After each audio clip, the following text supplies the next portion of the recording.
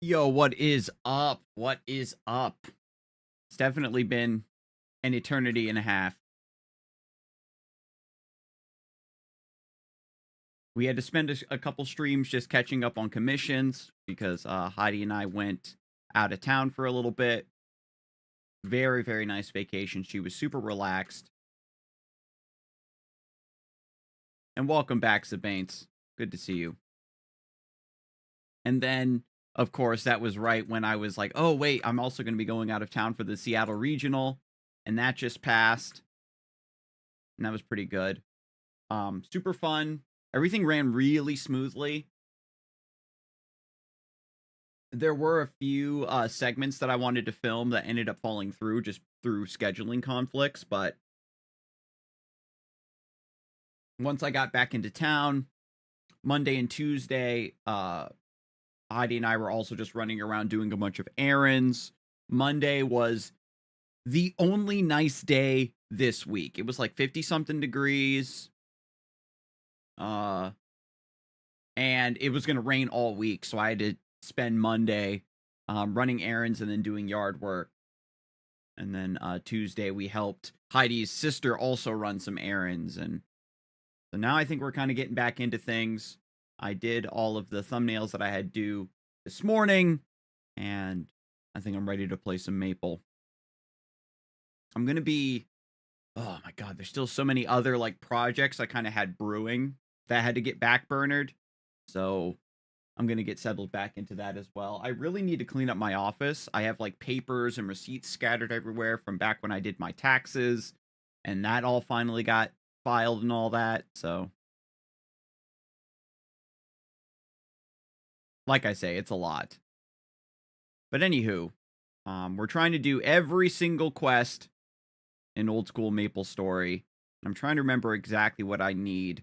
I think I have. Let me just go down the list. Let me go down the shopping list and see what's going on here. So, Junior Necky Skin, Wings of Sturge. I think Bowl of Salad you have to get at the food cart that's like deep inside the ant tunnel.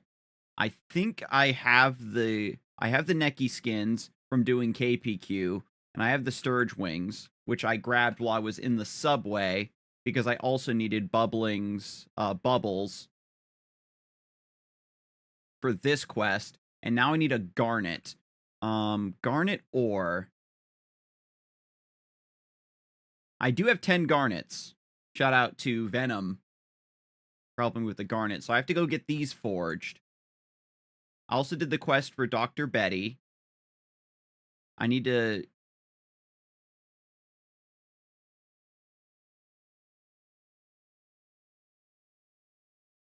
Wait, I didn't do the plant samples quest? I thought I got all the plant samples.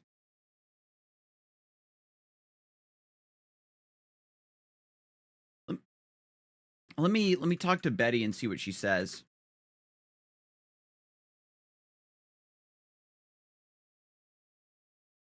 And I think she wants me to take the Drake Skulls to... Okay, so I have to go to Hnesis. I still need to find broken mirror glass from wild boars.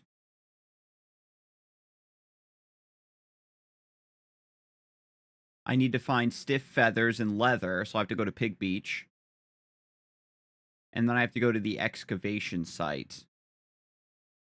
It's just, I guess it's just kind of a matter of what I want to do first. So...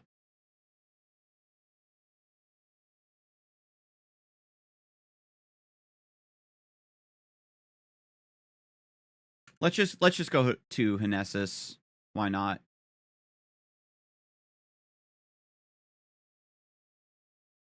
Highguard is dead. Yes, I did see that it closed down. They hit like 100,000 concurrent players and people just didn't stick with the game. And unfortunately, if your game isn't a smash hit right out of the gate, you don't get a chance to patch and take feedback and improve. Your vision has to be, you know, bang up as soon as it comes out. Oh, we have to take the glass marble to Utah. I think we take the upper path to get to Utah's pig farm. but this is Anne. That's what they agreed to make. Yeah.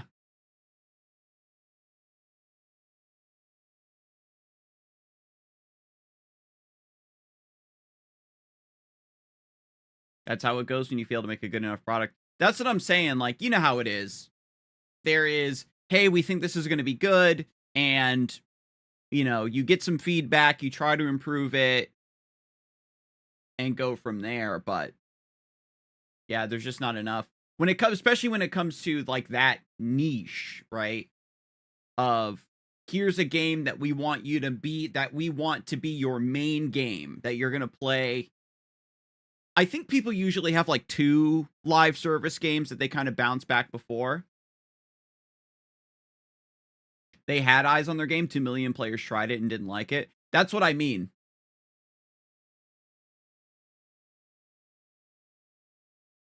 Like, they didn't like it. They added some feedback. Because people were like, yeah, if the map feels a little bit big for a 3v3, I think we want 5v5. And they added a 5v5 mode. And I know that they were making some changes, but you know how it is. They weren't allowed to have time to make those changes. Oh my god. I hate this quest. Because she, like, quizzes you about her mom. And you have to remember what the NPC looks like. It's really cringe. Her shoes are red, I think. And her book is blue. Her earrings? Yellow? God. Okay. All the feedback they got, they could have gotten in some public testing months ago. That's what I mean as well. They wanted to do, like, a shadow drop. And I will say that the negative press that they were getting did not help. It wasn't the main factor like some people will make it out to be, but it is always rough to when everybody wants to shit on your game. Once it's basically decided by the collective, you know, gamers of we're going to shit on this game, it doesn't matter what changes you make cuz you know, they're going to hate it no matter what.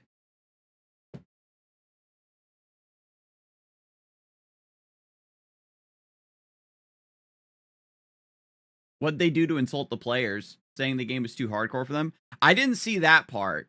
I know that once people started to play Hideguard, the people who really saw the vision and stuck with it and played it were showcasing some pretty insane movement and gameplay. Apparently the gunplay and movement was really good in the game. And like I said, I already told you that I was not the target audience for Highguard. I knew that I would not try the game and would not like it. It wasn't for me. They were trying to basically scavenge other players from Apex and MOBAs and yada yada. Think of it like this, right? Everybody's talking about, oh, Deadlock's the next big thing. Deadlock's the next big thing. But that shit's been in alpha. You know what I mean? Like, people have been playing it and testing it and learning it for months and months and months. Highguard definitely could have been a similar thing. I definitely agree that the Shadow Drop idea was too risky.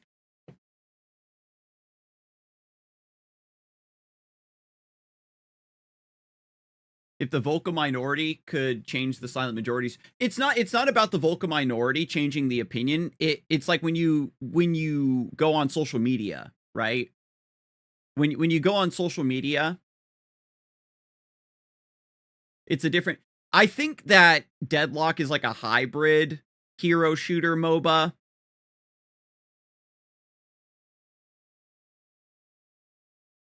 But saying no one wants hero shooters is not correct because Marvel Rivals exists. You know what I mean?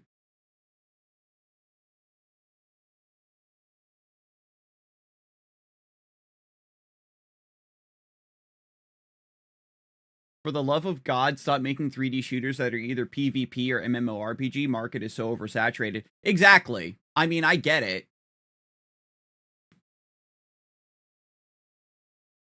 Oh, yeah, no. I didn't get to complete my thoughts, Abaints. I think that the negative landscape around the game that existed on the internet really meant that they couldn't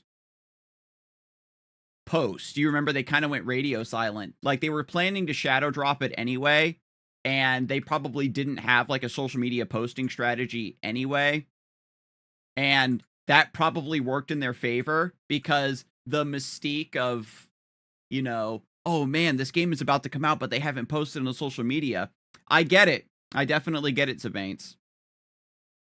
Like I say, the main tragedy is not necessarily about whether Highguard is a good game. It's that a lot of money gets spent on putting out projects, and then if it's not a smash hit, then everybody gets fucked, right? And it's not like anybody at Tencent or whatever is getting fired. That's all I'm saying. I get it. Definitely. We've been begging for a Titanfall sequel for like 100,000 years, and I have no clue why they don't want to make Titanfall. So we have to get the Drake Skull back to Dr. Betty. Actually, no, let's do Utah's Pig Farm. We need more AAA games to die. I definitely understand. It's an unsustainable model. Like, the amount of money that goes into making these games, it's impossible for them to make the money back. Am I remembering correctly, chat? No, I think this is path to the dungeon. I think we take the lower path to get to Utah's farm.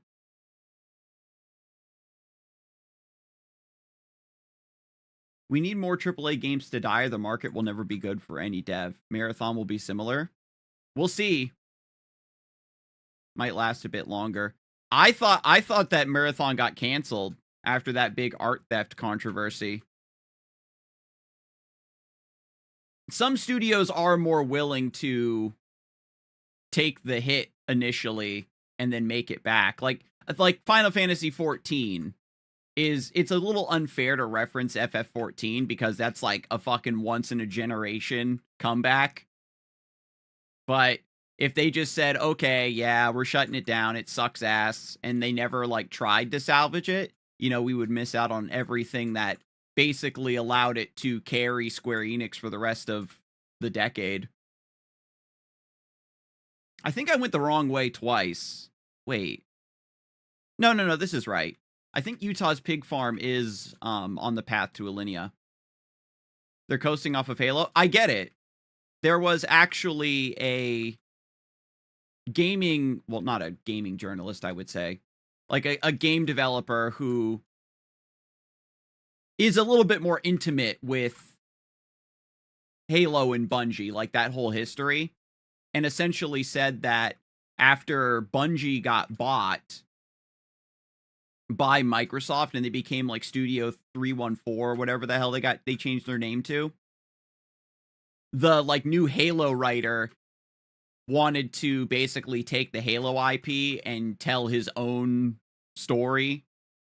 And so that's why a lot of the later Halo entries feel so disjointed compared to what was set up in the first few. And I wasn't an Xbox gamer, like original Xbox gamer back in the day, so I really missed the boat on the Halo franchise. The only Halo game I've actually played is Halo Reach.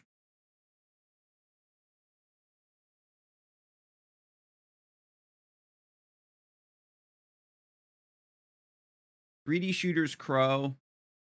3D shooters crowd is not only dry, it's a corpse. From its Ubers only comes sands and dry winds. I know what you mean. Oh, I can't attack. Oh, shit. Okay, this is actually a jump quest map. Okay, I guess I'll die.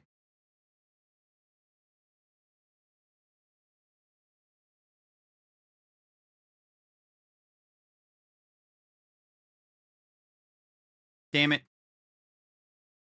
Bodied. Bodied! Oh my god.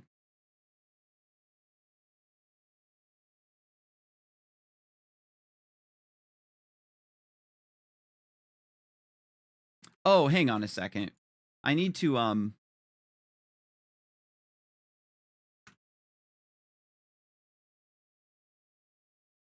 Oh, I can't cast my magic guard? Rude. I gotta remember to reset my magic guard once I get out of here. Damn, these things hurt. Gotta drink potions in here because the pigs hurt? Rude. I think when Concord died, every hero shooter in development needed to take a step back and maybe pivot. What? That one's not right either? Is there a third option? Let me think. Can I, like, jump over the wall, the short wall there? And I think that's another point as well, Zabanes, is that the artificially negative reception that a lot of these games receive creates a smokescreen where it becomes harder to identify exactly what factors go into a game being unfun. No, I completely understand.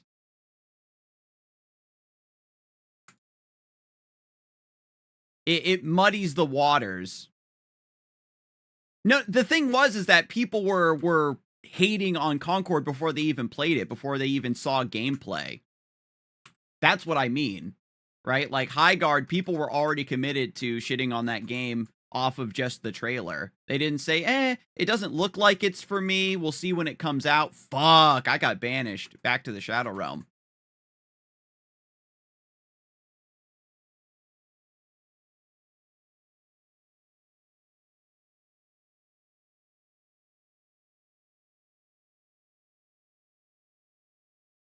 I definitely get it. I definitely get it. When you show even a snippet of gameplay cut in a trailer, you want the general population to be like hyped about it.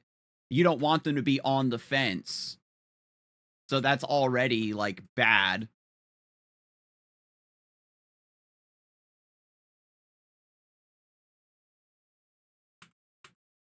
Yeah.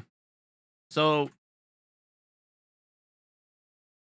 I think we can definitely agree that through the folly of senior game developers and game designers that are in the meeting rooms and making these decisions, even if the peons on the team are voicing their concerns about trying to make changes to the game,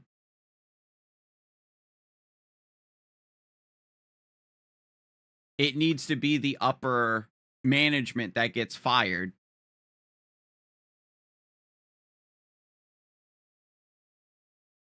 I remember laughing. I do remember watching the Highguard trailer and laughing because there's this one part in the trailer where the guy like transforms into like a wolf bear berserker. And then he like pulls out a gun and it made me laugh my ass off. And I'm like, bruh, if you're going to make a character that can turn into a bear, then let them be a bear and attack. Like first person melee combat, like put that in the fucking, it was crazy as fuck. It sucks that all of the artists and modelers and, you know, all the people who are doing the actual day-to-day physical work development of the game get killed by the people whose idea for the game was flawed from the get-go, or, you know, they're working with outdated information, chasing a trend that's already passed. There is a game called Diesel Knights, and I think they kickstarted already. They should be fine if they're good enough at their job. It's not that simple. That's how the game develop. It's like, yeah, you'll be able to find work potentially eventually, but if all the big studios keep trying to make a live service game and failing, and then, you know, shutting down and laying off their dev teams, then eventually it just tightens the noose over and over and over, and then there's no jobs for anybody. Rather than leadership being the one that gets cut, and then they keep the actual workers on staff. But these are just like whole fucking teams getting completely annihilated.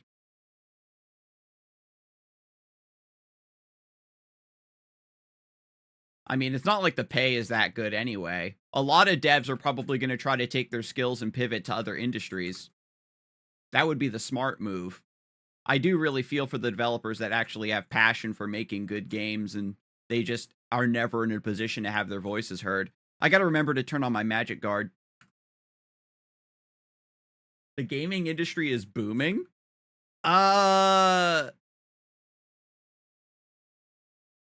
What sector of the gaming industry is booming to your mind? I mean, the indie side, sure. But funding and publishing for indie games is not booming. There's always tons of projects in the works.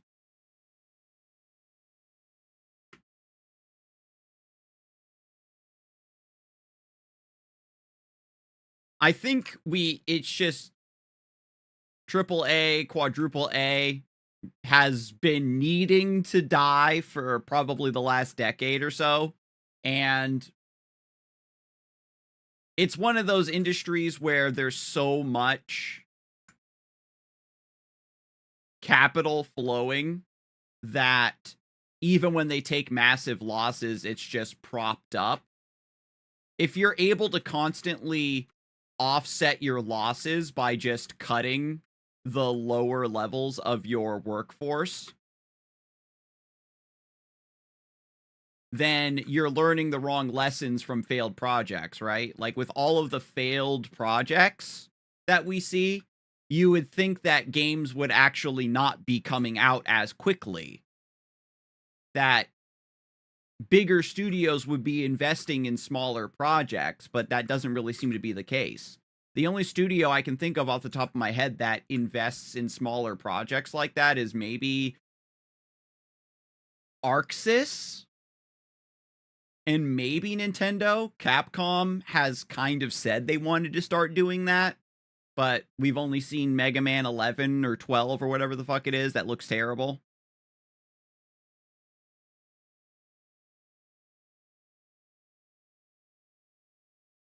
"100 leaves, 50 logs of firewood, a stumps tear, and a pair of weighted earrings." Stumps teardrop comes from dark axe stumps, and weighted earrings come from wild boars. And then the wild boars I need to fight for mirror glass. So now we're over to Perion.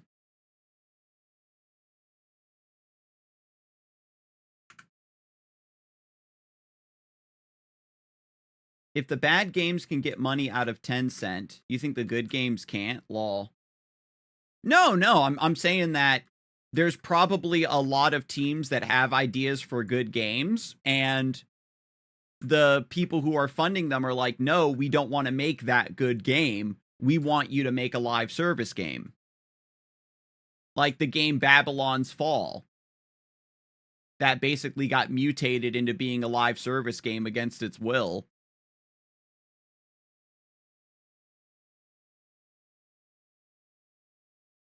Because everybody wants all the big venture capitalists that fund the games want their bag, right?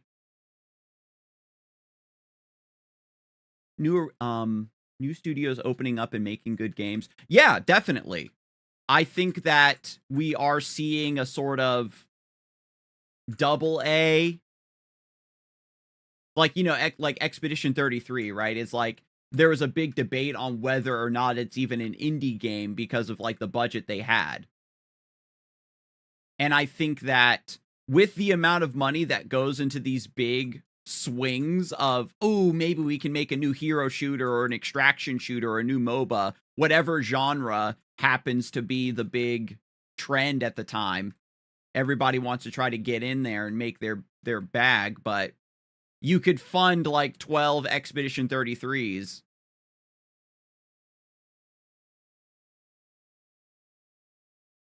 Yeah, a lot of the grants.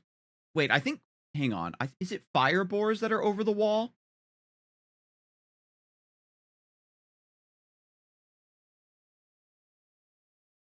Yeah, Square has been looking for a cash cow, like, live service gotcha game for a long time. Even though, you know, they could just as easily focus on their original IPs and make money, but the amount of money that a game like that makes versus a live service game is not the same thing.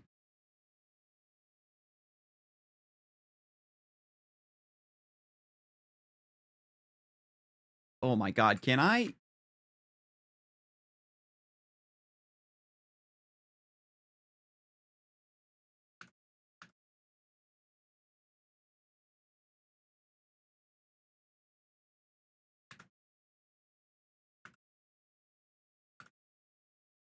Do I have the party open?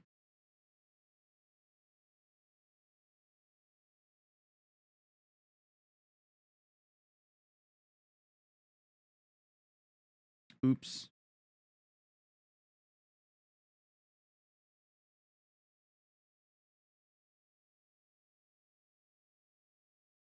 I think they aren't investing enough into a single product, but at the same time, fuck them. I definitely get it.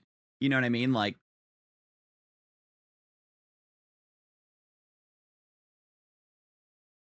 I hope I can hit Junior Boogies. I haven't actually tested it. Oh, these things drop leather? I wonder if they drop stiff feathers, too. Okay, I can hit Junior Boogies. That's good. Because Junior Boogies will, they seal you. Oh my god, why are you so fucking tanky? What? Oh my god, hang on a second. My etc. tab is too full. Let's drop. Oh, I don't need the rusty screws. Or the old wooden boards.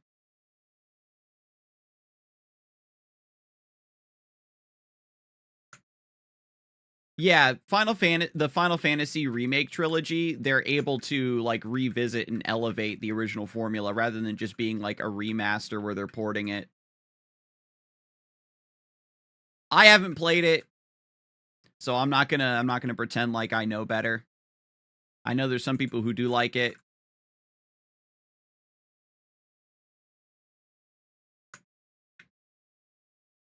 It's just, you know how it is, like, that side of Square Enix is also very centralized.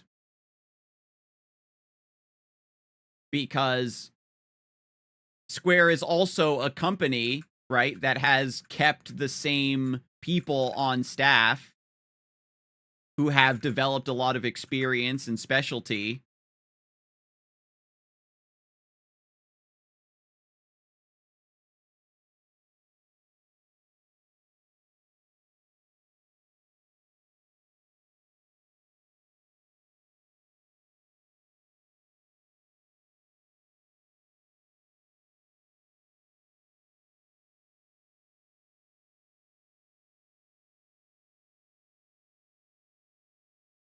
Oh, that's the Stumps tier.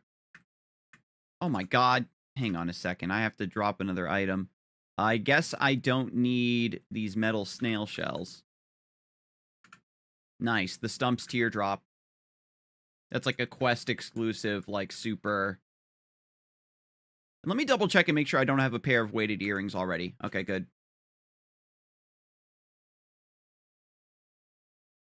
Not to go too hard on Pokemon here, but they really refuse to stop coasting on past success. I'm starting to see the tides change.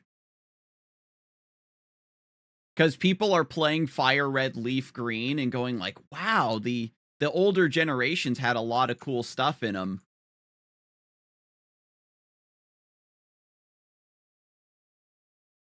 I mean, I've always been critical of the mainline Pokemon games. Especially like in the modern era. Because we saw graphically what the Nintendo Switch was capable of doing with other games like Breath of the Wild and stuff. And it's like, yeah, absolutely. Pokemon should look as good, if not better, than Breath of the Wild.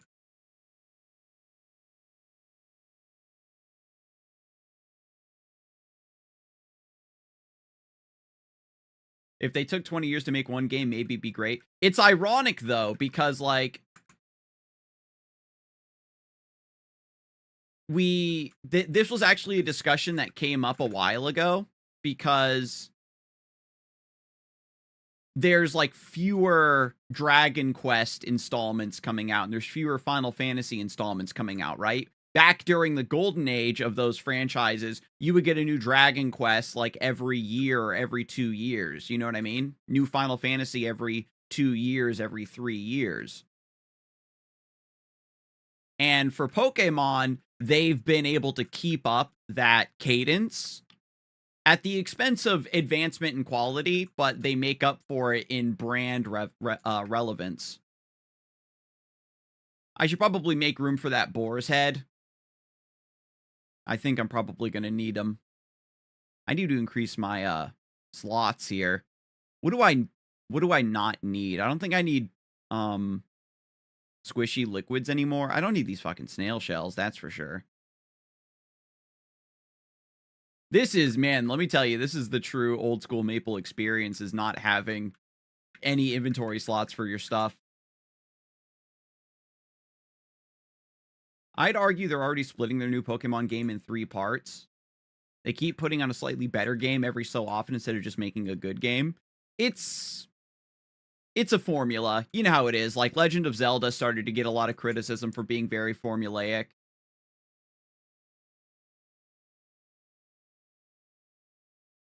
And back during, you know, Gen 3, Gen 4, Gen 5, they were able to take advantage of the advancement of game systems. You know what I mean? Where it's like, yeah, this one's for the Game Boy. This one's for the Game Boy Advance. This one's for the 3DS. Like, a bunch of new Nintendo consoles were coming out, and that also afforded them new technology and new inspiration for features and gimmicks and things of that nature.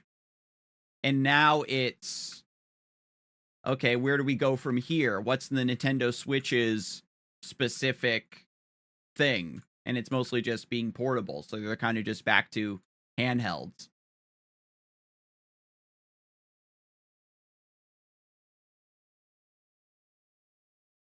I think that, honestly, Legends ZA is a step in the right direction. If they made it, like, more fast-paced, because you're navigating in real time, you know, casting your abilities and everything and moving around, but it's still very tab targeted, you know? And so I don't know if they would make it more into a Chaos Legion sort of game,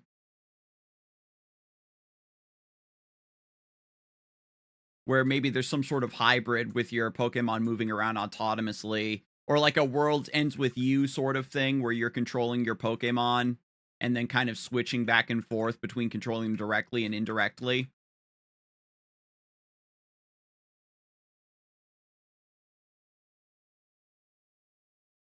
And then Winds and Waves. The graphics in the trailer did look really promising. They should definitely delay it. I'm dead serious. Like, they should delay Gen 10. I don't know if they can at this point, because they delayed Legend ZA by like 2 years or something, and people still thought it was undercooked.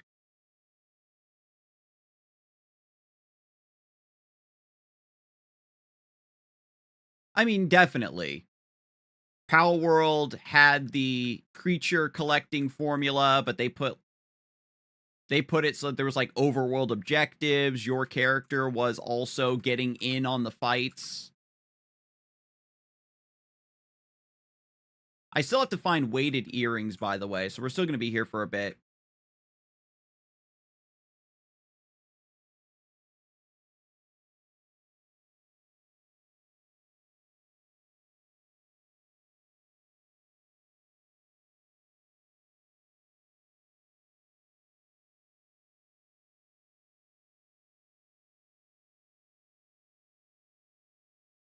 I mean, we'll have to see, right?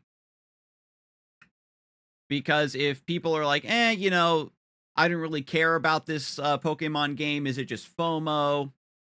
That's probably a lot of it.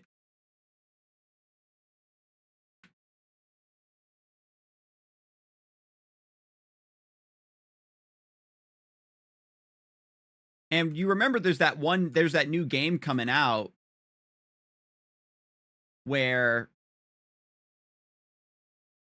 everybody saw the trailer and was like, "Wait a minute, Game Freak can actually cook?" You know what I'm talking about? It's like that one where it's like in the forest and you're some sort of nature sage of nature or something, you know what I mean? The other fact of the matter is simply that Switch 2 doesn't have any games yet. So people who have a Nintendo Switch 2 are still going to be excited for a game.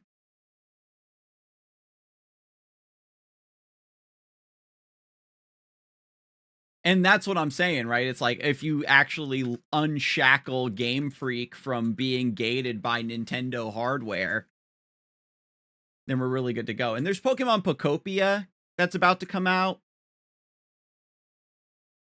And I think that we might be seeing the brand resituate itself to where we're getting some really, really strong spin-off titles again.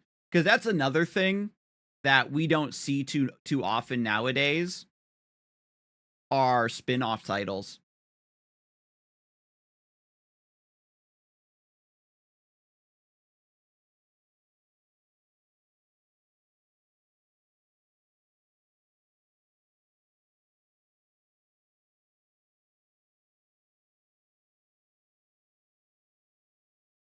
But you know how it is. Like I can't remember the name of the game. Like the trailer dropped and then that was that and everybody was like, "Ooh, what's this game?" And then they saw the Game Freak logo and that was people didn't care about the game. It felt as though they cared more that it was Game Freak that was making it cuz they were like, "Whoa, they do things that aren't just Pokemon. They can actually cook. They know how to do like modern graphics. What's going on here?" And so if that game fails, people are going to go, "Oh, you know, of course this game was going to fail because you can't take the people who only know how to make Pokemon and try to let them make a different kind of game." Or, "Oh, this game is just another Souls-like and everybody's tired of Souls-likes."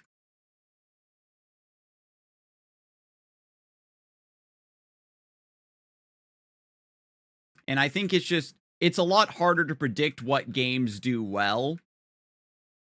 And then when a game does well, it's, you know, hindsight 2020, and when a game does bad, it's like, "Oh, obviously this was always going to fail. I can't believe they didn't see this." That's because of Pokemon success is the same reaction you would get if Pokemon was making an adult Pokemon game. Yeah, something that's a bit more mature. I mean, they definitely have done similar things before. Like, even in Gen 3, there was, you know, like themes of like the world coming to an end. In Pokemon Black and White, like one of the main storylines is, you know, the ethics of actually capturing and battling Pokemon. Like, is it actually right to do? And that's why people like N so much as an antagonist, because he's one of those villains where he's low-key kind of right.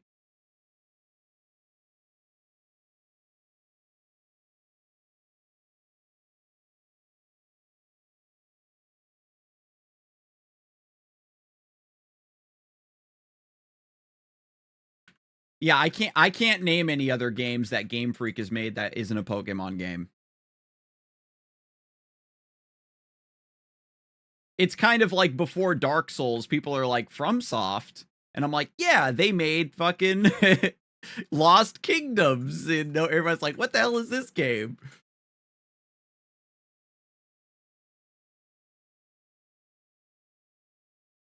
It's just so funny because, like, Lost Kingdoms, you have the Poison Swamp level, you have the Zombie Dragon, you have the Moonlight Sword, like, it's all in there. It's like, yep, this is definitely a FromSoft game.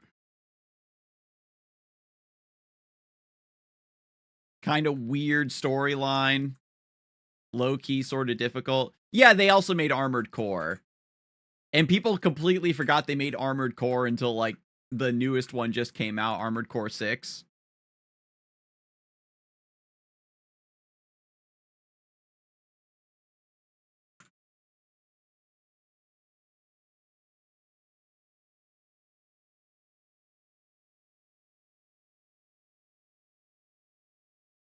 I am really glad that I can hit the junior boogies, even though they're like tanky as heck. I think junior boogies are weak to magic attacks. Oh, damn it. It casts weakness on me, so I can't jump for a second. But I can still teleport. Boars dropping stiff feathers and leather does help me out a lot, because I really don't want to go to Pig Beach. I would like to train on something that's a little bit more efficient. That's what happens when everybody's mind is run by fads. I definitely agree there. Your average gamer is more about playing the trendy, popular thing that's cool to play, rather than digging in and finding a game that's right for them. You know what I mean?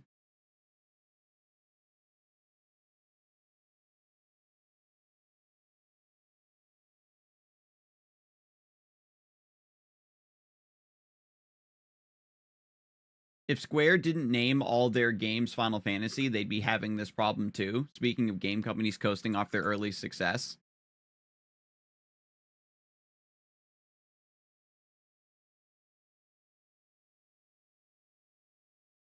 Final Fantasy VII Remake and Final Fantasy 16 are good, but holy shit. Yeah, I mean, it's just that they keep... It feels... Tell me if I'm wrong, but it feels that modern Square Enix is, alongside just burning money trying to get a jackpot live service win, when they already have a really strong library and Final Fantasy 14.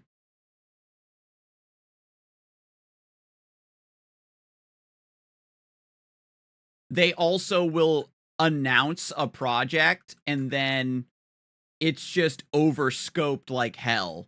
Like Final Fantasy 15 went through a bunch of revisions to its story and its gameplay. You know what I mean?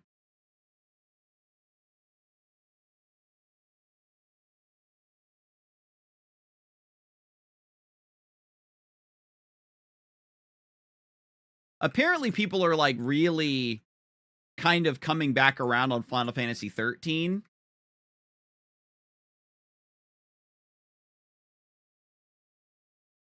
I know one of the big criticisms of that game when it first came out was that it was like very, very, very linear.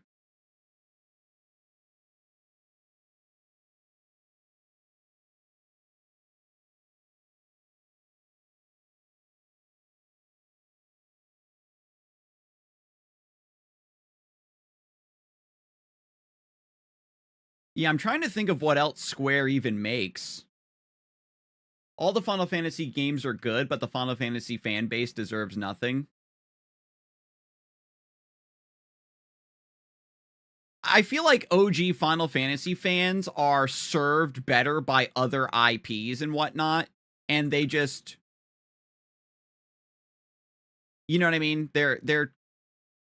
It's like if you are a really big fan of...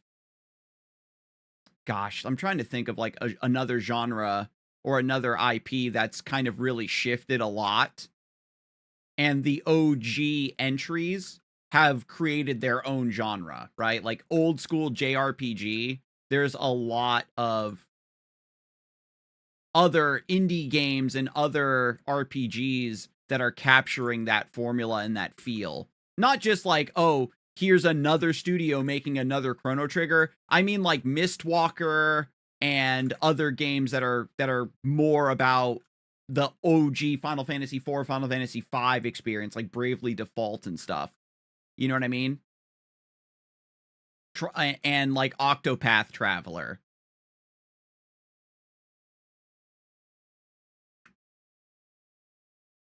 And that's the thing, right? Like,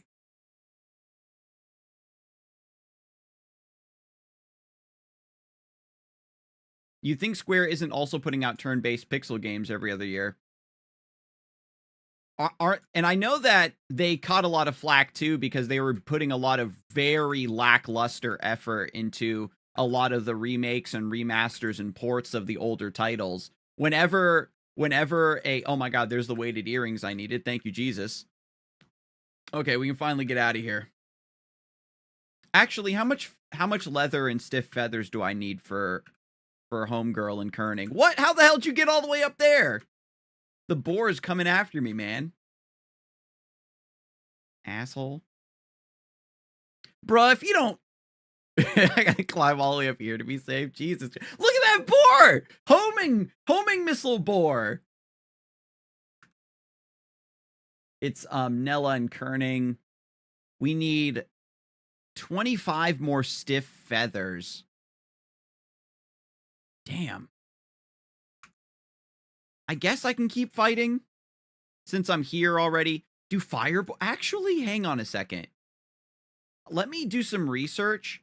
Maybe fire boars drop glass slippers. I mean, stiff feathers. And then I can grind on fire boars for a little bit, looking for the glass slipper as well. If Final Fantasy fans were actually mad about all the shitty gacha games and refused to play them, we'd actually get somewhere.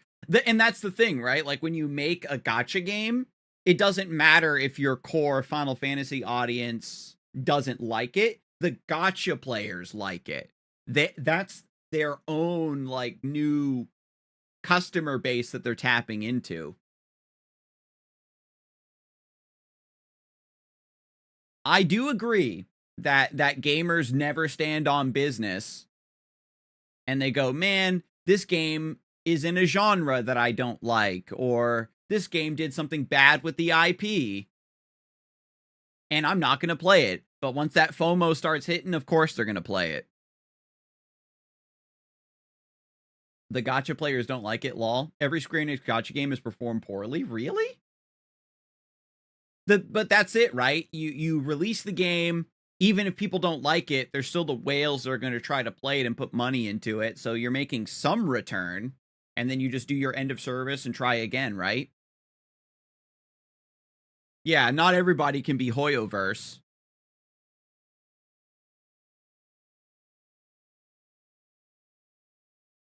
And this kind of brings me back to a different point I was talking about, Zabanes, right? Where a lot of gacha games actually have very good gameplay loops that are just completely destroyed by the FOMO, daily quest, gacha mechanisms, where if they made this into just a good single-player game, they'd be popping off. They could make a ton of them, like, every few years.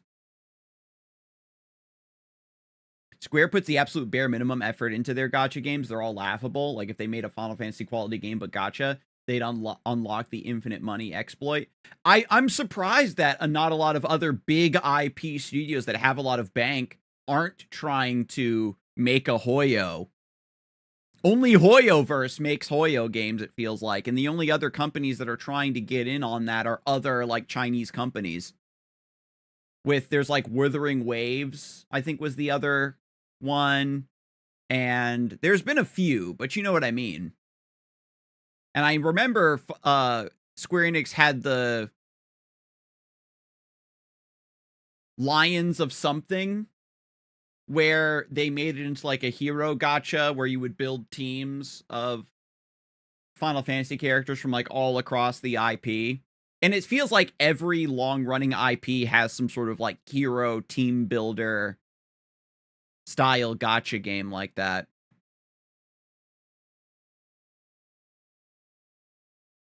So I need the Archon's blood. I need, how many leaves is it? 50 leaves for you. Did I throw away those squishy liquids? No, I kept them. Thank God. So I need to go see Winston is what I need to do. I think I still need leaves though.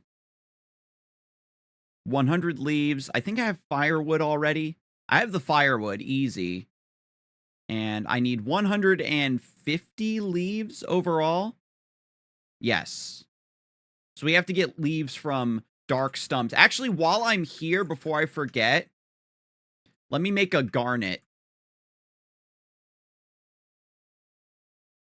Square just cannot make a game that feels good to play. Amazing story and world building and graphics and music and design and voice acting and mediocre gameplay. And that's basically the problem with JRPGs. Right? Is in the modern era, just going into battle, clicking on menu is just not as engaging. I think Mr. Thunder is the one. Yeah. Gems. Garnet. 1 garnet, please. Only 500 mesos? Nice. Final Fantasy 15 was literally just teleport to your weapon for the entire fight. Final Fantasy 16 action combat was better, but it's still so limited.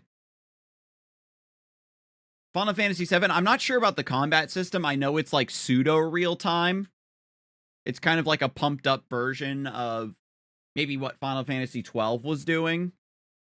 And I think that what's ironic is that Final Fantasy 12, I think, was kind of cooking with their combat system, where as time went on, right, like Final Fantasy started to get into like the ATB systems with, I think that started in Final Fantasy 6.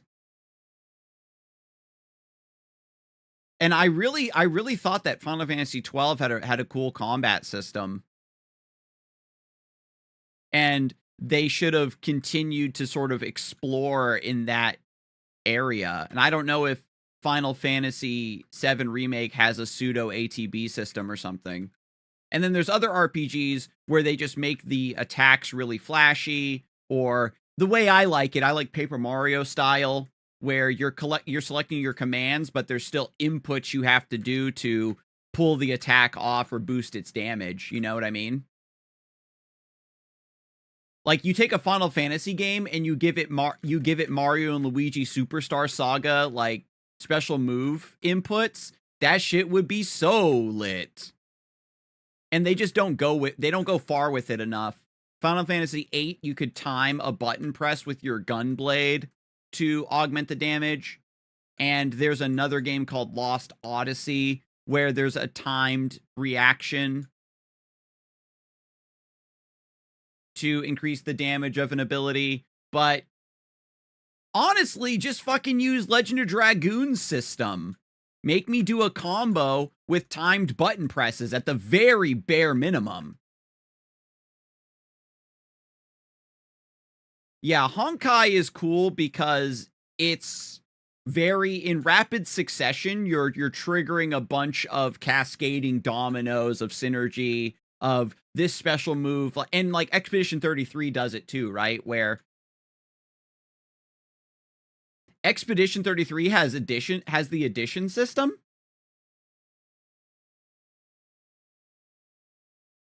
Or is it just parrying?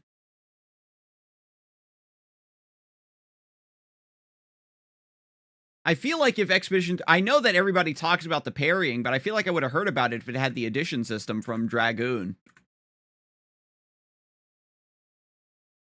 Oh, wait, these are Dark Axe stumps. I need to fight Dark stumps specifically to get leaves. So I think I need to go... Do I need to go 1 map back? I think I need to go 1 map back. It's turn-based with QTE and parrying and dodging.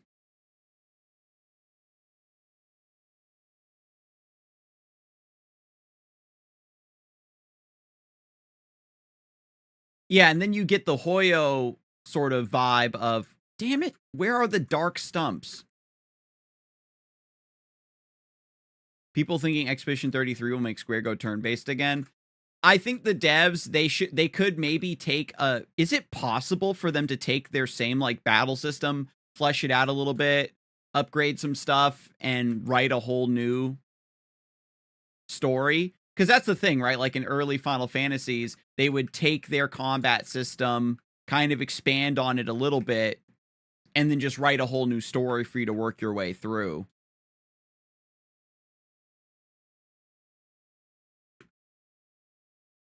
If Square wasn't such a massive company, I would be worried about them going belly up in my lifetime. They probably would have if Final Fantasy XIV wasn't such a big hit. I tend to harp on how big it actually plays, like its role in terms of revenue generation, but it is no secret that it was actually subsidizing a lot of other projects for a bit there. I don't know if that's still the case, especially with, like, you know, Final Fantasy VII Remake kind of doing so well. and other Nomura-esque projects. Final Fantasy XIV isn't what's keeping them alive, trust me. Not anymore. Not anymore. It definitely had its heyday. Especially back... what was it? Probably like 4 or 5 years ago. It felt like the hype around Final Fantasy XIV was really at a peak. And I think that was when Endwalker came out. And that was like the final installment of the overarching story that had been working for like a decade. And then they also massively expanded the free access. And I think that that's when Final Fantasy XIV had a renaissance, and it was definitely at a fever pitch of relevance, I would say.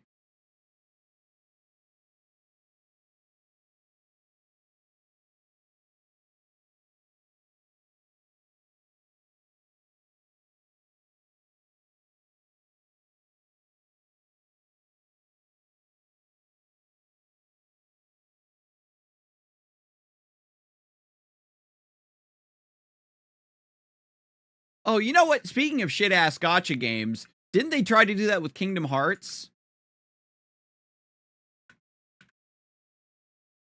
Bruh, you could make some nonsense, like, Chain of Memories gotcha game, I feel like.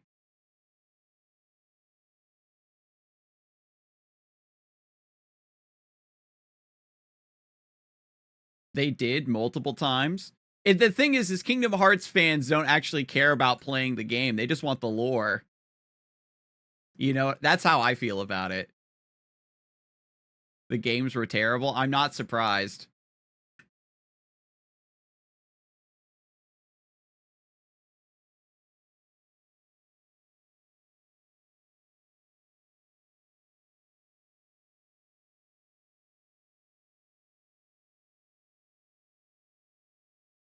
They tried to force players to pay to get the lore. Oh, that's dirty. Yeah, that's super dirty.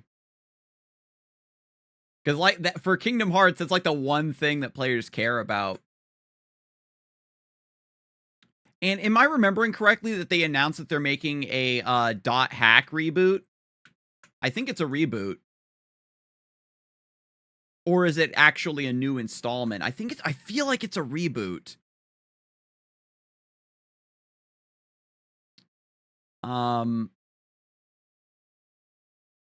And I don't remember if Dot Hack is a Square IP. I know it was on the PlayStation back in the day, but I can't remember if it's a Squaresoft game.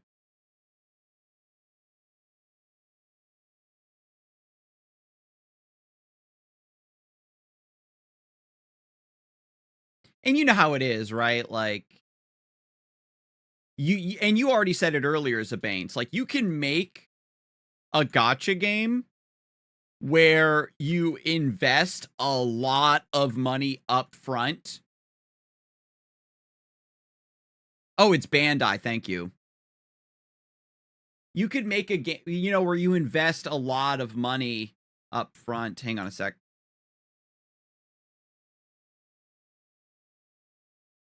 And then everybody wants to try to hit that golden ratio of making a game with duct tape and bubblegum and having it pop off.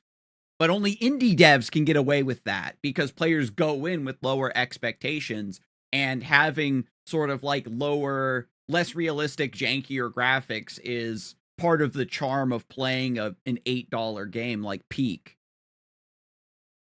Hang on, I'm getting some messages here from my cousin.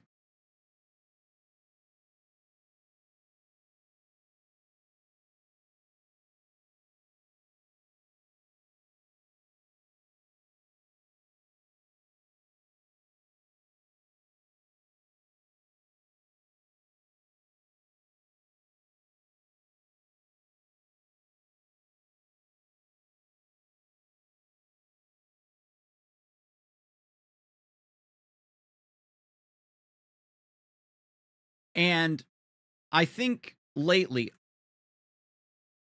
that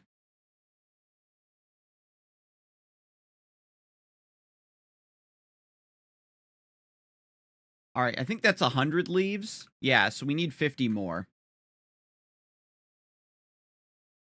when it comes to big expensive project that we want to make a lot of money in the long term, you immediately start to go towards like an MMO, right? And there's been so many MMOs that just cannot find their footing and get shut down because they're in the same boat, right? Of chasing trends and banking on having a gajillion players right from the start that are going to stick with the game in the long term. And we saw this during the World of Warcraft, the WoW killer era, right? Everybody was trying to make an MMO, and you can't get MMO players to swap off of their main game. Your MMO has to drop at the perfect moment when the player base of other MMOs is super duper pissed off at the game currently, like the content and stuff. But you can't really predict when that's going to happen. So your MMO could be really fucking good, but you just aren't going to get enough players because nobody's going to want to switch over to your game, especially if it's very similar in terms of systems. It's a double-edged sword. You want to make your game familiar so that the players will switch over. But if it's too similar and familiar, they're like, why would I play this game and start from scratch rather than sticking with the game I already played? You know what I mean?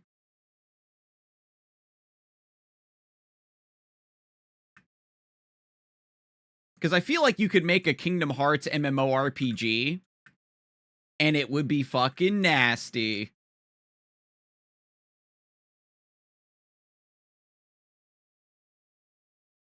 Yo, what's up, Atona? Hang on, let me catch up with chat. You can get away with more on a lower budget simply because the suspension of disbelief that happens when you're playing some low-res cartoony thing versus that's another thing as well. Yeah. More stylized graphics are definitely going to be the way going forward. I agree there. I guess as long as nostalgia sells, we're screwed, you know, as I play old school Maplestory. But the other thing too is that it's nostalgia, but also just an acknowledgement that modern MMO design has shifted a lot. Because MMOs used to cater to a very specific crowd of sweaty min-maxers, and MMOs used to be the only like one of the only games where you would play at the same time as other players in real time and interact and like be able to socialize. And now in every game they have some aspect of that. So MMOs don't have that unique aspect to them anymore. And as MMOs started to expand their ideas and try to appeal to a wider audience, they lost some of their heart. That wasn't just the social aspect, but just sort of the relaxing, grinding aspect and the sort of long-term progression that I think players are really missing out on. Because a lot of games nowadays, especially in MMOs, you level up very quickly because it's about just ferrying you to the end game, because that's where the real game is. You know what I mean? But for an old school MMO experience, your journey to the end game is also the game.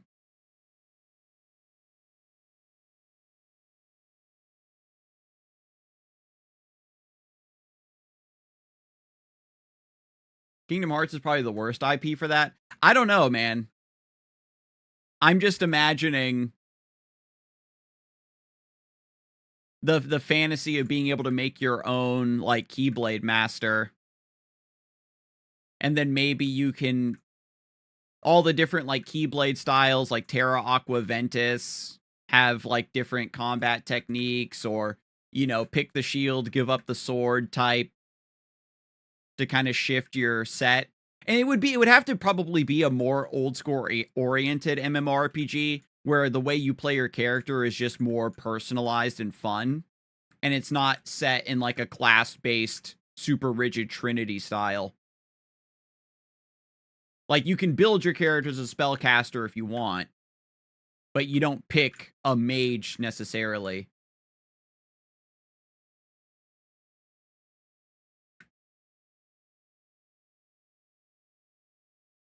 I don't know. Like, it's a fresh idea.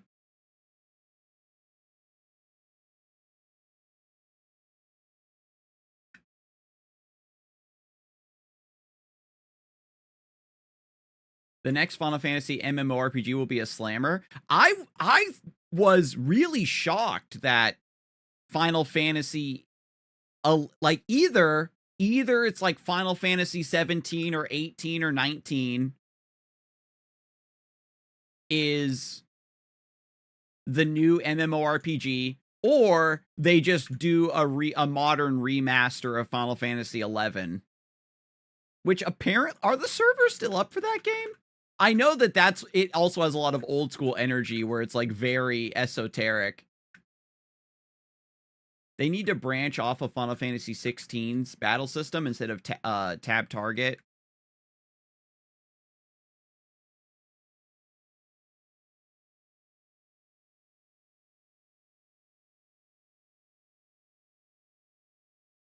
So, like, some people definitely like it. When you've got like the tab targeting and the raids where you're learning the mechanics and moving around Rabbit and Steel style, it is a lot of fun. Like, having to navigate the puzzle of how to move and where to stand while also keeping up your rotation is fun. And then like the more action oriented MMORPGs like Guild Wars, Black Desert, various other things, those sort of appeal to a different audience. So that might actually be a good thing, where they go, yeah, if you like the chill Final Fantasy 14 style, like definitely just stick with 14. But if you want an action MMO, then you can play this new one. And I guess we'll have to see. I don't know, man. You can't keep tab targeting unless you're selling nostalgia. At that point, you might as well not make a new game. Just patch Final Fantasy 14 forever. Yeah, and they also did like a big Final Fantasy 14 graphics overhaul. It was right before Dawn Trail came out. They updated a lot of the textures and everything in the game. Gave it a new coat of paint. But I get some vibes from Final Fantasy XIV's community just through internet osmosis. And from what I understand, the prevailing opinion is people are not happy with the game. I gotta find the damn construction site, because I have to get wooden masks and stone masks, so I can turn those into Winston as well.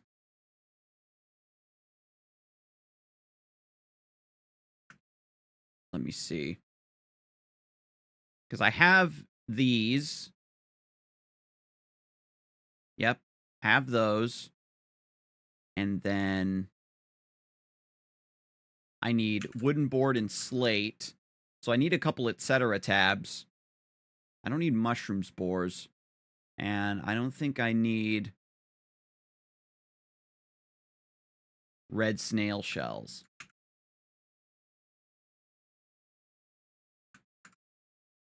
Ooh, did I just teleport diagonally? I didn't know I could do that.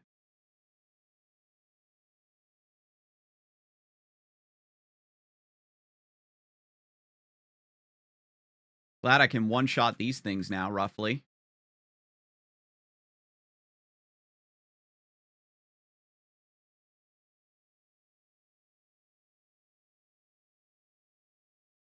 And then there was Fantasy Pixel Castle. Their MMO shut down. It never launched. I know that they did like some closed tests. It felt like they just didn't really know where they wanted to go with it. And this was after Ghostcrawler left Riot because he didn't want to make the Riot MMO anymore. His vision for what he wanted to make just ended up diverging too much from what Riot wanted to make. Which I can respect, you know? He didn't try to shoehorn it into that game. He went off to try his own idea and it just didn't pan out. I do appreciate how transparent Fantasy Pixel Castle was with their development. I feel like MMOs need to reach a new demographic to actually work. And when it comes to MMOs, like, what are their strengths? I feel like MMORPGs in the traditional sense, everything that made them unique as a genre, just I think that's 5, yeah. Now we have to get slates. Those are what the stone masks drop. Have just been co-opted by other games and other genres and stuff, you know? Oh, I want a game where it's like an online game where I can talk to my friends and hang out with other players, and there's progression. And it's like, yeah, a lot of games do that. You know, Fortnite does that.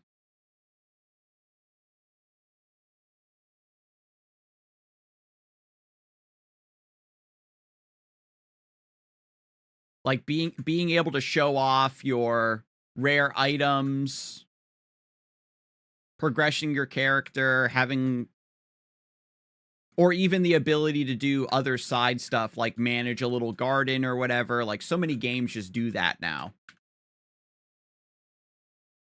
Hoyo MMO will be successful for better or worse. Do you think Hoyo would ever actually make an MMO, or is it more just like an open experience, right? Like the way that Genshin Impact is a single player game and Star Rail's a single player game.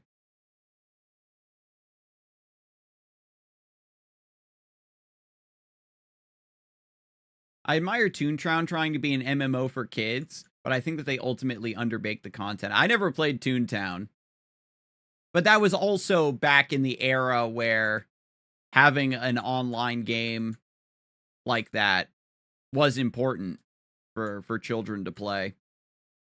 You know what I mean? Like I was playing Maplestory way back when I was, you know, super young. And a lot of the places that still exist, like Neopets or Gaia Online, aren't catering to that same tween and little kid audience that they used to back in the day. These are just relics of the era of when I used to play them. You know, young kids are, what are they doing? They're on like Roblox and stuff. And I guess that's the trick, right?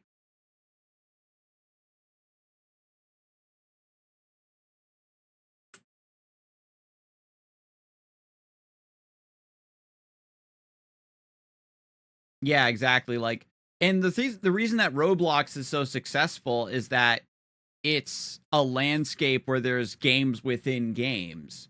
And when you think about it, back in the day, you know, we had that with Cartoon Network and like Flash games where you'd go to Nickelodeon or Cartoon Network or Newgrounds and you could play a bunch of mini games, and even Neopets had its own like library of little Flash games that you could play.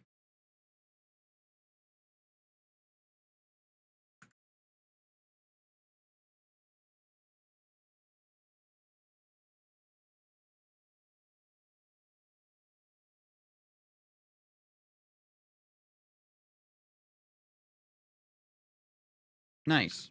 Got the leaf earrings for 50 MP. I'll take it. 100 wooden masks and 150 rocky masks. Well, the rocky masks are called slate. We'll forgive that for now. I guess while we're here, we'll just do it.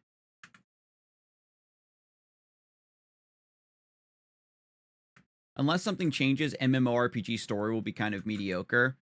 What would happen if it was like Roblox, but educational, like gamified learning space that scales with age? So you can hook them at preschool and keep them until they hit middle school. Games within games, but no brain rot, curated to help learning.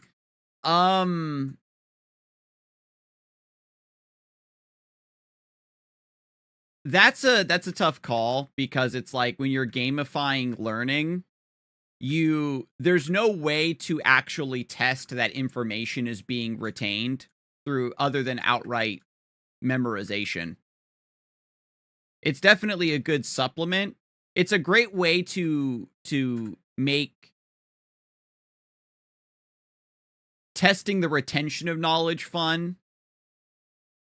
where you're doing like math problems or typing, but you've already studied the material, and then it's like a quiz with bells and whistles. But you have to design the game in a way that makes it so that it's not just memorized. It can't be like a set A to B story, you know what I mean? I remember playing like the putt-putt games. They were like little educational computer games. You're learning about math problems and colors and shapes. It can't be used as like a long-term curriculum, but you can make a game that's educational around a certain subject, right? Like a game, say, where you're in a forest and you collect bugs, right? And then when you collect a bug, it gives you information about that bug. And so it's like a collectathon game or like an Animal Crossing kind of game where you're fishing and collecting bugs and learning about animals, except you just crank up the educational aspect where it talks about like the ecosystem and all that. Or a game where you're mining and finding rocks and stuff, and then you're able to learn more about like geology, and it's not just me find shiny rock and use it for crafting.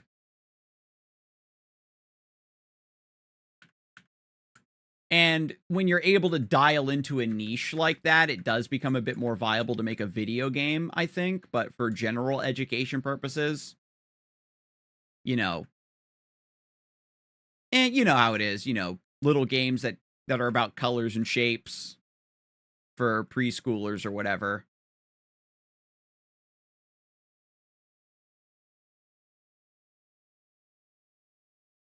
But it's also a lot of work. So it's like, who's going to justify that cost?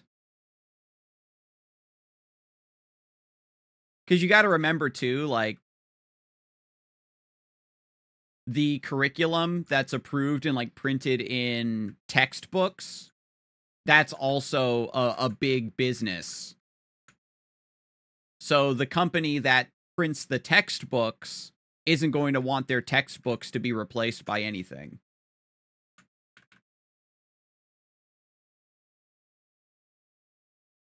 And that is true as well. Like, screen time, copious amounts of screen time is very, very bad for young children. And studies are just now starting to comprehend the effects on attention span and behavior, etc.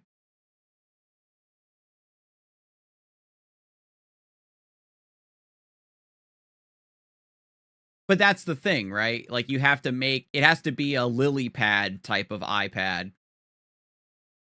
where they can't just jailbreak it and go on YouTube.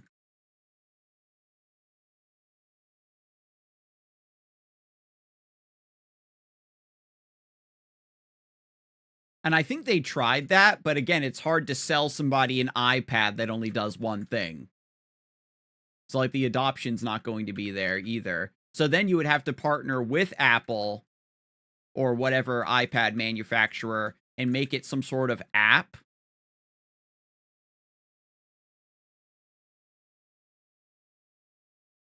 But we're also committing the folly of, let's make being on an iPad less bad for children, rather than, hey, parents, please stop just offloading your children onto a screen instead of playing games with them and educating them yourself.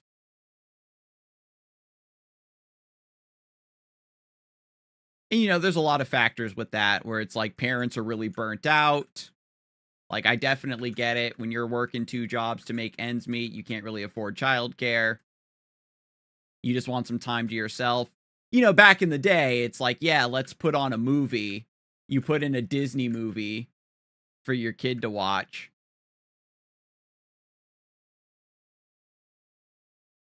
But at least that's like an hour and a half that, you can maybe buy yourself some quiet time or some relaxation time, or heaven forbid, watch the movie alongside your kid. Because when you hand your kid the screen and leave them alone, it's also harder to keep tabs on what they're getting into. Like, do you remember the nightmare brain rot Elsa Spider-Man YouTube that was going for a bit there? Where the algorithm was serving these just completely ridiculous mind-bending videos. And that's what it was meant for. Is the algorithm would just have like these little kids watching, and they don't know what they're watching. They just see the colorful characters and stuff. It was before AI, which is the funny thing. They were just really nonsensical, attention-grabbing videos that were just using people cosplaying as popular characters that little kids would recognize. And it created, like, this whole, like, content farm.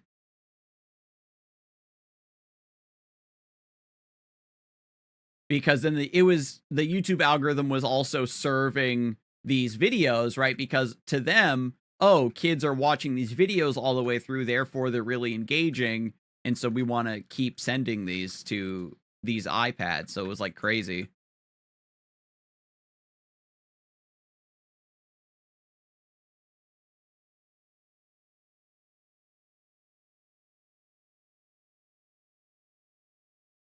And I don't know if the iPad kid phenomena is purely an American thing.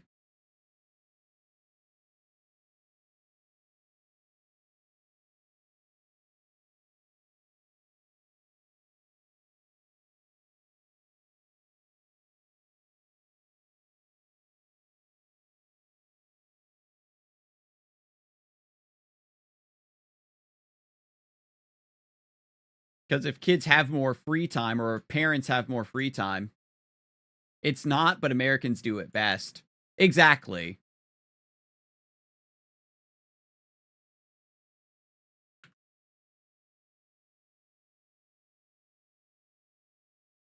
I'm just thinking, if you're a parent, that if you're less desperate to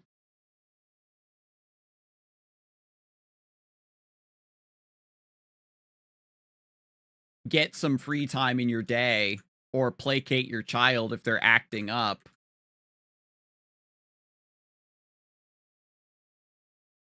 or honestly just have better resources on how to raise a child. Because that's another really bad thing in American culture, is like bringing up a child is something that, if you don't have a proper support network, it's really bad, right? You need your aunt, your grandma, your mom to like help you raise the kid, to give you advice, all that jazz.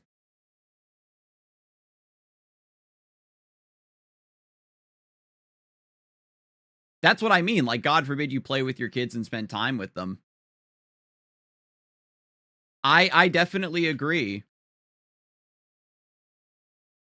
It's also part of the American propaganda of, you have to have kids. Like, that's the logical endpoint of your American dream, is to go to school, get a good job, buy a house, start a family. And so then people start a family because they think they're supposed to, and not because they actually want to. And I've always said that I think that the people who should have kids are the people that want to have kids, and those people should be supported as strongly as possible, rather than forcing people who don't want to start families, you know? I guess my childhood wasn't that different than an iPad kid's, because I played a lot of video games for sure. However, I think it was balanced with me needing to spend energy outside because I was hyperactive. I mean, I played tons of video games too. If I was left to my own devices, I would have played like way more video games. But yeah, I also went over to my friend's house, played outside. And to be fair, like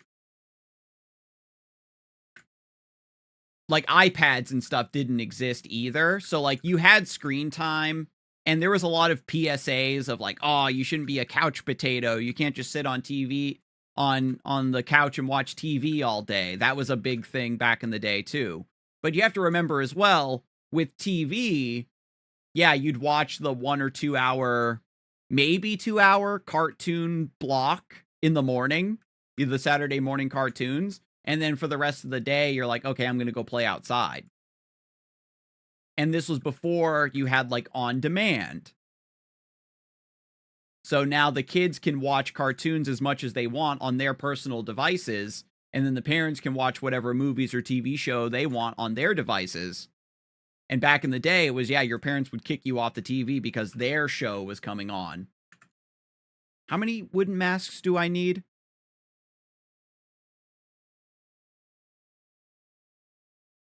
Okay, 100 wooden masks. It says I only have 55 of them. I think it didn't properly calculate my inventory when I turned in the quest before. Yo, Venom, what's up? It's been a hot minute since I've been able to do some mapling, but we're back at it today.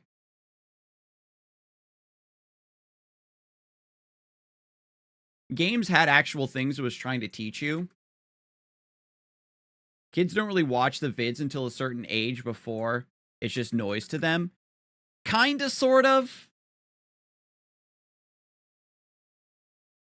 I'm not going to pretend like I know what kids watch, like whatever YouTube channels, you know what I mean, are appealing to them. But they're also being raised by the algorithm, where they aren't going to say, ooh, I really like this thing, and I'm going to do a deep dive subject. You know, like you can even watch stuff like Vsauce or Veritasium, Mark Rober, if you're into science and different topics like that. But you can't really trust the YouTube algorithm to give you those videos. You have to actually go and look up those subjects. And that's probably the biggest thing, is it like how young children, they don't understand how to go search up topics that they might want to know about. They just kind of accept whatever suggestion the algorithm thinks would interest them the most. And it creates a negative feedback loop. Or I would say an incorrect feedback loop. Definitely didn't watch the TCG channel just to see you show up in that blue suit. I appreciate you tuning in. Honestly, the Seattle regionals were a lot of fun. And I had a chance to film some really hilarious, like sillier side segments that they were showing during the breaks and stuff, and some cool interviews. Maybe that's the key difference. I didn't have an algorithm. My brain rot was self-curated. And that's the other thing too, is your interests arise organically. It feels like, I think it's just Rocky masks. Hang on. But I feel like these things are like loud as all hell. I think the sound effects on these monsters have always been low-key broken.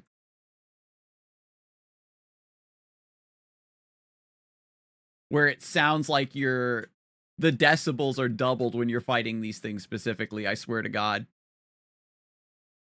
Yeah, it's because my wife wanted to go on a day trip, because like her days off at work kind of lined up perfectly, so she's very spontaneous in that way.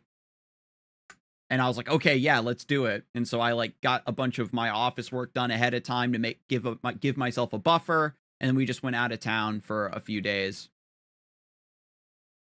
And then that butted up against me also going out of town for work for the Seattle regional.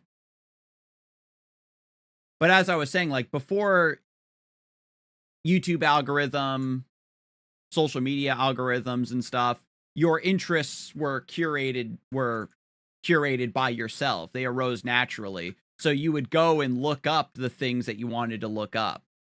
Like, oh, I like Kingdom Hearts. You know, I like Final Fantasy. I like this cartoon.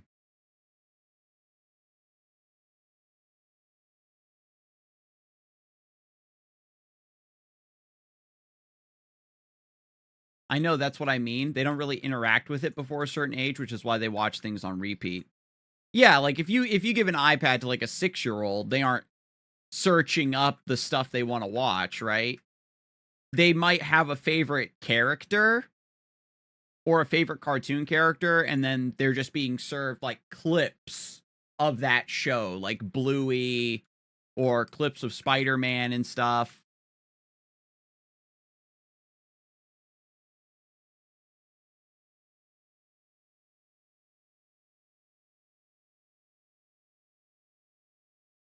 That's what I mean.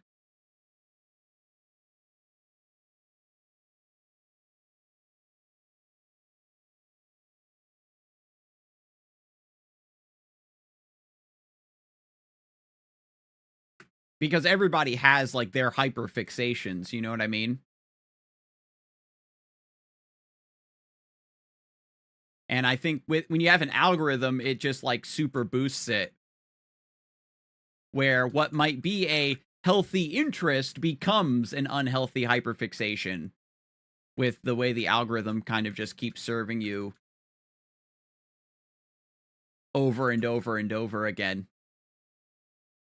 Like, too much of a good thing, yeah? And this is compounded by the fact that if you're an iPad kid, in a sense, your parents really don't want anything to do with you. They're just riding it out until you're able to kind of take care of yourself. And it definitely, as somebody who doesn't have children, it feels disingenuous for me to be like, yeah, parents should do this, that, and the other thing. But you got to remember, these kids are going to be entering society. So a parent will say, it's not my business, it's not my problem. And I'm like, yeah, but in 10 years, it's going to be my problem. It's going to be everybody's fucking problem here in a decade.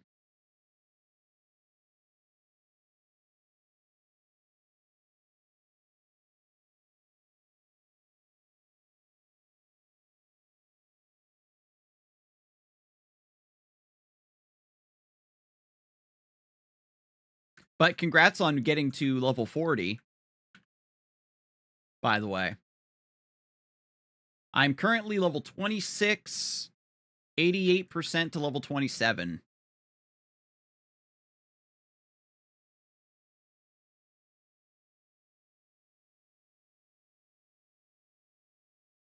I've definitely seen some clickbait content where people like post clips about like iPad kids and stuff.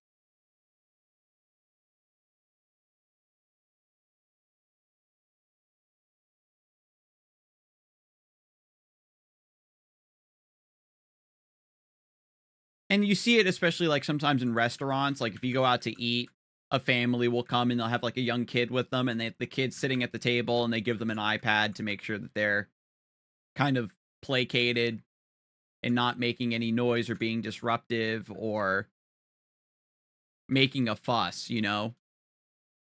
I just remember when I was younger and we went out to eat, like, I just was taught to behave myself.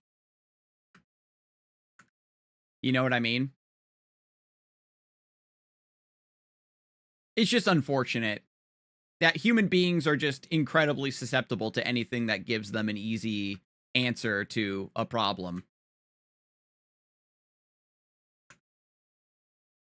So, I can't blame them. What? Oh my god, it's a doppelganger. Mage XX33791.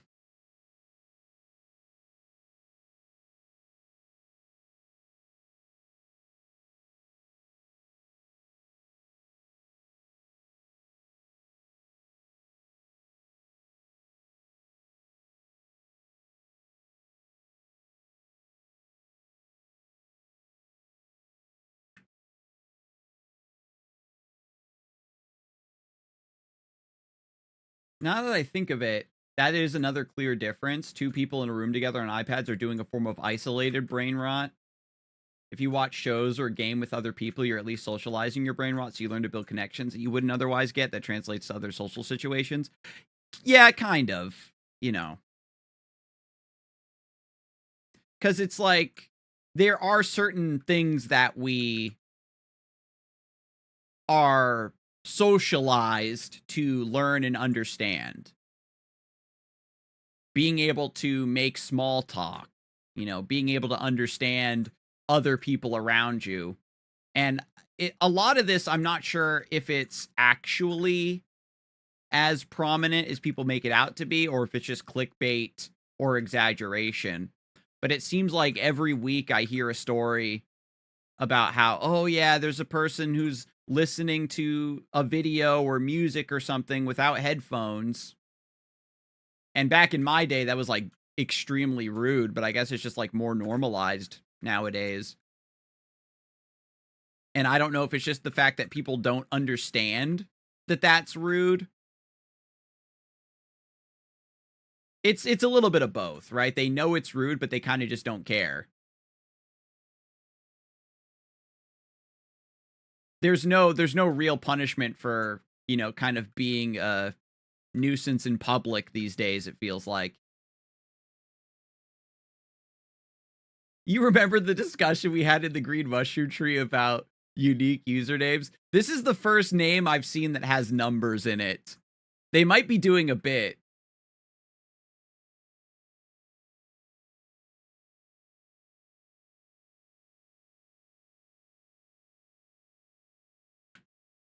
That's what I'm saying. Like, if you let the algorithm solely dictate what you watch, and you aren't, you have to be curious. That's the thing. You have to do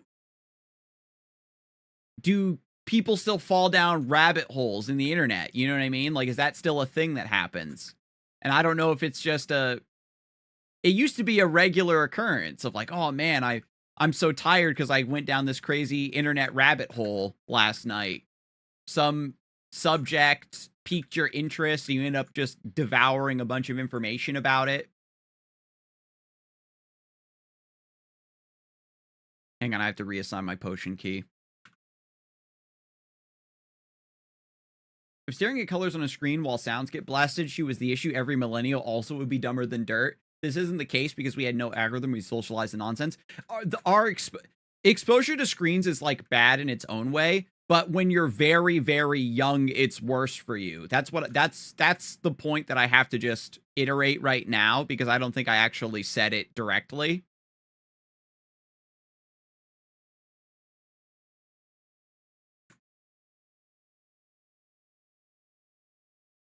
So this quest says it's complete, but I only have 55 wooden masks. And the quest thinks I have 100 wooden masks.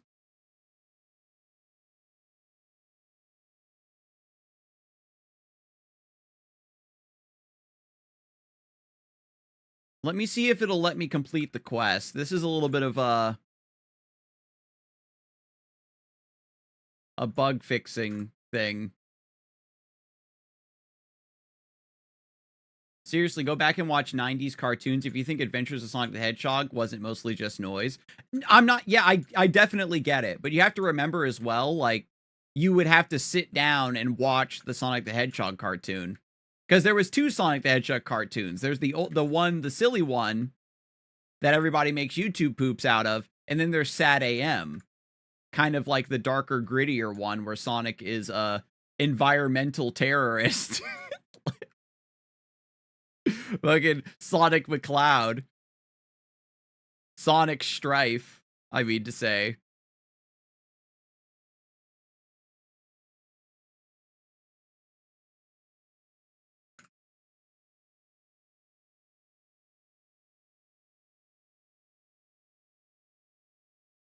You remember Blue Streak speeds by. Sonic the Hedgehog, faster than the naked eye. Sonic the Hedgehog. Sonic, he can really move. Sonic, he's got an attitude. Sonic, he's the fastest thing alive. Y'all remember that cartoon? Damn, that shit went so hard. But it was weird because both of those Sonic cartoons were running at the same time. And nobody really talks about that one.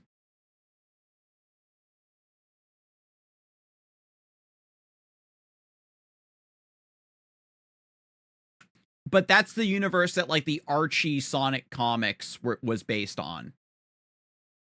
If you're familiar with the Sonic comic books at all.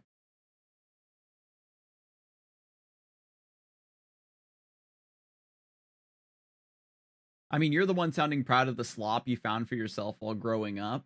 And yeah, like I definitely get it. Where when you're a kid, you're watching cartoons, but cartoons are for kids, you know? And there was tons of them. This was the golden age of Cartoon Network and Nickelodeon. There was tons and tons of cartoons to watch. And don't get me wrong, these days, there are still newer cartoons to watch. Cartoons are still getting made. It's just that the delivery systems are a little bit different because it was not just, I like to watch cartoons. It's like you have to schedule your time in your day around being able to catch the cartoons where they're on. And then once the cartoons were done, there was no more cartoons. You had to go do something else. Or a cartoon came on that you didn't like. So then you went and did something else. And now you can always just watch an infinite number of cartoons that you do want. Adam Watson.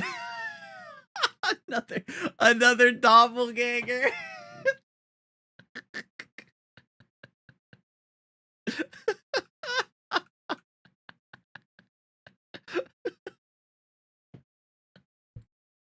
Oh my god. Andrew level 14 doing it for the bit. It's like looking in a mirror. I know. Amazing.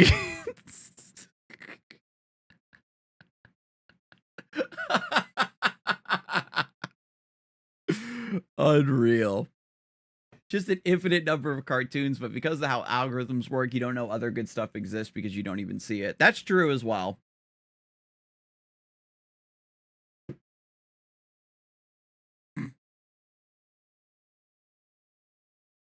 We got the level up. So they did let me turn in that quest, and I still have the 55 wooden boards in my inventory. Did I have like a stack of 100 masks that I didn't see? I had too much free time. Oh my goodness.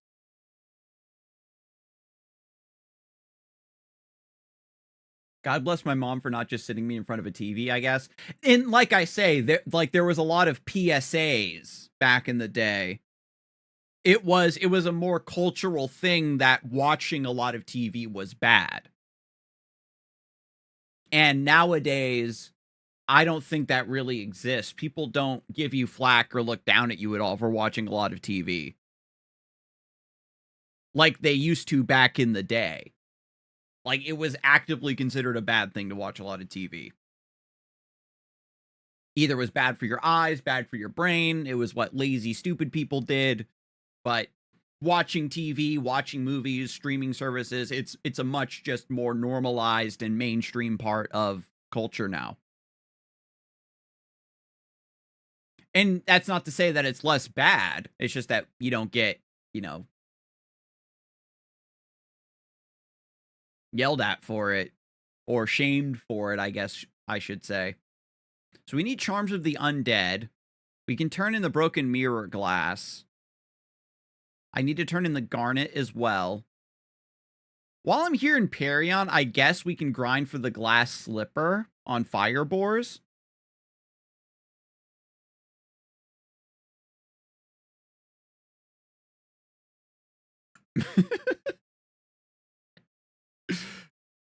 I've increased my level of fame.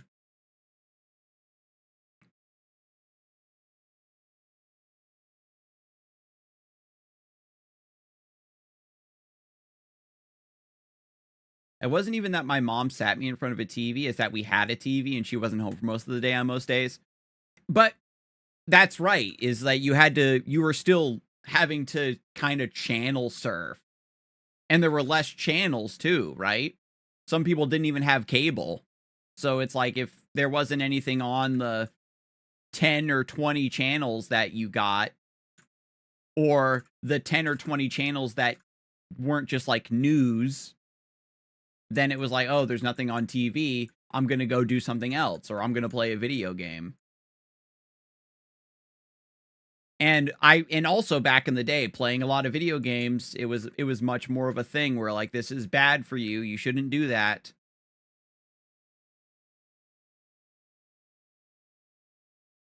That's basically it. When it comes to the modern technology and algorithms and stuff, there is less off ramps to stop engaging with a thing. Now it's like, oh, well, I'm going to binge watch this whole series, or I'm going to finish this season. It's not, oh, I'm catching the new episode. We're slowly sort of working our way back into... How do you get to the burning land again?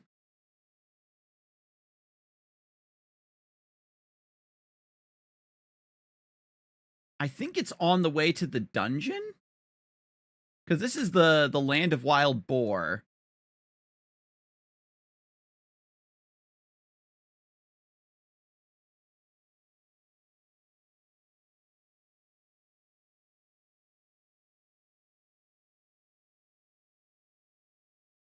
I think we go west of Parion. Also, I appreciate whoever made the Adam Watson Maplestory character, whoever you are.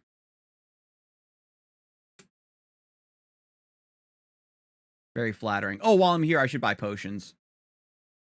I need mana potions.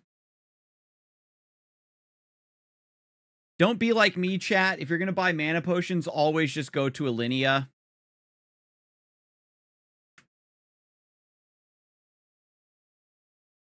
Because the mana potions are slightly cheaper and it adds up over time. You can sell these earrings. Wait, isn't that a mage? Yeah. Oh no, we have better.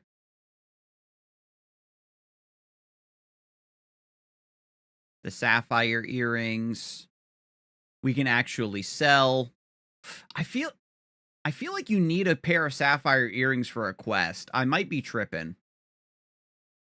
We'll hold on to that for now. I must be tripping. Sell these green apples. Clear out our etc. tab.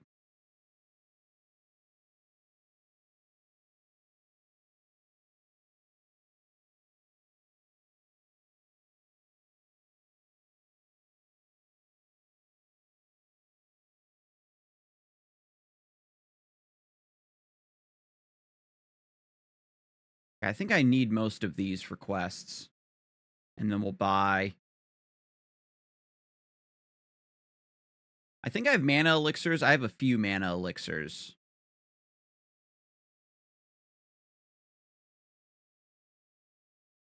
There's research that shows surgeons who play video games make less mistakes. Oh, definitely. Like, playing video games, it does have positive cognitive effects. Like, being able to engage your mind mentally. And, like, playing Tetris is very therapeutic. There's been tons and tons of studies about that.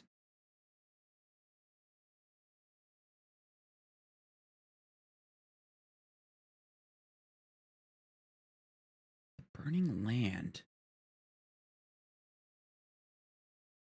I think... Because this way we're heading back towards Kerning.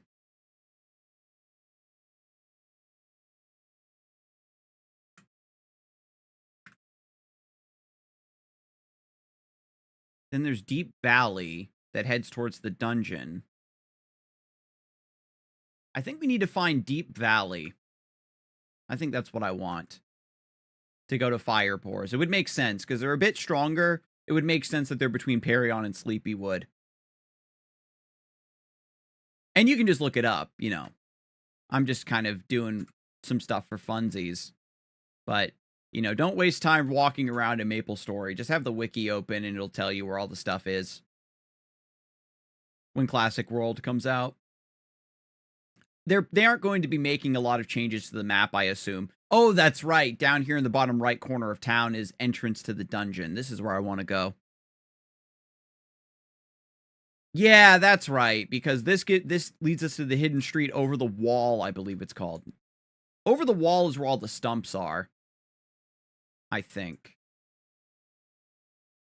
I'm going to check the top left corner of the map. There's a door or something. I think it has a sign or it's written on the door. It's called like the Burning Zone. The Burning Land. I think it's in here. Oh, shit. Hang on. Where is this? This is Dangerous Valley. Don't want to be there yet. Those drakes will one-shot you. Parion is like one of the most noob-trapped frickin' spots in Maplestory, I think. Oh my god, they don't even flinch. I'm not strong enough. Oh, wait, I have to allocate my skill points. Hang on. I never did that when I leveled up.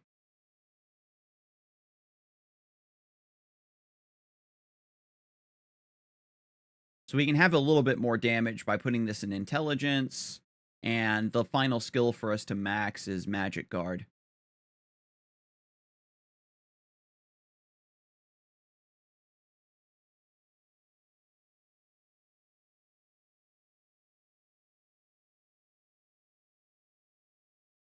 Oh man, we're gonna have to really game on these things. They're fast and they hit hard.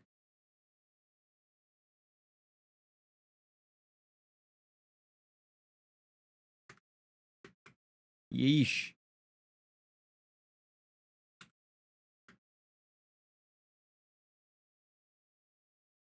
Are you still going quest completionist? Oh yeah, for sure.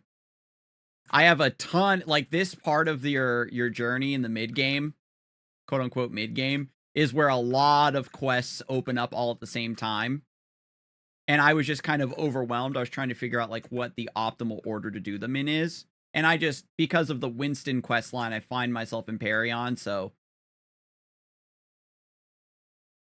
I figure I might as well maybe try to go after the glass slipper. And I need stiff feathers as well, so fighting boars isn't the worst thing in the world.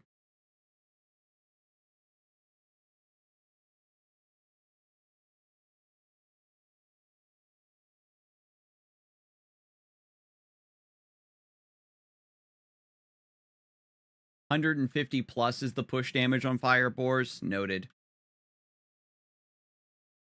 So we can high roll them a little bit.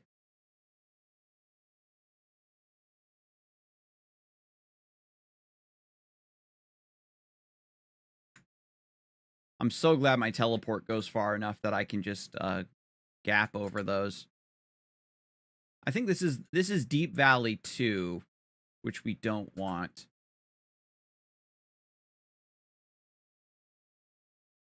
There's a map that's like all just fire boars. It's called the Burning Land.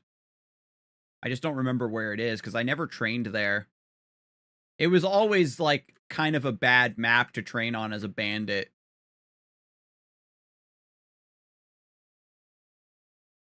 Teleport goes crazy in second job. Oh, is there like a teleport boost or something? I'm just glad they gave me teleport in first job. It feels amazing. I gotta give whoever made that decision a big sloppy kiss.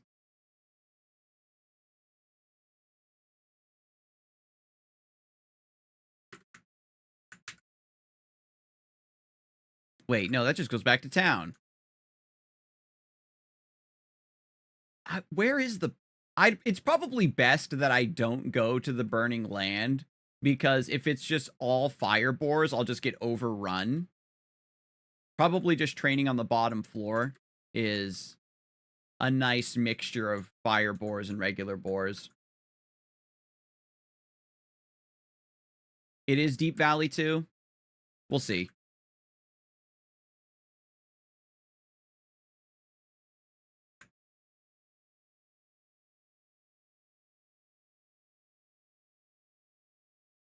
Oh, you know what? I think I have some wizard potions in my inventory.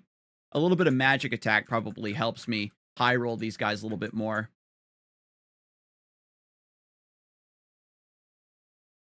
Oh, it's a warrior potion. Magic potion. That's what I want. That way I can hit my push threshold a little bit more consistently. I've definitely been down here before. There it is. Yeah, it's right there.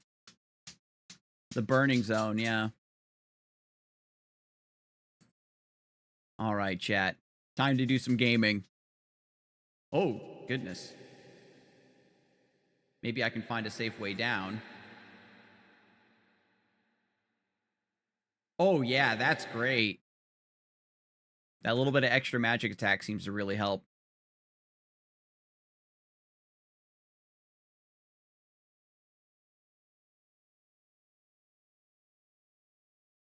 That's actually a very noticeable boost. Scar kisses randoms, that's wild. Get in line, Mad Wheels.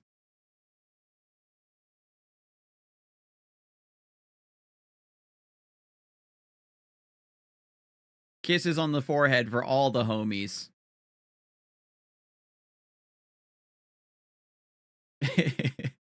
That actually reminds me of Runeterra.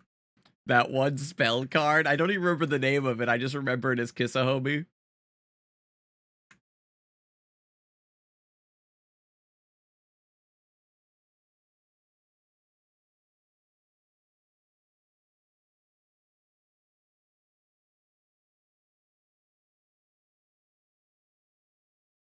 I was never a believer in the buff What? You see that boar come falling out of the sky? They're trying to get me.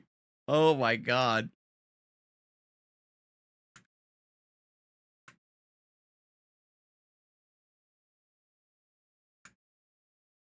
Oh baby, we're kiting. Let's go. The boar's falling all the way down is like really throwing me off. Oh, I got faked out. That one changed direction. I got to use my iframes there to get out of there.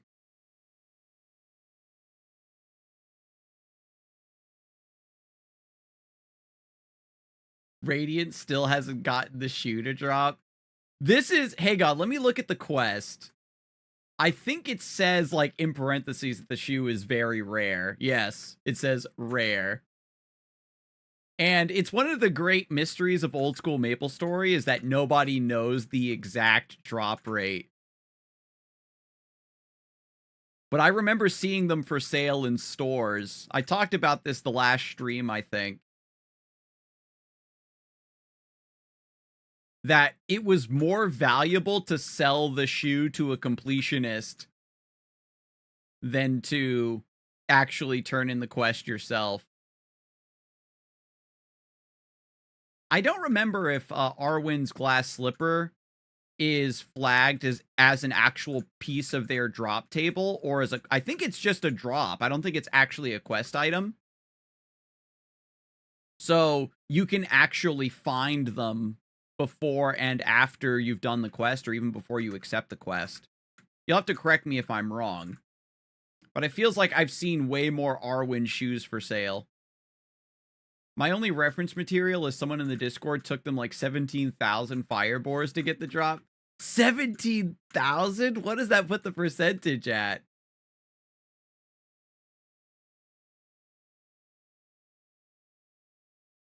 That makes it like one of the rarest items across MMOs, doesn't it? Rarest drop items.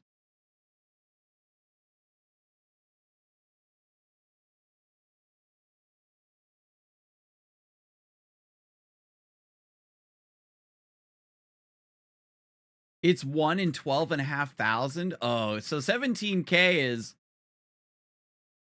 I think it's unlucky in, but it's within parameters of unlucky.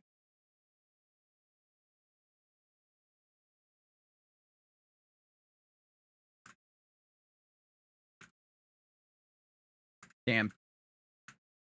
Oh God, I'm getting mixed up. I'm overthinking it.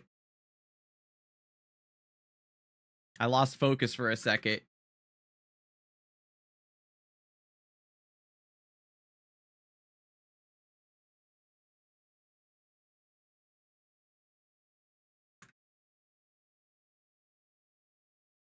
You have to kind of like visually track which firebore you've actually already damaged because they don't have HP bars. So you know which one is more efficient to focus down.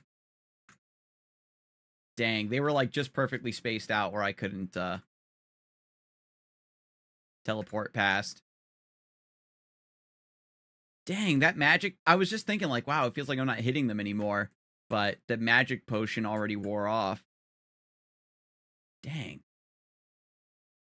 I'm gonna have a ton of those potions once I start training in the ant tunnel. At that point, it was about a 75% chance that he would have gotten the drop sooner. Yeah, I'm not a stats person, so I wouldn't be able to say exactly mathematically how unlucky that person got at 17,000, but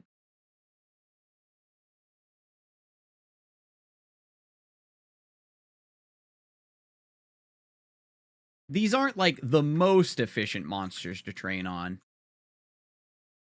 The troll thing is that they give you this quest before the firebores are properly within your damage and level range, I think.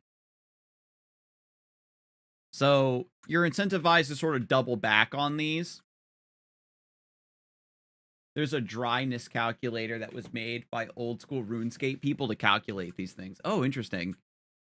That is one thing I do like about MMOs is the way the community comes together to calculate stats on things. But I guess we'll come back to the firebores. I'll come back when I can one-shot them, when I'm a bit stronger. Let's turn in the Garnet near Alinea.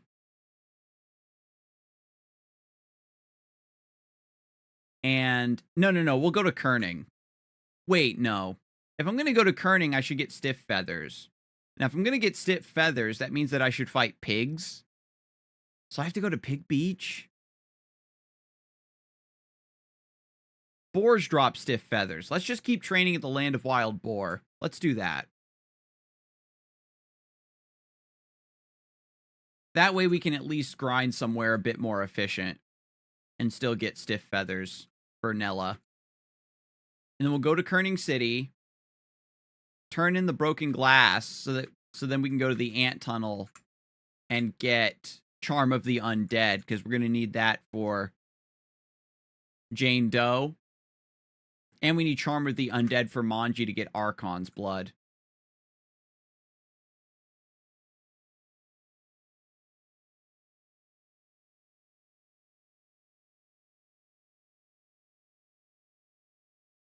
I opened 101 packs of the new Shadowverse set today, and I still don't have every legendary.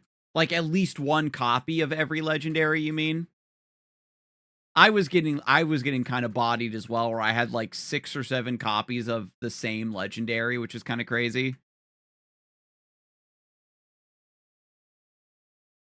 It would be dope if they did like a collection protection thing, where if once you had 3 copies of one, you're guaranteed to start opening legendaries that you don't have. And maybe like premium versions are,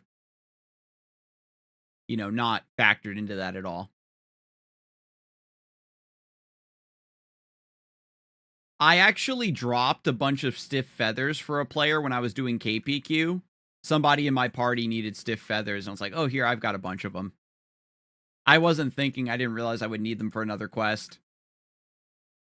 But this gives me an excuse to do some grinding. In an actually efficient map.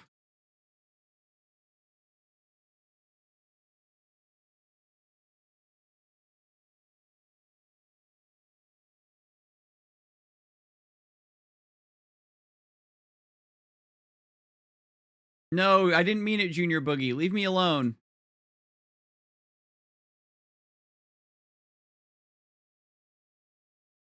Oh my god, he sealed me. Not like this. No. I can't teleport. My magic. Why are you so tanky? Be gone, demon.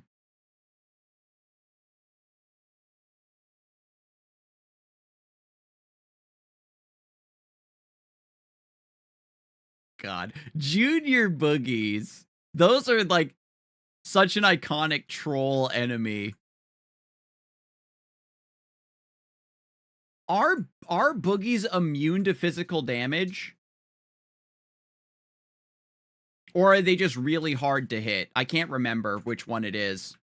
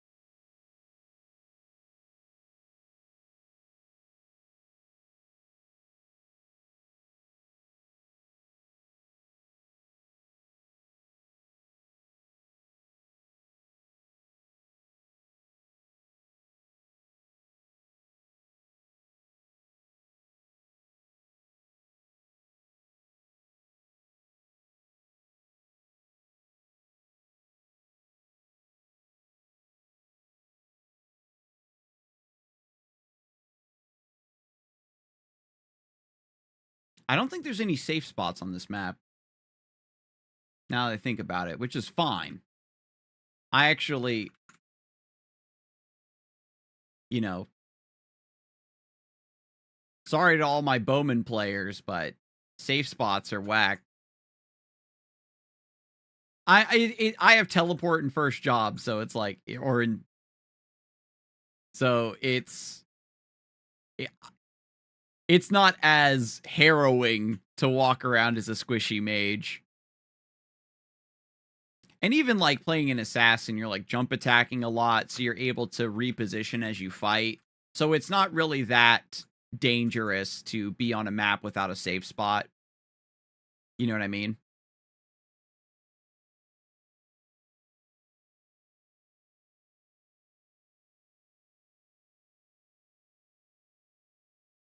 And I think, don't archers get an ability that gives their attacks bonus knockback? Definitely didn't massacre wild boars thinking they dropped the shoe. We all did that. I definitely remember doing that myself back in the day.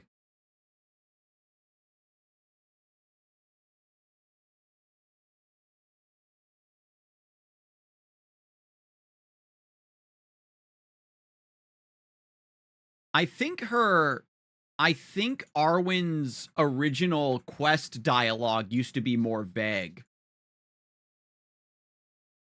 Where she says, like, a strong monster with tusks around Perion or something like that. I meant like a week or two ago. No. Like, that's the thing, right? I think that Arwen's original text box was more vague. So if you thought it was boars, you couldn't be blamed for that. And I think they updated her text where she specifically says monsters covered in fire. But I think she used to say a boar-like monster or a monster with tusks around Perion. And so you potentially would have already been to this map for grinding or for quests or had seen this monster. Higher chance than actually having seen a fire boar, knowing where the burning land was. And so people would naturally come to this map. And because Arwen's glass slipper was so rare, you couldn't actually know that you were training on the wrong map. You were just like, oh yeah, it's not dropping. It's super rare. And I think that depending on how old school you are, that original incorrect vague text box might actually be rattling around in your head. And so you can't help but misremember. Like playing on this version, so much of my old school knowledge on like getting a reality check about how foggy my memory is on a lot of old school Maple things. If you're going Ice Lightning, come back for the glass shoe post 30. Yeah, that's what I'm going to do.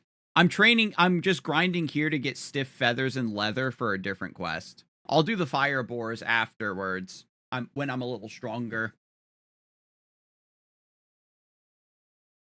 Yeah, so I just need to find more stiff feathers.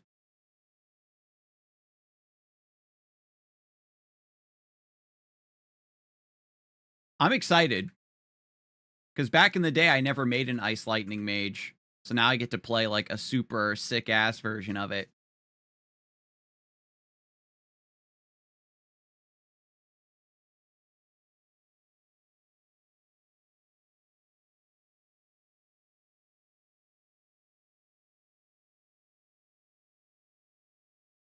And because I have to turn in that quest with the Garnet, it'll give me an excuse to go around to Linnea as well, so I can re-up on blue pots for cheap.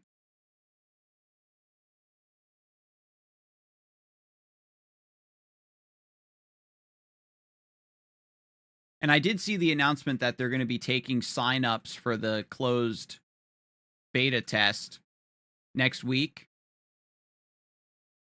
If you went to any of the PC Cafe tests or you were an attendee at MapleCon, then you have automatic access. I'm not sure how many other slots are going to be available after the fact. I feel like I heard that it was only going to be a few thousand people in the closed beta test. So I don't know how many slots, if that's in addition to the guaranteed slots from MapleCon and Cafe attendees already.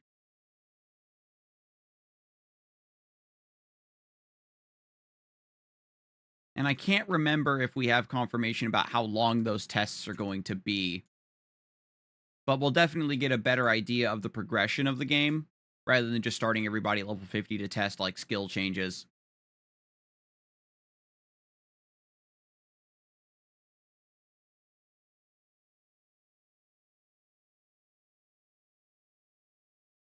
Because it's just going to be a speed run, right? People are going to go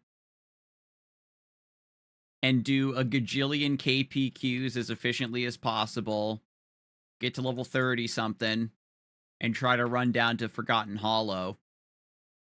Because people are going to want to see, like, what changes they've made to Forgotten Hollow, because the PC Cafe build, from what I understand, was the same as the MapleCon build. I don't think there was any... There's probably some small changes between the two builds, but I know there wasn't a lot of major changes. And so the closed beta test will incorporate the feedback they got from the PC Cafe. I haven't been on the subreddit, because I very rarely use Reddit, generally anyway. But I know that there was kind of a community going there around the PC Cafe tests where the attendees were taking requests of like, oh, what information do you want me to test for y'all or gather intel on, etc.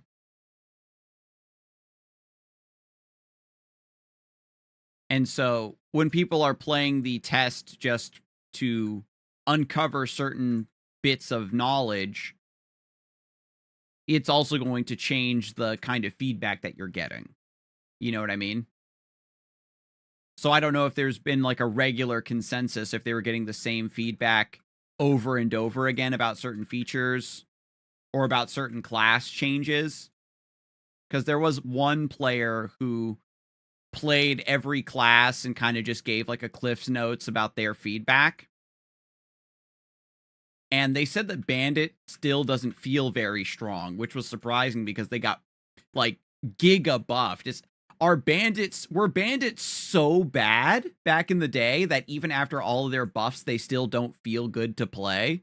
But I think honestly, it's just because their range is really low.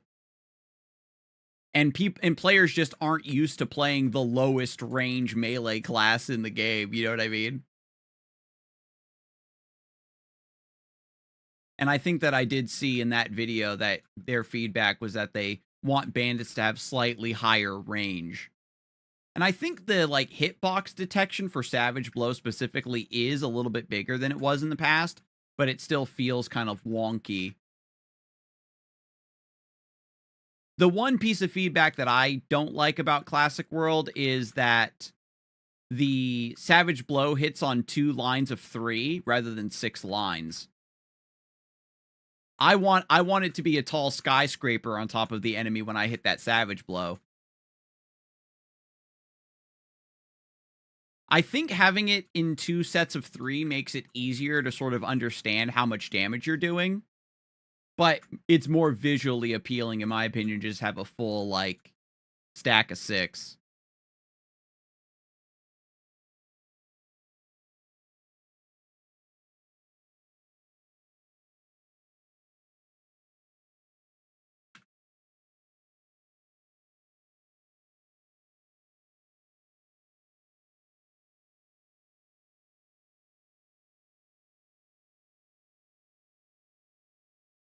But, of course, like, there's no way that Nexon is gonna be able to do something as drastic as mages get teleport in first job. It feels amazing, and it's very thematic. Yo,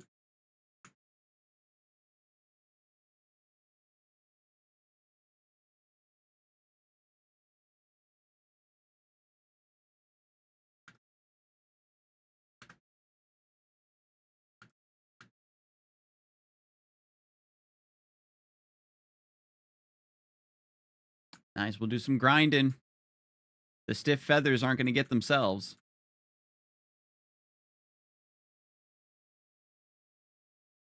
I can't remember if this is the same mage from earlier who was looking for the, weighted earrings.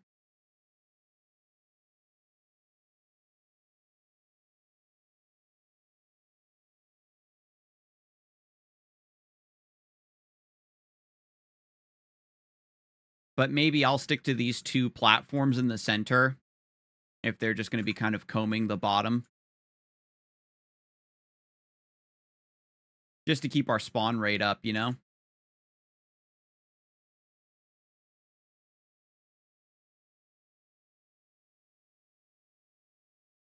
And then this upper platform needs cleared.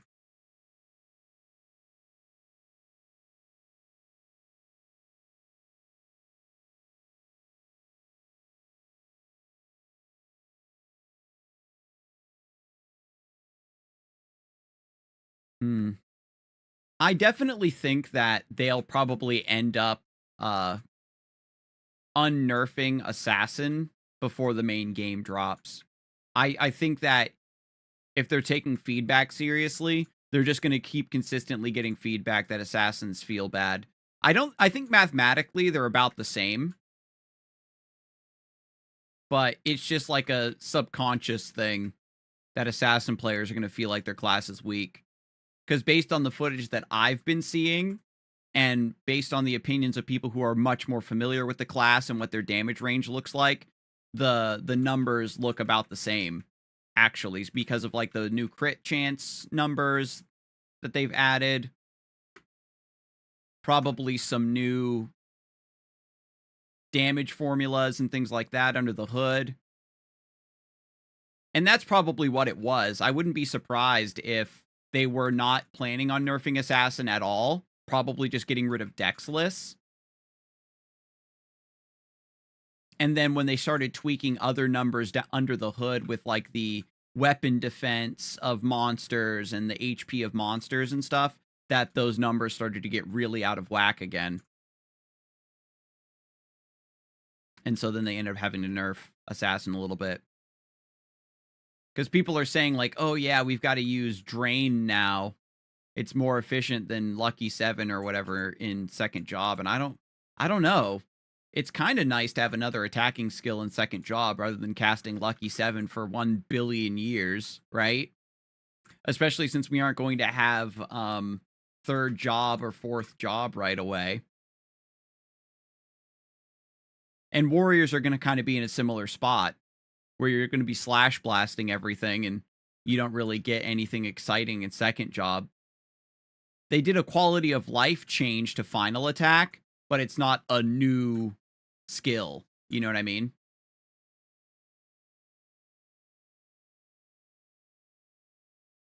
And I like the way they handled it in Chrono Story, where final attack is it's a passive upgrade to your slash blast and your power strike.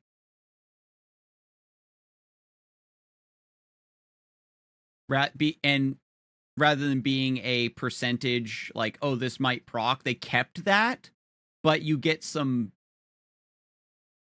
overall benefit as well with like the range increase. And I think you get a flat damage multiplier increase as well. And when the final attack animation plays instead, you just get a better multiplier for that specific attack on top of the increased augmented damage. So I thought that that was very, very cool.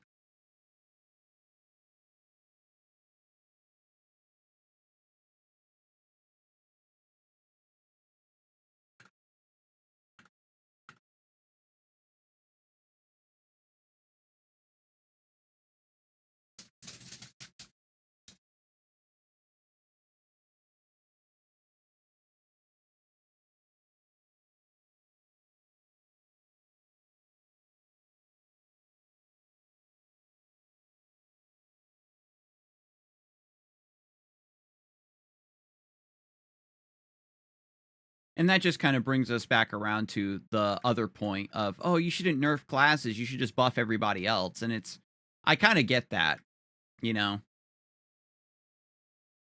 which they have been doing, like Fire Poison getting buffed, Clerics get buffed. Clerics get a small rework, where like Holy Arrow is better, but Heal is worse.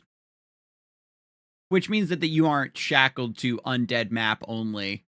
And again, without third job, fourth job, like playing a cleric doesn't really matter at all. For now. I think that they did buff Bless. And with Warriors, they're fixing their accuracy problems, so maybe Bless doesn't matter as much either. Because Warriors aren't as reliant, potentially, on Clerics for accuracy to actually be able to train and hit stuff.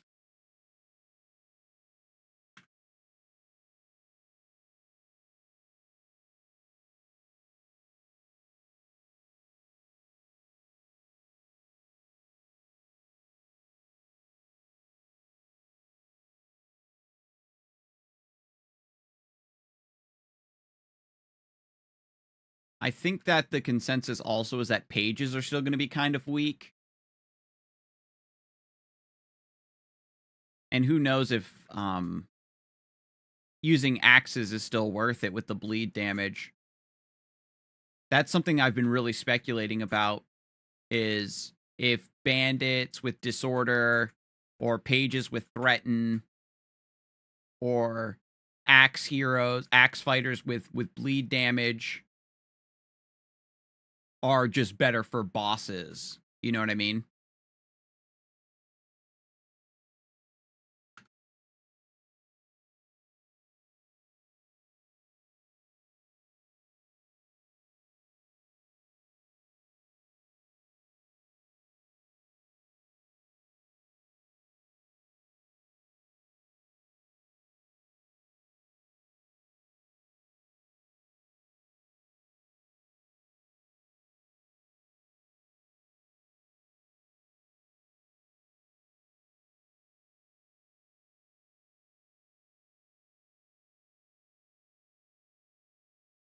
I'll have to think about getting like a level 30 wand or staff soon.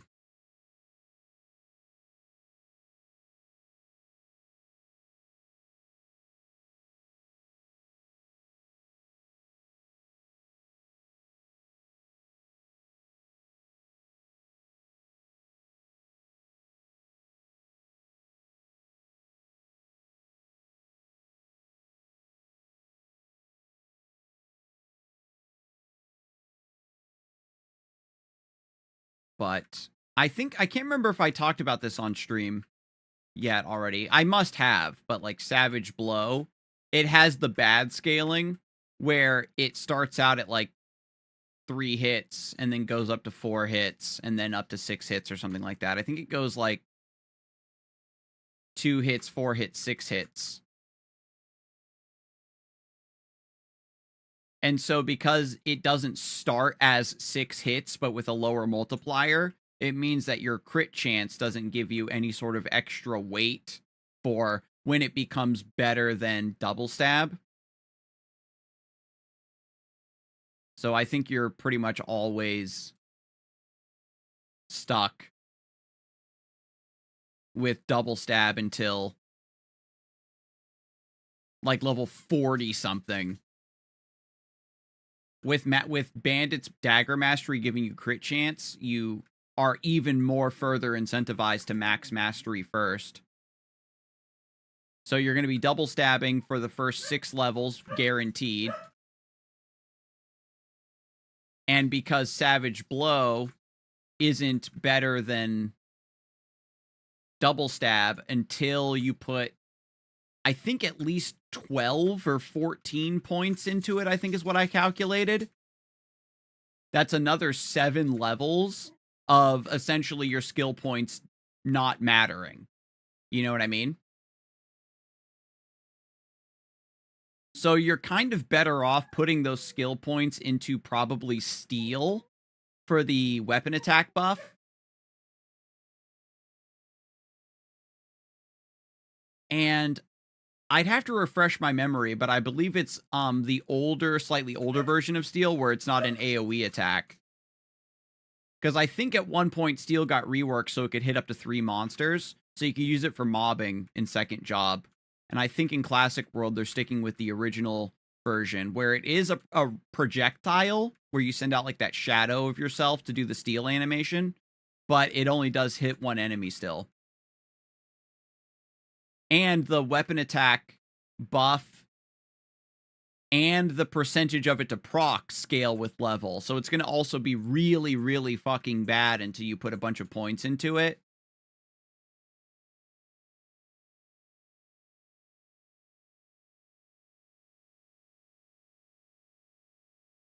So it just sucks.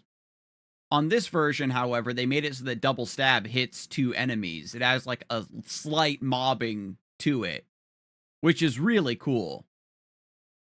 It differentiates assassins and bandits a little bit more, where bandits have better mobbing and then assassins have better single target damage. And then Savage Blow comes through as your sort of bossing skill if you're hitting like one really big thing.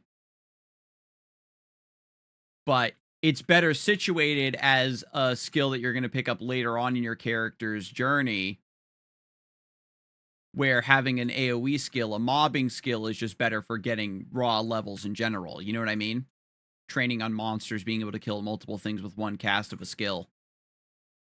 Whereas if bandits are situated as purely single target, then you're only going to use the most efficient single target skill you have. And it creates this really bland experience where I don't have another skill until suddenly I do. I really wish that Savage Blow outscaled double stab faster. Or at least got 6 hits from the start or 6 hits faster. So that way you could actually run the calculation with crit chance or build for crit chance, which is a new thing they're adding in Classic World, where you can scroll your equipment for crit chance, from what I understand. And then that actually does change the math around Savage Blow becoming a viable skill early on with less skill points because it still hits 6 times. And that means that your crit chance is weighted higher.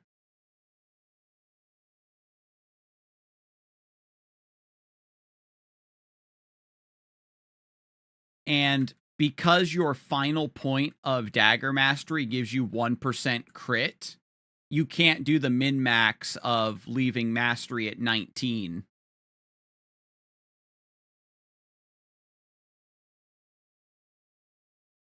Because you get Mastery by putting 1 rank into it, and then you only gain Mastery every other point. It meant that you could technically leave your Mastery at rank 19 out of 20 if you were a class that didn't care about a point of accuracy if you were a thief. Yo, what's up, Ben? Welcome in.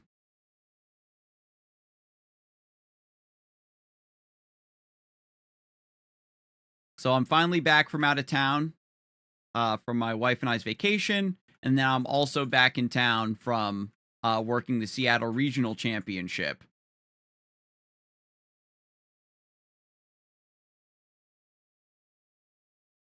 So I finally have some chances to play some Maplestory for once. but I'm excited to kind of get back into it. I had a bunch of paperwork and chores to do, of course, as well. I was telling chat earlier that Monday was like the only day this week that was going to be nice. So I was able to take that opportunity to finally get some yard work done that I've been putting off because it's been raining nonstop because Washington.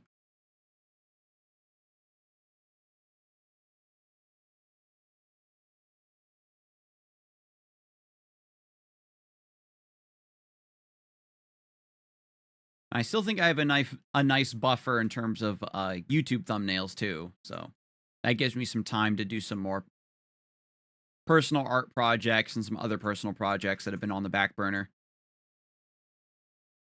Because I do want to make a like a Maplestory channel. I think a lot of the stuff I yap about regarding Classic World, I want to make some video content about. So I want to sit down and actually kind of script it a little bit, so it's a bit more structured and a bit more sensical.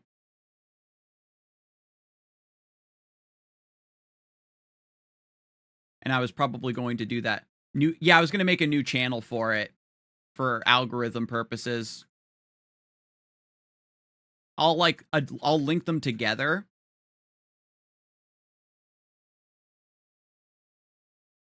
I'm not sure exactly how I want to call it. If it's just like Scarzig, Maplestory Classic World, or something podcasty. A name I did have in mind is The Stolen Fence, which is like an iconic low-level shield that's just made out of a piece of wood.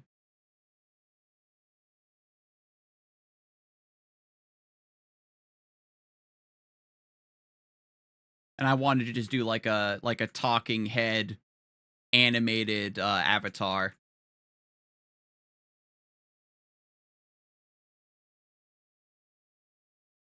That's a lot of like upfront work. It's one of those things, right? There was actually another channel that came out where they were talking about how sometimes you kind of overthink how much production value you need to put into a project rather than just starting it and making it ugly. Like I talked about, just get it out there, make sure it works, and then do the art upgrades later. So that's probably what I'll do with the Maplestory channel. Is just get the video topics out there that I want to make, and then upgrade art later.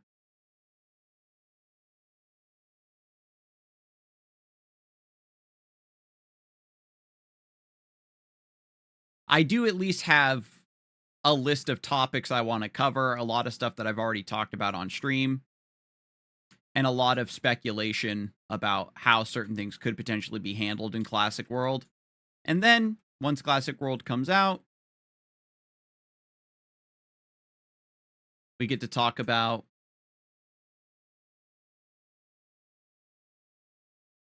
various other things. How can they change this? Players aren't happy about that. When's it coming out? We actually don't have an official release date. The closed beta signups are opening next week. And then the closed beta itself, I think, is only going to run for a couple months. And I don't know if they're going to do an open beta. Sometimes with, you know how it is.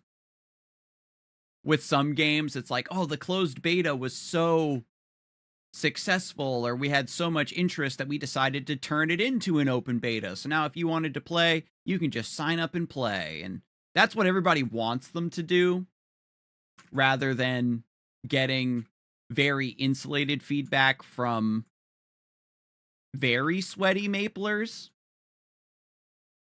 and maybe opening it up to a slightly more casual audience or a curious audience.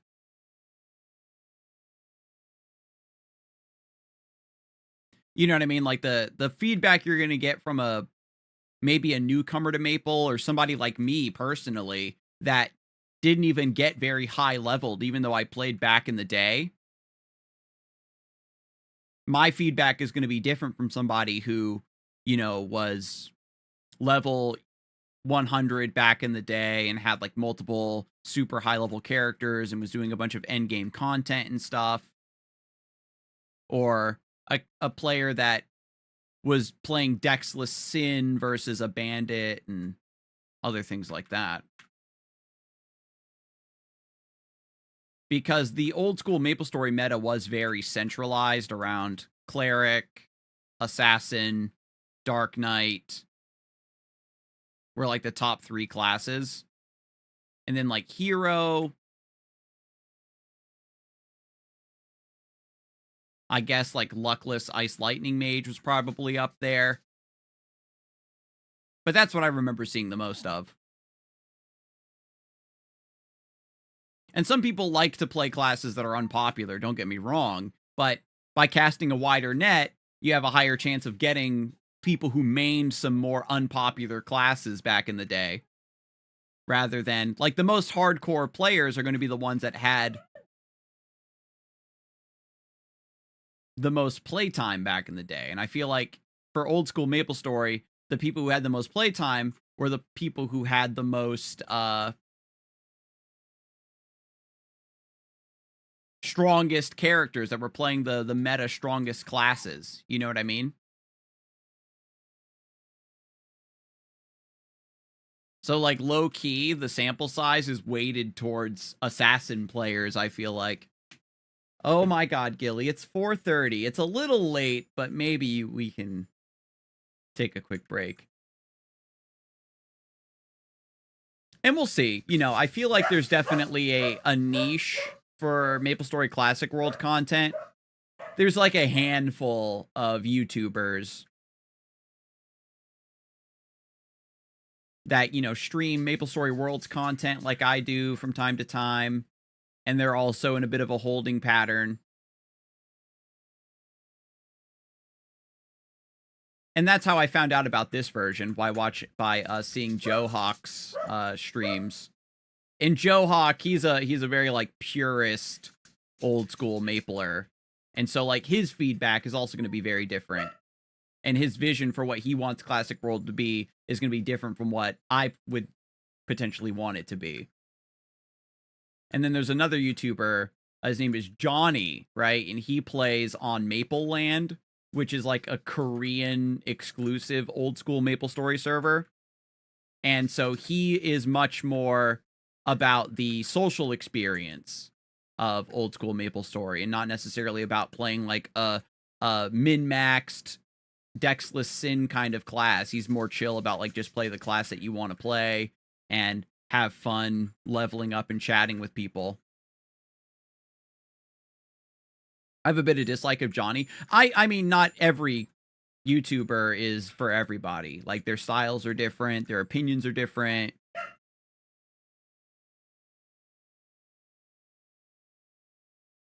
I'm just giving you some examples, like Dino Fries is like also very popular and has his own vision. Togain is an amazing content creator. He's like an old school Maple historian. And I would really love to hear what he thinks about Classic World once that comes out. Because he hasn't made a lot of, here's my thoughts about what they should do for Classic World. Like, he's sticking to his own niche of cataloging actual old school Maplestory history and tidbits. And there's also 11E, who I thought was really cool. Has really good video editing skills and production value. And so I know that channel's really going to pop off with Classic World. Okay.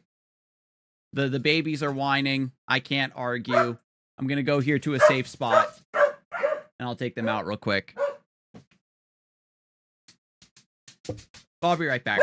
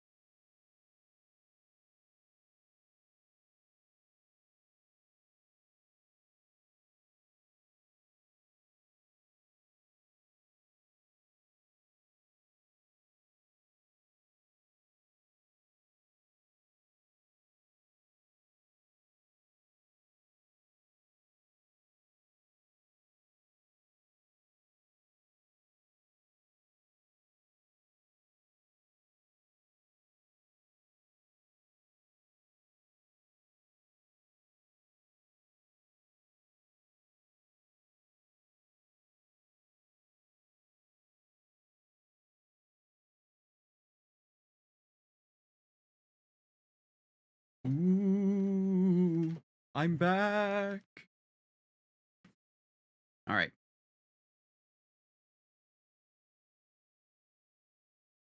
Oh, shout out to Radiance. Cleric.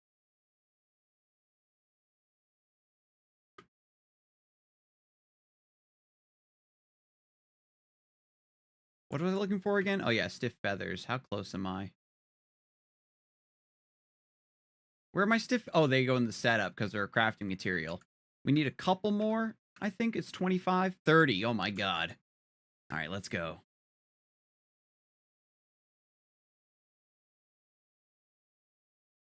But welcome in, homie. Why hasn't my revive gone off? I feel like it should have timed out already. Hang on.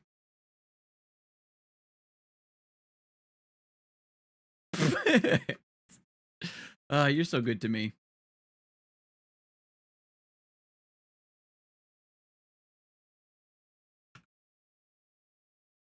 I think I'm good on leather. Yeah, I have all the leathers. Thank you. Thank you, Ben, for that revive. That's dope. All right, so now we can go to Kerning. And then I need... Oh, and I'm almost out of potions, so this is perfect for me to go to Alinea as well. Am I closer? Actually, Perion is in between Kerning and Alinea. So...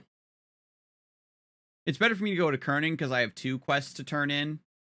And then I have to go to Alinea to repot. And then I have to go to the ant tunnel. I think you have to do a second part of the quest, right? To get the Raggedy Cape. Because this is just for the mirror glass. I don't have the Charm of the Undead. I have to go to the ant tunnel and fight zombie mushrooms for that.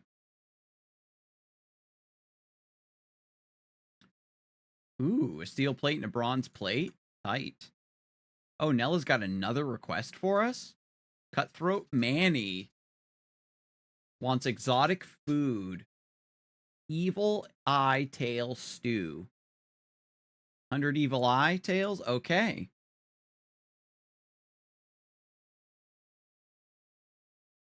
And then in here is where Jane Doe is.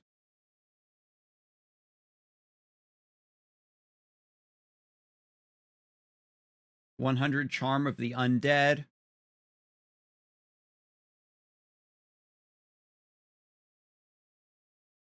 And then the zombie mushroom also has its own post board. Jane and the wild boar. Evil Eye has its own signboard.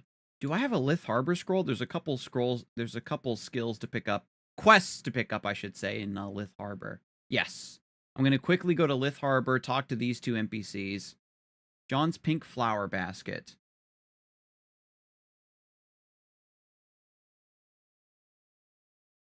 The Mysterious Statue in Sleepywood. I think this is a jump quest.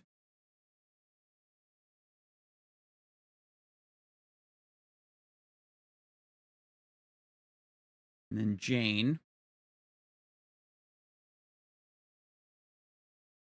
100 wild boar teeth, 120 horny mushroom caps.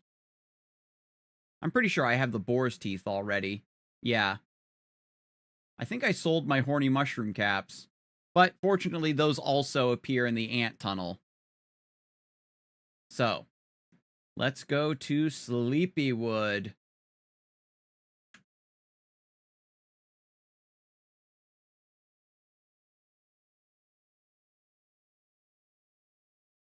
Boy, you leaving Mesos on the ground? Hang on.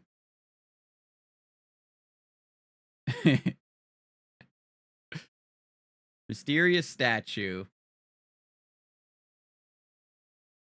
Yo, what's up, lucky boy? Okay, let's go. The deep forest of patience. All right, let's boogie.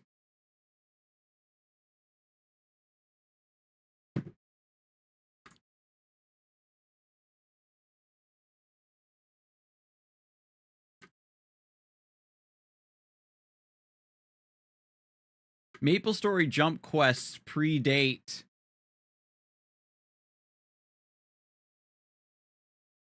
Jump King, of course, by a couple decades.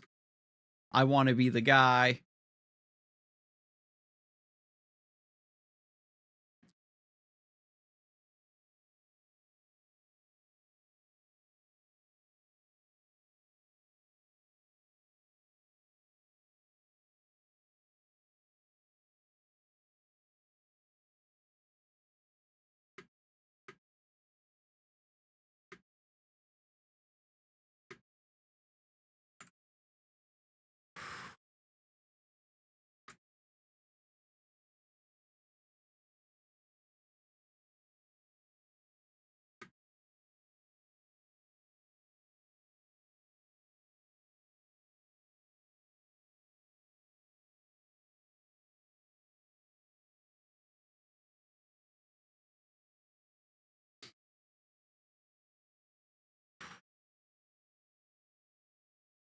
Chillin', patient, zen.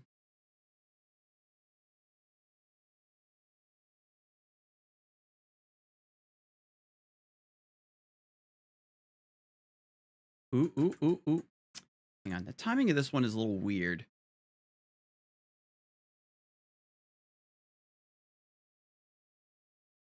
Oh, I should have jumped there. Oh, that's, yeah, ooh. Okay, yeah. That one's a little bit trickier, but I needed to jump there. There was a gap. Okay. But you can see these ones have a much higher knockback to them. These spiky balls.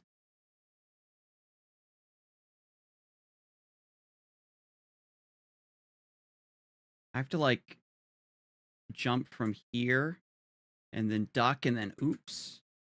Yeah, right in here I have to jump. Okay. That'll do. A little messy, but we got there.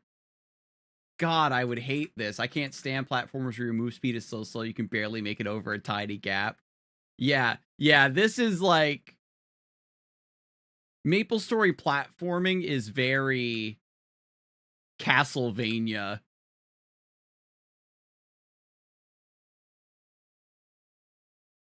Where there's like no coyote time. You have to do like these pixel perfect jumps at the very edge of the platform.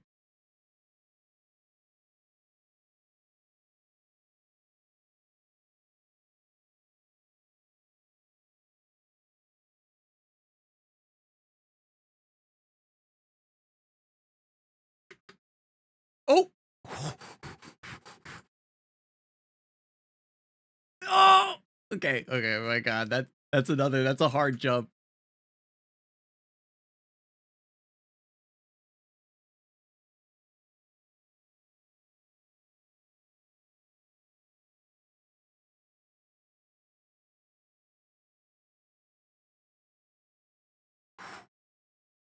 Brutal. No! Ooh! Which way do I go? Okay, this way.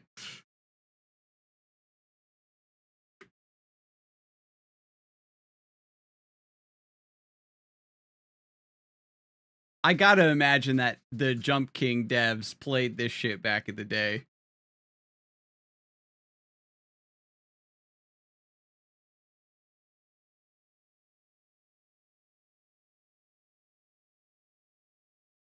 Oh, that's how they get you.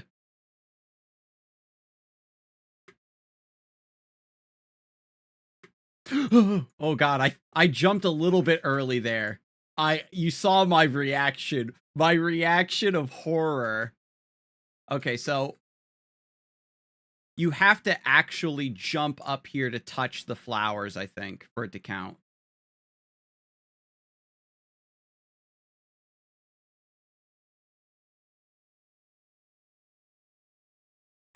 Let's go. We actually didn't take a really bad fall either. We take those. Because you can have one of those red ones knock you really, really silly and you fall all the way down to the bottom. That's like the original Rage game. So those are the 10 pink violas. I since I need horny mushroom caps for Jane, I'll turn that in later. That was okay. That I gotta pat myself on the back for that one. That's a baby jump quest too. They get even more ridiculous. The one in the subway wasn't actually that bad when we did the subway jump quest the other day, because you can brute force it. The way the lasers hit you, it's a lot more forgiving. Yeah, well done. I can see how they get more evil. What it is there's more moving elements, and they all move at different speeds. So you have to just stand there and wait for them to resync in a specific way to create a big enough gap for you to make it through. So in the ant tunnel, you have horny mushrooms and zombie mushrooms that appear just all over the place. But the signboards that give you the quest to eliminate them are way deeper into the ant tunnel. So rather than grinding here, I'm going to first make my way deeper into the I'm going to make my way deeper into the tunnel and accept those quests and then get to grinding. And this is just a great place to grind, because horny mushrooms and zombie mushrooms are very abundant. They give you pretty good XP. Their drop tables are miserable, though. Don't get me wrong. Like, there's nothing... They don't really drop anything of value individually. And there's just lots of room. Like, if everybody is really chill, you could split one of these maps up between, 7 or 8 players.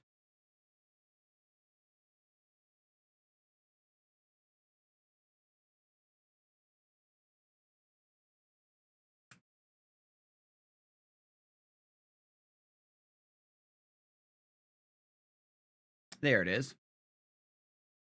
And the evil eyes are also down here, so I might do the first leg of the evil eye quest to kill 99 of those.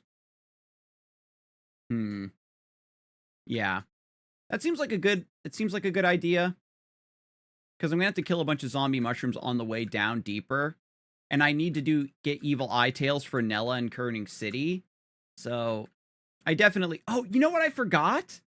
I forgot to go to Alinea to get potions. I forgot to repot. What do I have in my inventory? I have mana elixirs. And I guess I'll buy food from the food truck.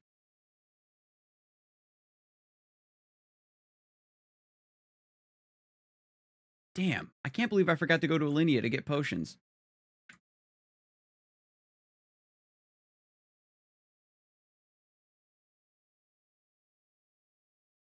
I need like 200 Charm of the Undead or something. I could take the VIP taxi that drops you off down here if I just use a return scroll to Alinea. You know what? I am gonna make my way down to the food truck, because one of the quests I have to give a salad to Luke, the security guard, plus some other ingredients. And I think you have to buy the salad from the food truck down here. And the way the food truck works is food just heals your health and mana, but price-wise, it's a little bit less efficient than just buying potions. Right? Because it's like... It's a little thematic of, yeah, this is the only place you can buy potions, so we're going to upcharge you. You pay more for the potions that are here in the dungeon versus having to backtrack all the way out of the dungeon for cheaper potions. Same thing with Alinea. The mana potions are cheaper there, so if you are willing to make the trip to Alinea specifically to go shopping, then you come out ahead. And doing these remember requests. Ooh, this is actually new. I think the evil eyes, I think this early in the dungeon, I think this is new. Normally, they don't appear on the upper platforms, I don't think. Wait, did I take a wrong turn somewhere? Feels like the layout in here is different. Oh, there's no map.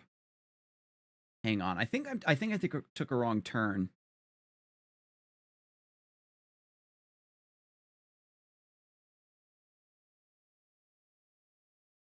I think rather than going down, I think there's another portal.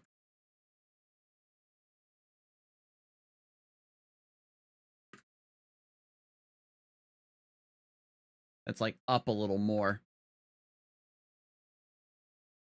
Gotta make sure not to die. Things are actually starting to hurt. Like if I just go straight. What the hell? Is there a portal over here? Is this layout different? Gosh, I'm really confused, chat. I think they changed the layout.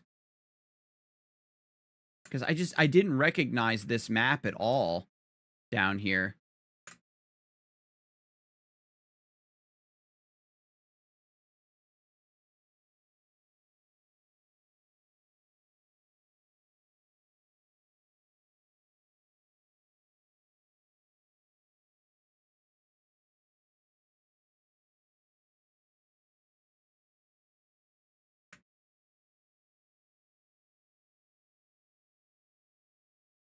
That's definitely one of my favorite things, is being able to teleport to cancel my knockback.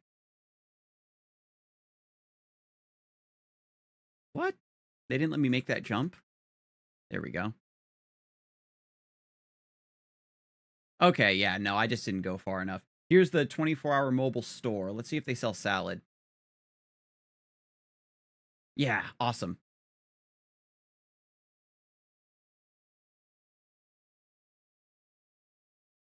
I think pure waters are technically really efficient. In terms of inventory space, a lot of food items and certain potions are way more efficient.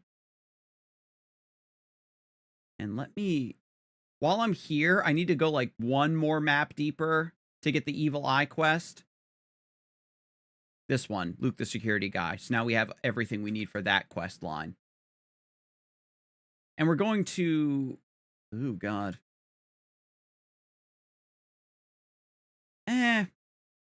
I guess it doesn't really matter if I get the Evil Eye signboard now, but if I kill a few of them incidentally, I might as well get credit for them.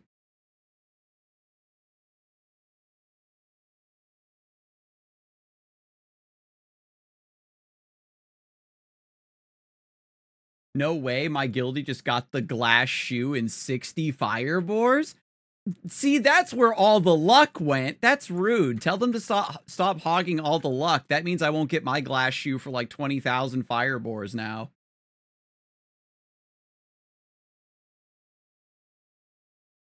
How selfish. Tell them to keep grinding at firebores out of solidarity for the rest of us. Tell them their punishment for getting that lucky is to kill 3,000 firebores.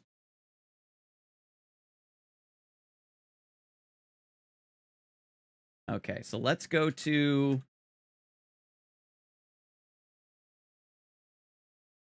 Hang on, so I need to go to Alinea to turn that quest in. Jane wants horny mushroom caps. Yeah, I have to go to Alinea. I need potions. I'm gonna buy some Alinea return scrolls while I'm here.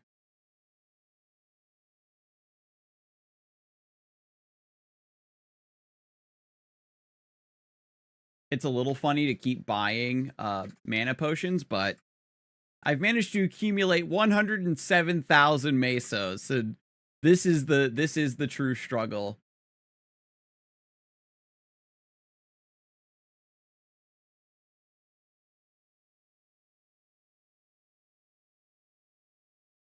Because the potions are 192 mesos rather than 200 mesos. So you save a lot. I think I can get 1,000 of the 500 of these. Yep, and that's all my money going into potions. And once I start doing the remember requests, some of your rewards are mana elixirs, which recover 300 HP, MP. So yeah, this is definitely classic Maplestory gaming here.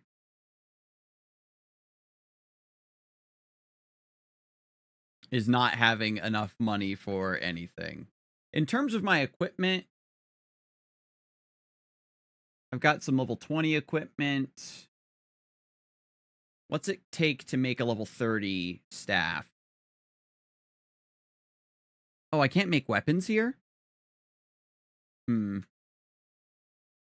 My level 30 staff would be in Ludi, I think. If I wanted to craft it. And you get some damage under my belt. I think I'll manage, though.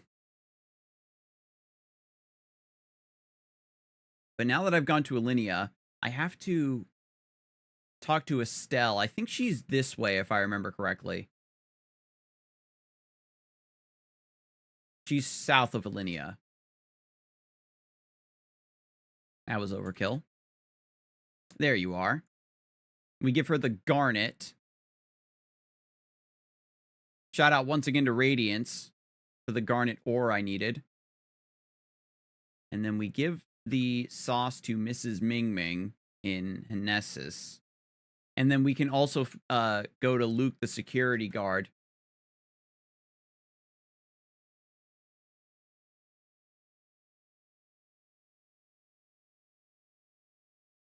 Where is she? There you are.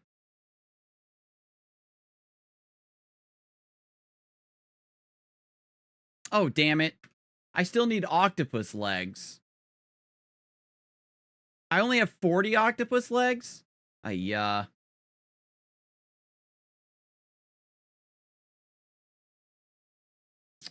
fine then.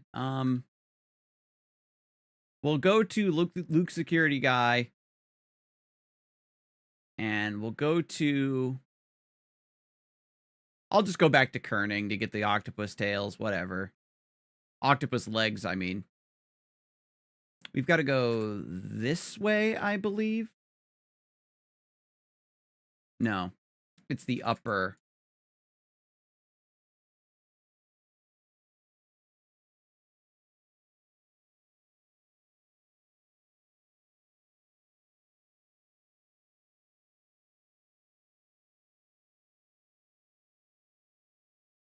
I got to put magic guard on a key.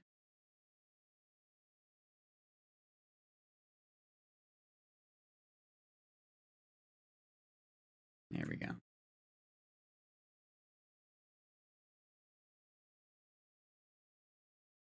Can I hit these yet? A little bit. Not guaranteed.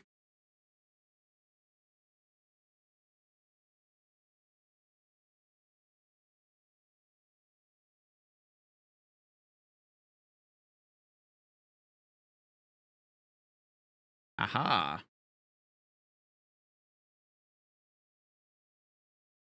60 firebores, glass slipper. I still can't get over that. Oh no, the troll pit. Oh god.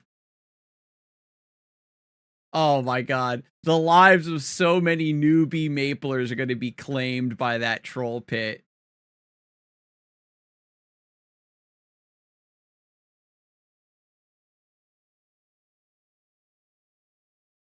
Sheesh.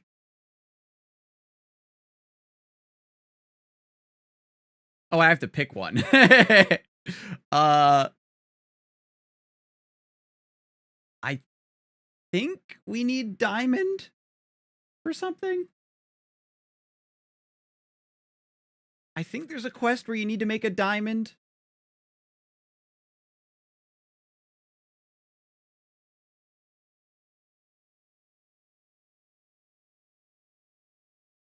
All right, then we'll go back to Kerning.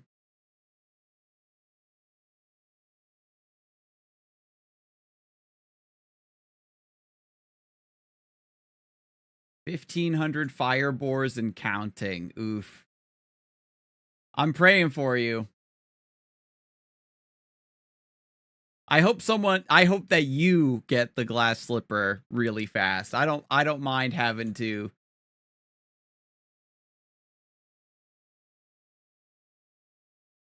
grind a little bit longer at Firebores. Especially as an Ice Lightning Mage, I'll accept my fate. It'll be a little bit easier for me to kill a gajillion of them. This is like... I talk about this map all the time for no reason. But Caution Falling Down... I just love this map and the name of the map. I think what's so cool about it is that it's a hidden street for Octopus, and Octopus is an enemy that just you only hunt Octopus for quests. They don't drop anything good. Omok pieces, I guess. Which, if I remember correctly, Omok is like Othello. And so, I don't know. It's just one of those sources of hidden Maple knowledge. And Caution Falling Down reminds me of Dot Hack.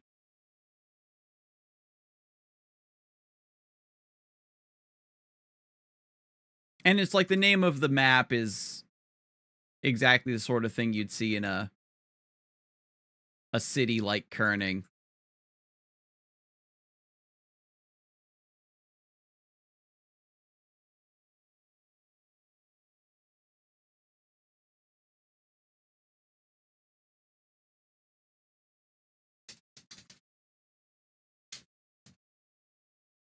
Okay. Estelle's special sauce. We did it.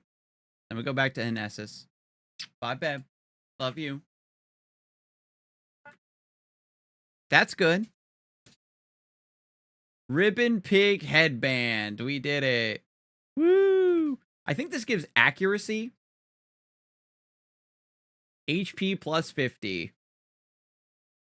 It's just there to say, yeah, I did it. Woohoo. I feel like... Am I misremembering that they added like a quest line to upgrade this headband?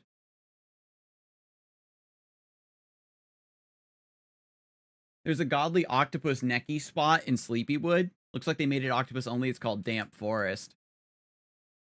I wonder, like, there is this section of quests where you have to get like 300 octopus legs in total. Okay. So we need Charm of the Undead. We actually need 20 more octopus legs for the weird medicine.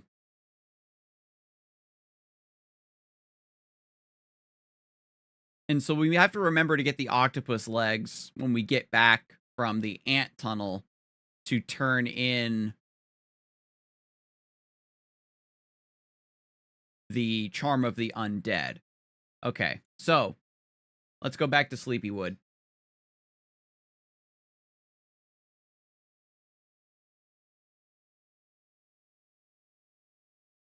And then the VIP, how much is it for VIP cab?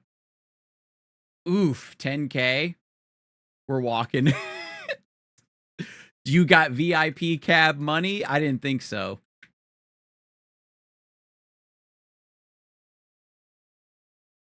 We have to kill 999 horny mushrooms.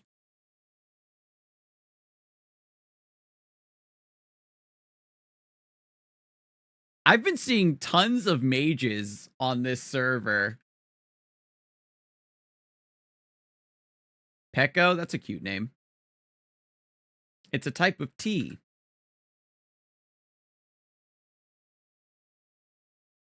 But I think that just means they cracked the code. I think mages are just so godlike to play on this version. The quality of life changes to magician on this server. Classic World has to copy their homework. For real. Having the magic bolt be a substitute for your physical attack as a free spell is just so inspired. I can't get over it. Hey, we're level 28. Let's go. I could definitely use the extra intelligence here. I need some damage. I need some damahe.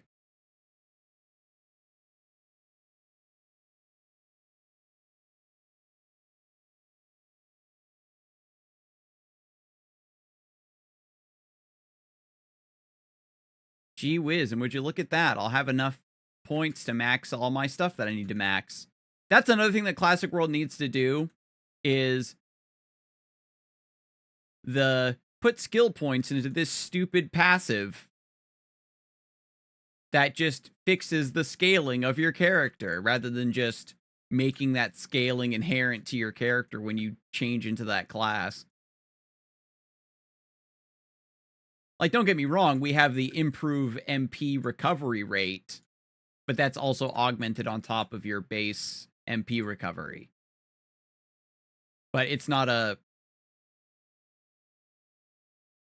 In true old school Maplestory, when you were a magician, you had to spend your first, 3 or 4 levels maxing your get more MP per level skill.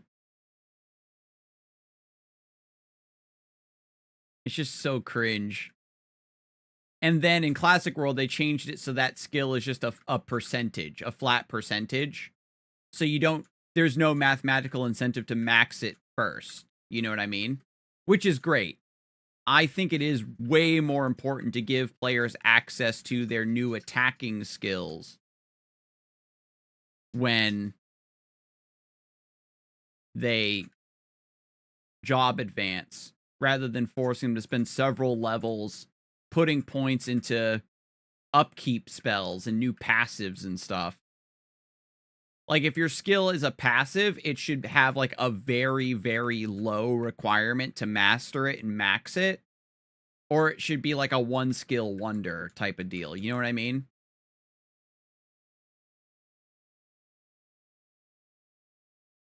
Like, even the whole concept of mastery is really, really stupid, if I'm being perfectly honest. In this version, you start with 30% mastery, which is great. So multi-hitting skills are already a little bit more stable. And then in second job, you get your true mastery skill, which makes your damage even more stable. So it's literally a passive you're investing into to give you... it's a damage buff, right? If your damage is more stable overall, higher overall, then you're just, every time you put points into it, you're getting more damage. Your DPS goes up. And in old school Maple, everybody had the same mastery, essentially, of gaining accuracy. And certain classes didn't care about the accuracy. They only cared about the damage normalization. Like bandits especially, because you get your 6 hit, your Savage Blow, which hits 6 times. You need to make sure you have maxed mastery so that you don't have, like, one big hit and then a bunch of small hits that cancel it out. And then in Classic World, they changed it so that each mastery is different. You still get the damage normalization, but, for example, bandits get extra crit chance. Warriors are going to be getting, like, axes get bleed chance, stuff like that, which is really cool. They help differentiate the weapon types. And the classes to an extent. But, as I say, you're still...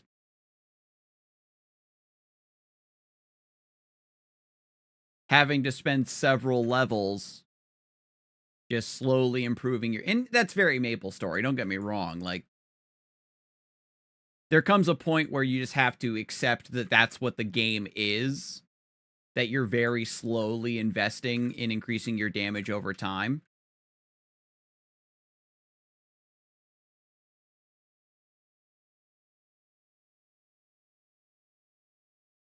It feels way worse once you hit second job, because that's where the experience curve gets really barbaric. And so you spend 30 levels, you know, oh my god, finally I get to become an ice lightning mage or whatever. And it's like, well, mages are different because in old school Maplestory, they don't have mastery. Their mastery is baked into their spells. So they don't have a mastery skill that they have to spend points on. So they can immediately start investing into their spells and their fun damaging skills. And teleport. MP Eater. So that way you're saving money on potions, you know, that kind of stuff. Whereas every other class has to spend their first 6 levels on just mastery. Especially if you're a class that needs the accuracy bonus. And even in Classic World, they moved it so warriors get their accuracy boost. They get an accuracy boosting skill in first job. But yeah, that means you're also having to spend points maxing that. So hopefully, maybe with some changes to accuracy or dodge, those formulas under the hood, we can get Slash Blast.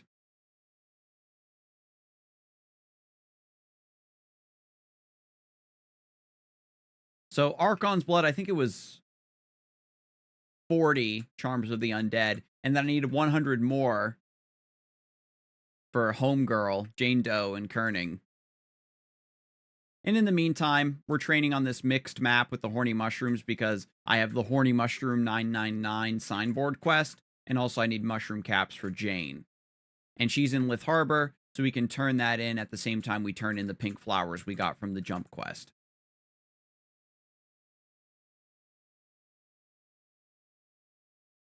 But that's what I mean is all.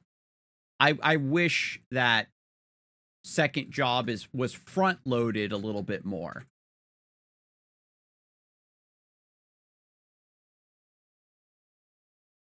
It's one of the big issues is that second job is level 30 and then third job is at level 70. So you have 120 skill points to allocate in second job. You know what I mean?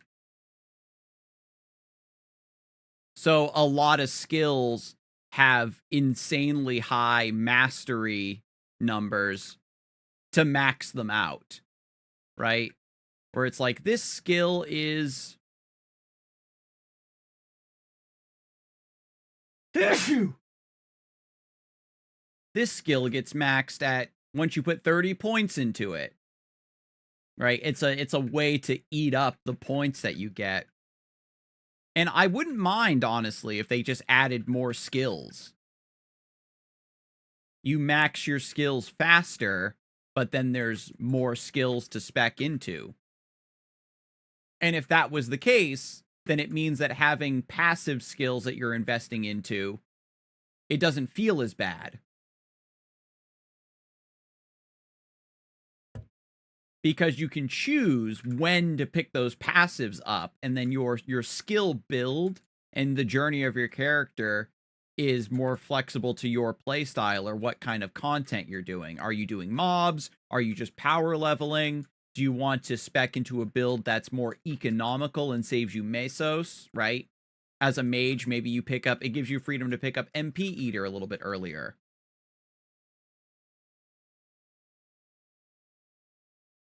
To save on potions versus if you're funded, you can go for damage.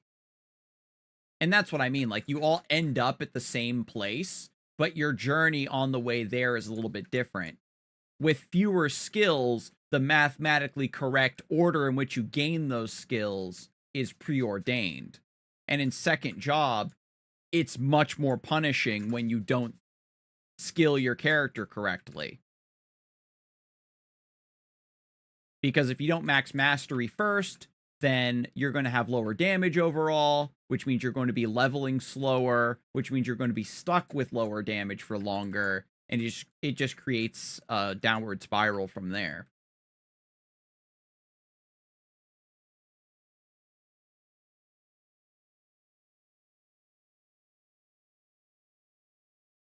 I'm just going to walk out of the ant tunnel. I'm only a few maps in, as you can see.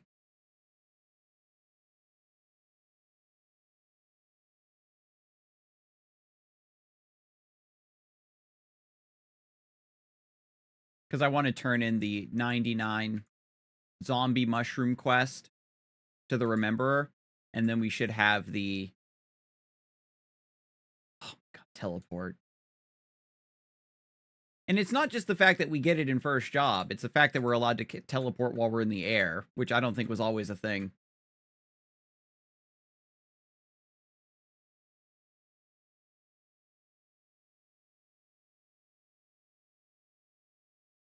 Even if they did.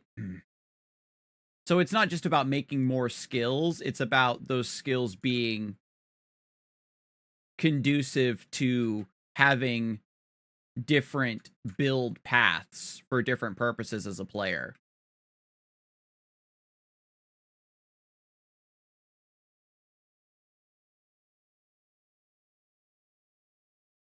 Like how when you become a chief bandit, there's a different build you go for if you have a lot of money because of Meso Explosion. Where Meso Explosion gives you access to really high bursts of damage a lot earlier, but it costs a lot of money to cast, obviously.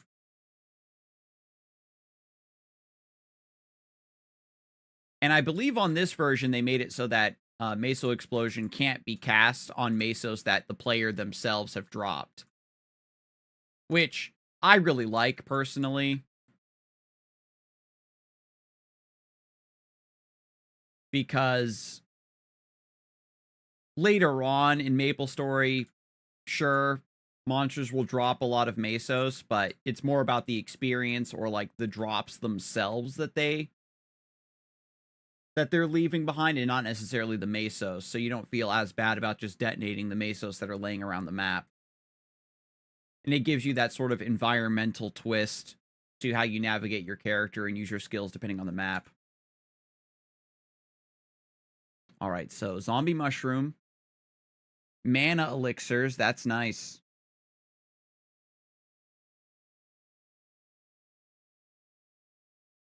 Okay, so we still need Charms of the Undead. Got to remember to get Octopus Legs before we turn in the Archon's Blood, which we'll be able to do, yeah, when we turn in the 100 Charms of the Undead to Kerning. Cool.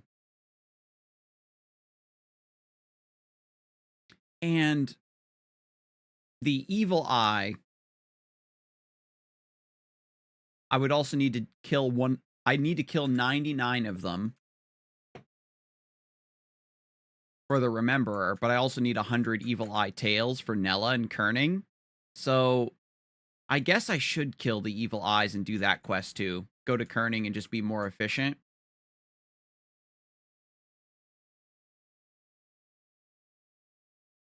For Evil Eye Stew. But these are the sort of things I think about all the time when it comes to Maplestory. Wow, those Mesos haven't disappeared yet.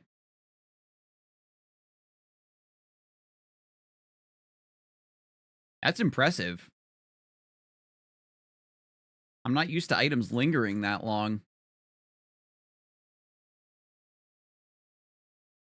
So let me check the quest log, actually. Yeah, 3Z Mushroom. The next tier is still available. I don't know if it's straight from 99 to 999 or if there's an in-between of like 300 or so. That's the way I remember it back in the day. But we'll see if they kept that for each signboard quest.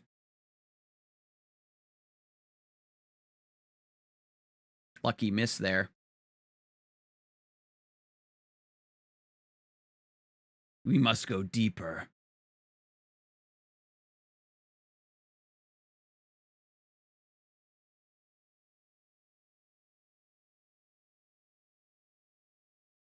I'm trying to remember what Assassin's Mastery is.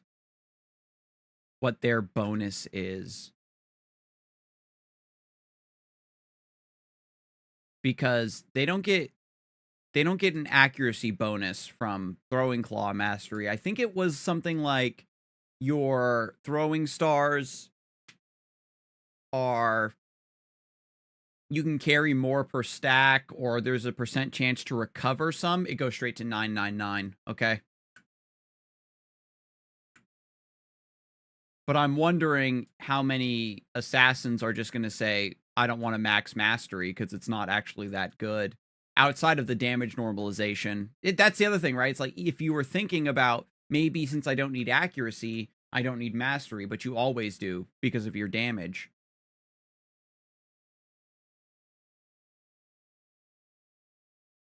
Yeah, so level 30 to level 36 just kind of sucks for every class, I feel like. You could easily make mastery only require 10 points to max. Because you only get mastery every other level anyway. But the secondary stat you get scales per point. So it's like you're artificially making the skill more of a pain to max out for the sake of eating up more skill points.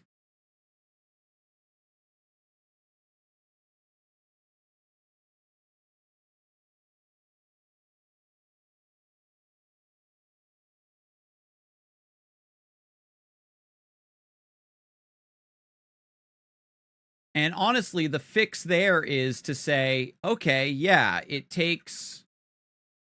we're going to make it so you can get your max mastery in only like 10 levels or 15 instead of 20. And then that opens up extra points you have to allocate elsewhere. But what you do is you just front load the scaling. You make the first like 10 points in a skill actually put it at an acceptable level so that your second job skill outscales your first job skill. But then you make it so that the max mastery is like 45 points instead of 30. And then those marginal diminishing returns still do matter as you get closer and closer to third job. You're able to flesh out your character's kit a lot faster and use a wide variety of options a lot faster. And then the diminishing returns also reflect how difficult it is to level. You know what I mean?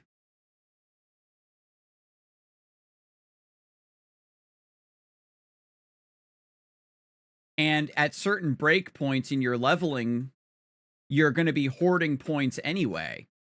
Because they have these weird noob traps in your skill builds where when a skill goes from rank 10 to rank 11, its mana cost will double, but its damage only goes up by like 2% or some shit. That's just an example off the top of my head, but that's very frequent. And so you have several dead levels where you aren't going to be allocating your skill points anyway. So you should just make that not a thing, but just smooth out the scaling.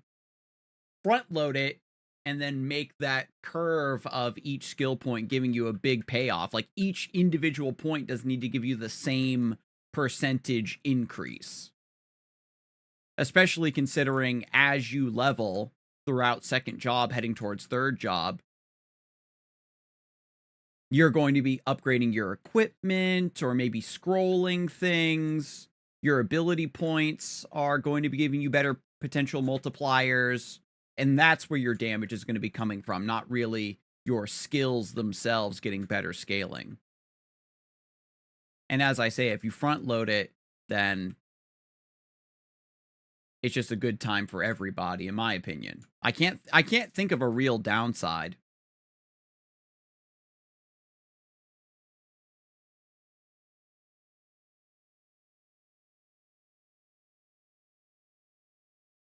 You just it kind of just you're experiencing a similar problem where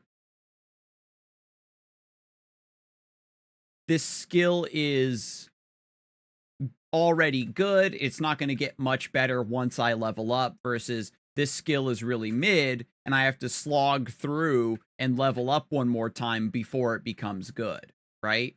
It would be better if the skill is already at an acceptable level. And then once you level up, it doesn't become too much better. But it's still a very marginal increase. That's what Maplestory is about. is, oh yeah, I leveled up and this skill got a slightly small percentage increase in its scaling. Or you could even do it to where the scaling is the same in terms of the progression. Front load the progression, diminishing terms on the scaling, and then when the scaling maxes out, the additional points that you added to the top end to offset the reduced point requirements elsewhere go into reducing the mana cost of that skill, right? So you can also factor that into the economy of your skill build of, do I want to grab all of my skills right away and they're more expensive, or if I just tunnel vision on one skill and max it out at like 45 points or whatever, then it has a much lower mana cost. And then that maybe lets me save Mesos in the long run as I start to work on picking up my other skills. But if you're funded, or if you don't care about accumulating resources and you want to have fun, that's where you start picking up all of the rest of your kit and being able to press more buttons. Is that dude luckless?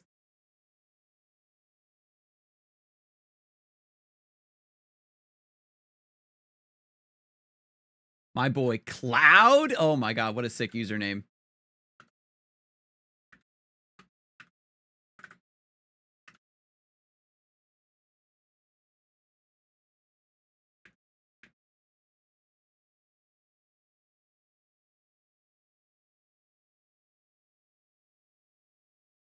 The usernames are going to go so crazy in Classic World too, when people are like first making their characters.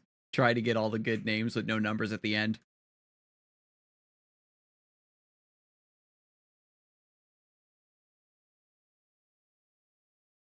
Why is this dude hitting so hard? You have a red apprentice hat. What's going on here? Maybe it's NX. Maybe they're kitted.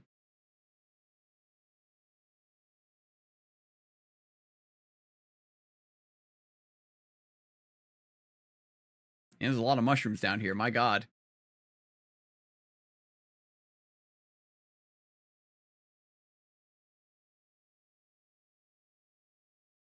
Maybe their weapon is scrolled or something. I don't know. It seems like their damage was high as hell.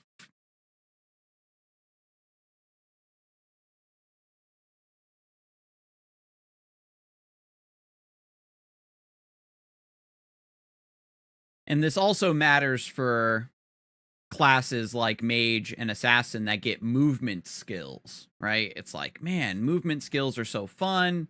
It's a great, you know, quality of life thing when you're moving around the map fighting monsters or going from A to B. But it's just not efficient to ever pick them up early because they also take a while to scale up in effectiveness to when they're actually useful, like haste.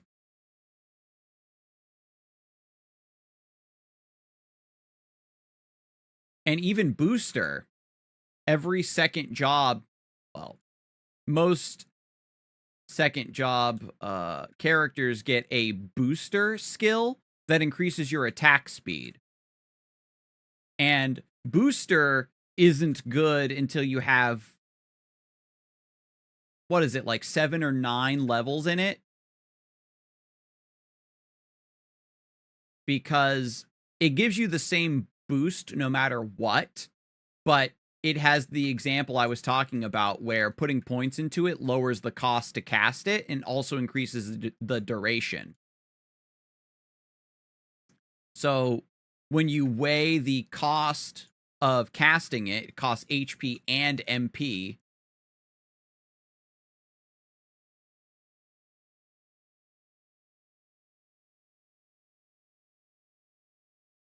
Is the cost of the potions that you're going to need to recoup that cost, giving you the proper DPS increase, I should say, when casting your skills on other monsters. And is the duration of the buff, the uptime, high enough that you can take enough advantage of it so that it's worth to even cast it in the first place? You know what I mean?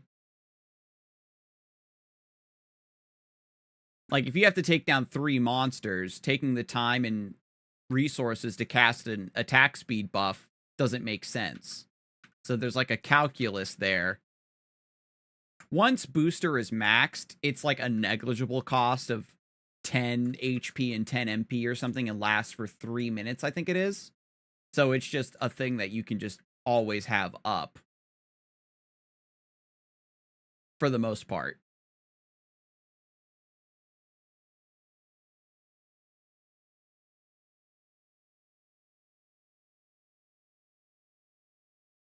Are you doing 999? Oh, they were just asking.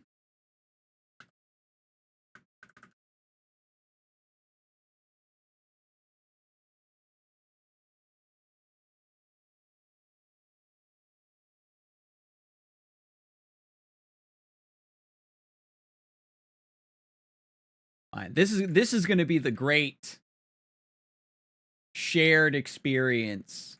This is one of the great shared experiences of Maplestory, is partying up to grind out the 999 kill quests.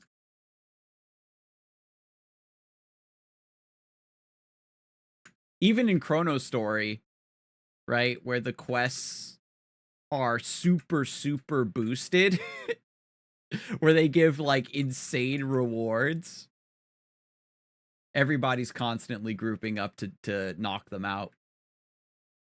And the XP and potion rewards you get are just super duper worth.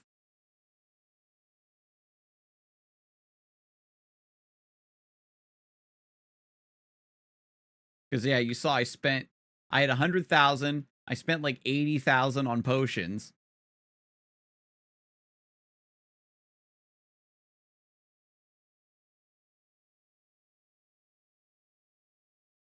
And that was on blue potions in Alinea, so that's where the discount actually is. And you remember, I played my character really frugally at the start, where I just stuck with Magic Bolt and my MP passive recovery boosted.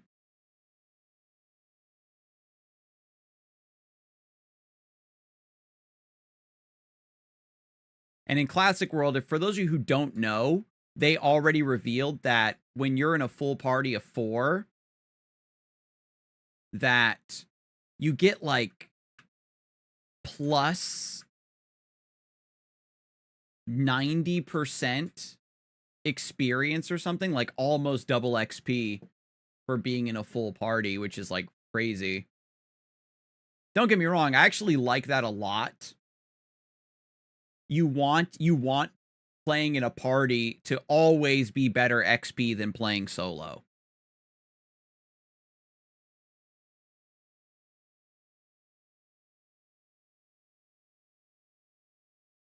Because, like, this version I'm playing on only has 1 channel. But whenever somebody's training on the same map as you, you just party up and get the XP bonus. And for Classic World, it's going to be really crowded. So it's better to just be like, don't just force people to CC so you can hold a map to yourself. It's no, let's work together here. Which, again, I really, really like.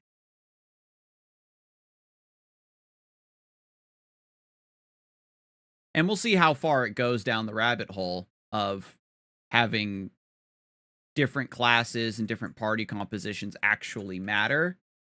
Generally speaking, those don't until, you know, 3rd job. Where you need, like, Hyper Body and Bless. Stuff like that. I don't think Threaten and Disorder stack. So that's going to be kind of weird.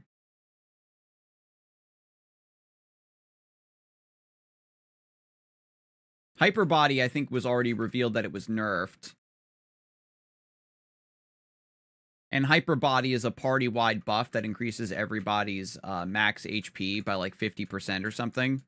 Which is like really helpful so that like squishy characters have a bigger buffer to take a hit and not die. And then clerics get Bless, which increases the accuracy of their warrior counterparts. That synergy of Hyper Body and Bless was so core to old school Maplestory. And so you would basically just duo. Even before like the leeching meta, the leeching era, it was still a good duo to have.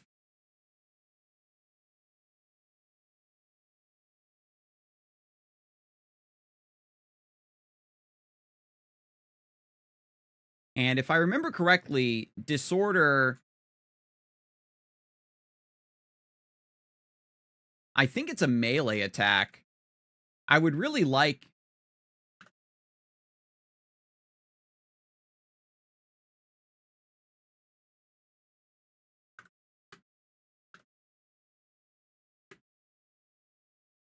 And like, it's really chill that people are just like passing through, doing a quest, and they're like, oh yeah, thanks for letting me party with you for a little bit. Because they get a portion of the XP from the things I take down. They get a portion of the XP from the things that, you know, they take down. And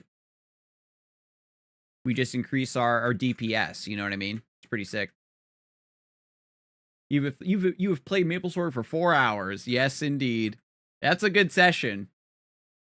I've also been yapping for 4 hours, right? This is what I'm all about, chat. This is one of the reasons I was really excited to kind of get back into Maplestory, because I'm always talking about whatever subject comes across my mind or comes up in the topic of conversation. It's a lot of fun. So I always appreciate it when y'all are hanging out in the chat and like chiming into the discussions and stuff. Or, you know, if you just want to listen to me on your other monitor while you're lurking, listen to my relaxing, deep, manly voice, smooth as butter, while you sleep. Listen to the relaxing, grinding sounds of Maplestory. Good thing we don't have to fight those damn stony masks. Their 100 decibel death rattles. And the gross, smushy sound they make. That's one of the things, too. Like, this quest is surprisingly tolerable because the monsters don't make an annoying sound when you hit them or when they die. And this sort of melodic, spoopy cave music is also pretty relaxing.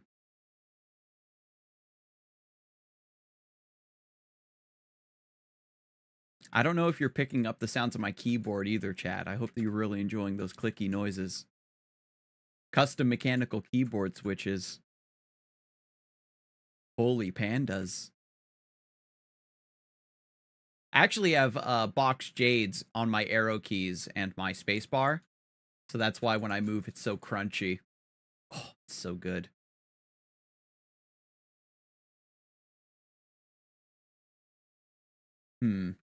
Well, it's like while I'm here, I might as well do the 999 of the zombie mushroom and the horny mushrooms, especially here on a mixed map.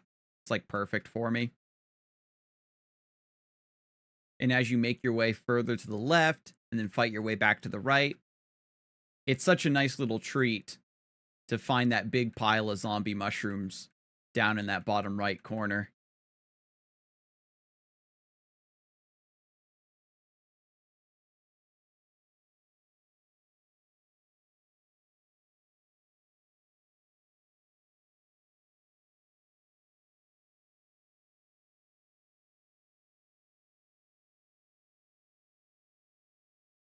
So I'm not sure exactly how long it would take me.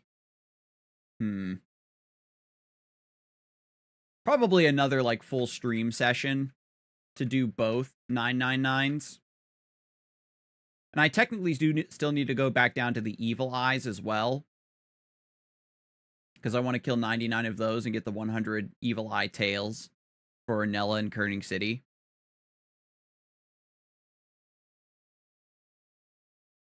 I'll probably have to repot one more time.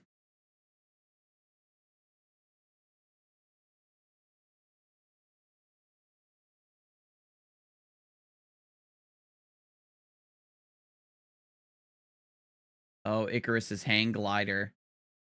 And the ancient tree. Yeah, we leveled up. We're getting some new quest lines now.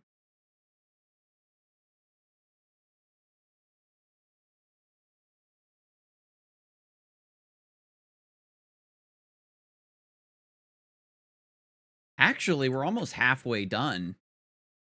That's a lot faster than I thought it was going to be. How many horny mushroom caps do I have, by the way? Only 81. Feels like I'd have more, but a lot of zombie mushrooms to take down. I have enough Charm of the Undead, that's for certain. The horny mushroom caps are for Jane.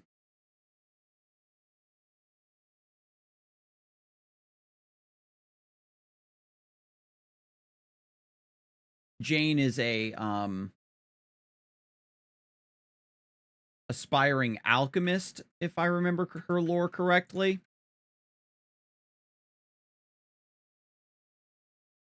And you know, the quest line Jane and the Wild Boar, she's like, yeah, I wanted to travel the world to be an adventurer, but I wasn't able to go travel. So you should go in my stead and bring back some of these things that I am after. And I think eventually she does get a quest line where she makes you something or synthesizes something for you. Because you talk to Theo to get the strange rock or whatever for the weird medicine. And I think that Jane is Theo's student. It's weird, like she's in a bunny girl outfit. It's like so bizarre. But like they can't change it. I think people would be upset. I wouldn't mind if they I'm you know how it is. I'm not super duper attached to the look of certain NPCs. I think maybe as long as they're somewhat recognizable, I think they could definitely zhuzh them up a bit. Like if they made Jane look more like an aspiring adventurer or a student alchemist rather than just being kind of a Vegas bunny girl. And she could still have like, you know, a pair of rabbit ears as like a fun hair accessory or something as a callback to that older design. I don't know. That's another thing that I imagine would be very divisive in the community. Of what if they change the look of certain NPCs? Some NPCs are just like way too iconic, but Jane, and this was also back in the day where they would like reuse sprites. Like a lot of early NPCs from Maple Island and Victoria Island are just all reused. You know, like when you're on Maple Island, you have to talk to I forget his name. The chief on Maple Island, and it's the same sprite as Chief Stan and Hanessis. And like Roger, they use his sprite like 4 times.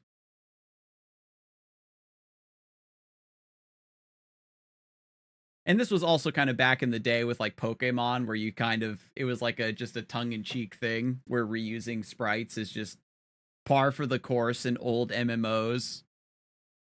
Or how like Nurse Joy and Officer Jenny are the same all over the world. But like I wouldn't mind if they changed up some of the NPCs.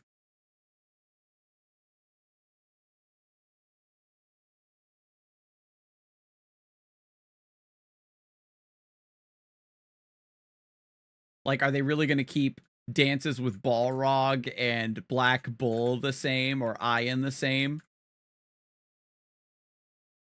I don't know. I don't know how woke they're going to be in classic world. Are people really going to care, I guess is the real question. It's just one of those things, because like Maplestory is a pretty old fucking video game.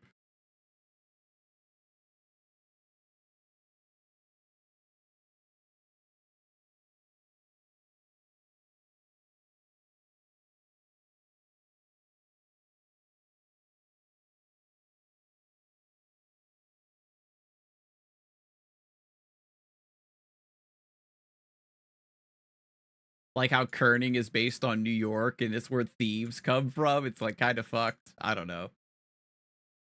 At least the Dark Lord is a ninja. He could very easily be like a gangster or like a Yakuza guy or something.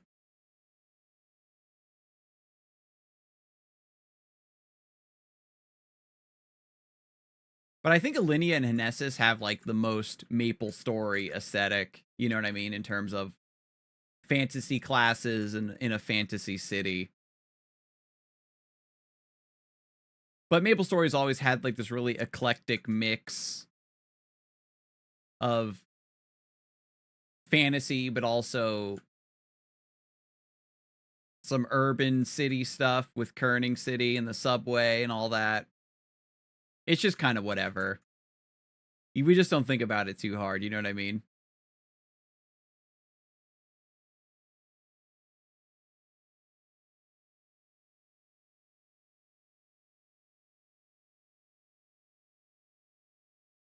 But I'm just thinking out loud.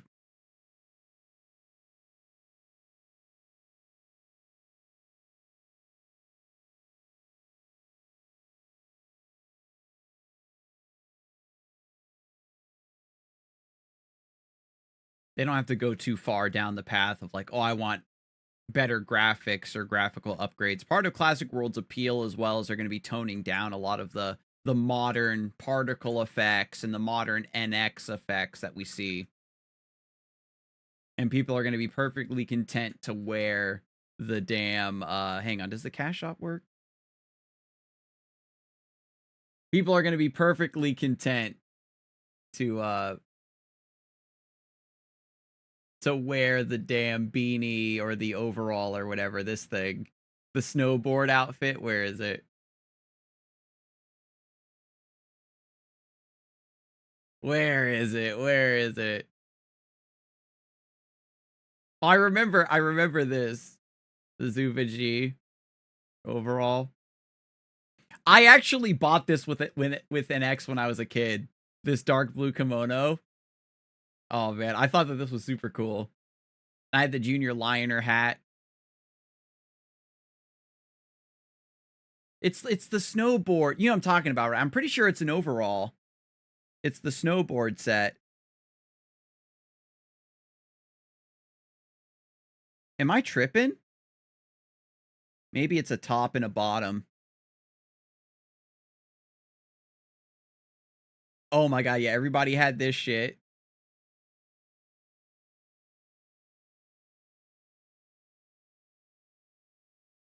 And then the rip baggy jeans, where are they? No, there were ones that were like, I think it was maybe these ones, the wash denim cargos. People had those a lot. There's like a specific set of blue jeans. Maybe they don't have them in this version.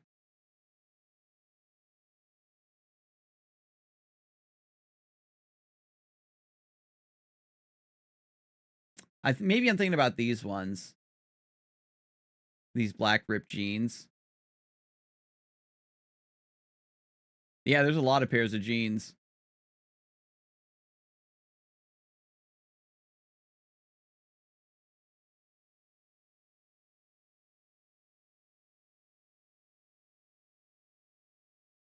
And I think they do have the Junior Lioner hat on this version.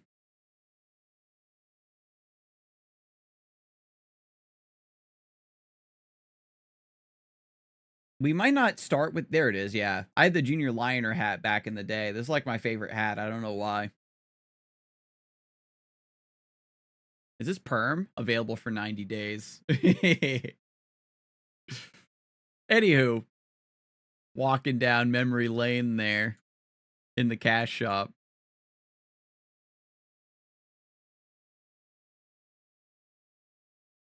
So people are going to be very content to buy some of the more low-key, iconic, nostalgic cosmetics that they recall from back in the day. Especially when they're permanent. Oh my god, that's just going to go hard. People are going to be glammed right out of the gate.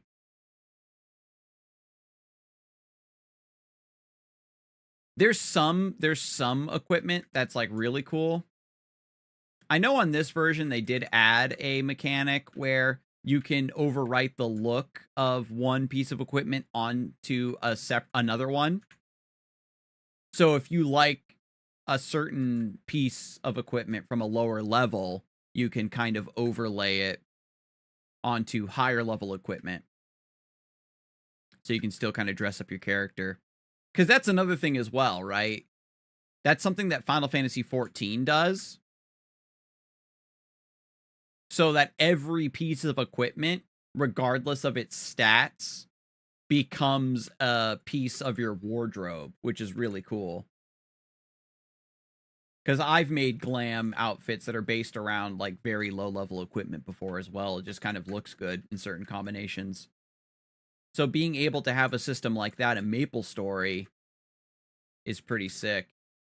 Because I think that in terms of drip, like rogues and like thieves have really, really good equipments, especially like pre-level 30. And it is sort of part of the scheme that equipment starts to get really ugly around a certain level range because they want you to use NX to cover it up. but some of the lower level equipment, it does look really nice. And of course the Pilfer, such an iconic hat. It's like a level 40 thief hat.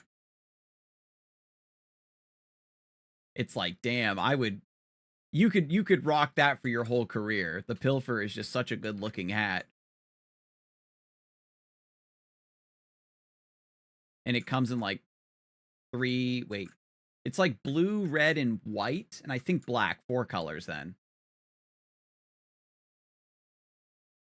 Mages actually have, I think, pretty good outfit selection as they level up. Did I hear a scroll go off?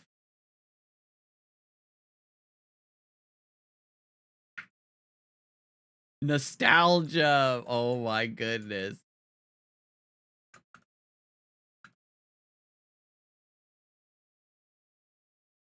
Are you new? Ish, I guess.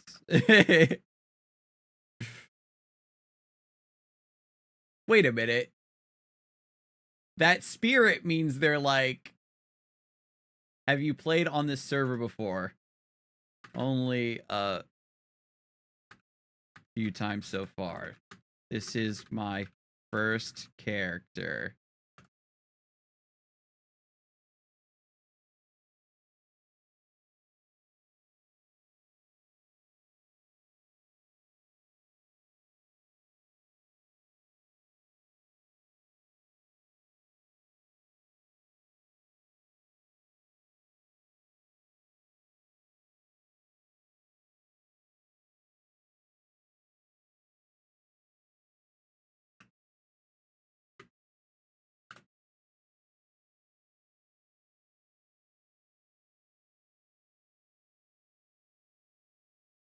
Wait, I have the party? Yeah, I have the party.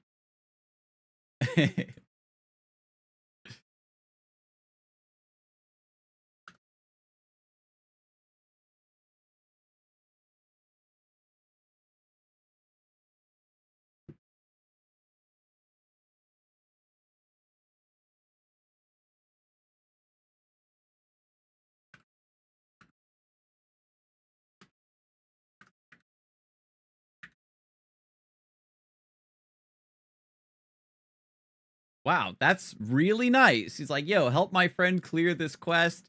Here's some mesos for potions.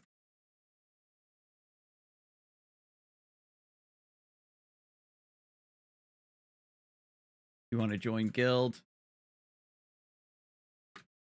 Cool. Not super active.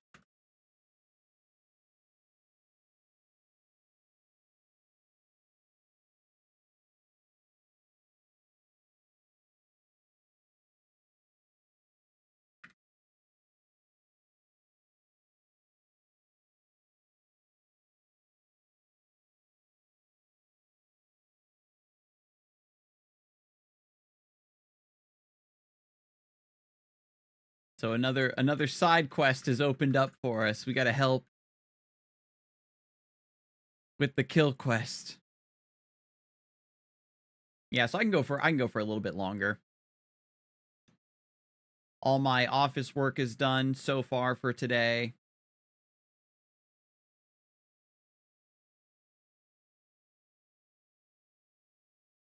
I don't need the charms of the undead, I don't think. I'm gonna have all of them.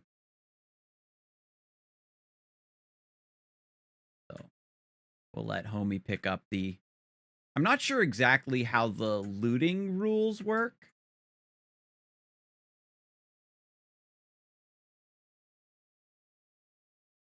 I think it's like whoever deals the biggest chunk of the monster's HP gets loot priority.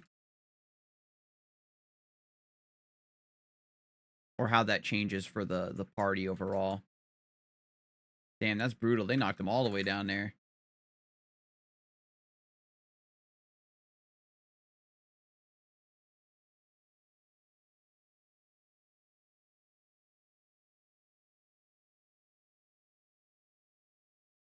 I'm looking at the feed on the far right, because I was curious if the bonus XP is fully map wide or if there is like a proximity to it. Because I think that's a change they made in Classic World.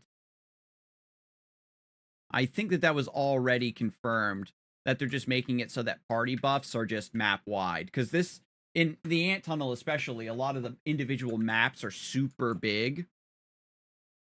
And so if you're playing with a party, you're very spread out. So it's annoying when you have to like re-up on a party buff.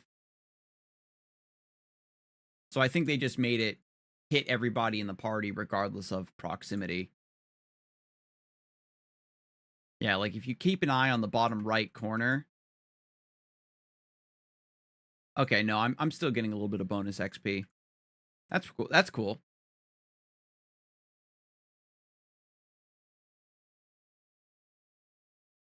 I feel like I ran into Nostalgia earlier. I think it was a couple weeks ago when I was like passing through Alinea and I was like, oh my god, that's such a good name.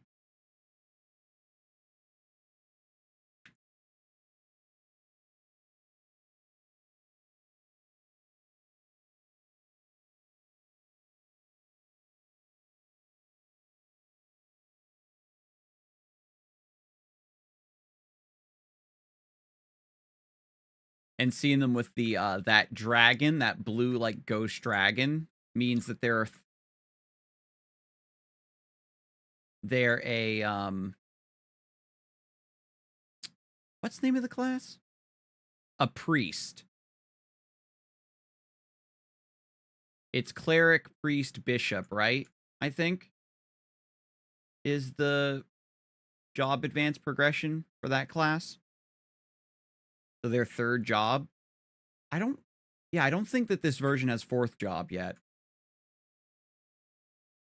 But third job was heavily reworked on this version, which is really exciting. Especially for certain classes. And that's what I hope Classic World does as well.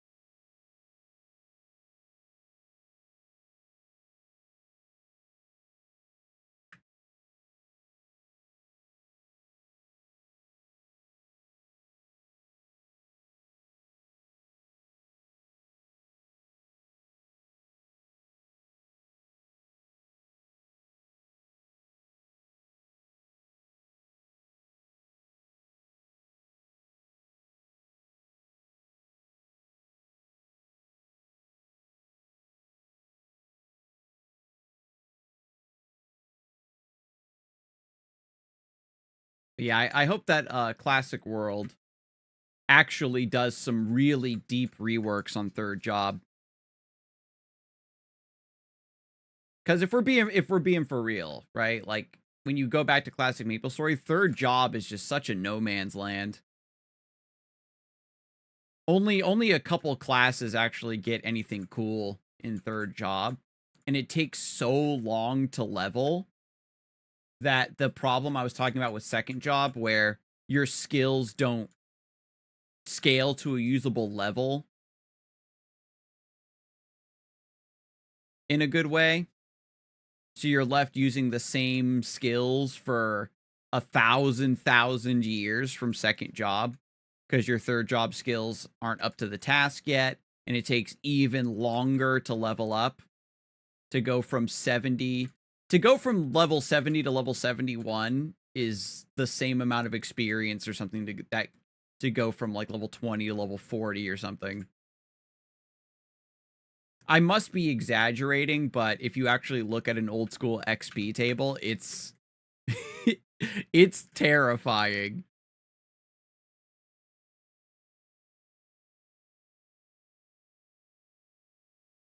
And you got to remember too, like the Maplestory devs have so much more. Oh, they're on 99. Okay, they're still on 99. It's cool.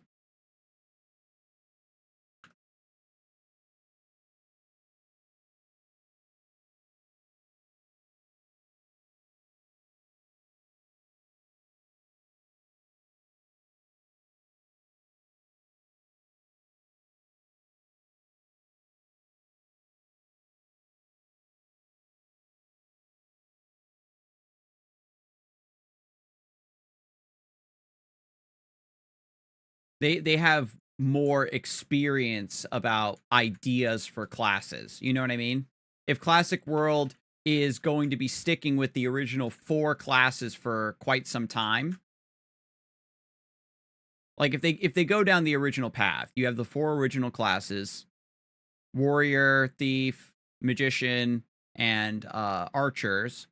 And then they added pirates, and then that just like kind of opened the floodgates. I think Cygnus was added before pirates.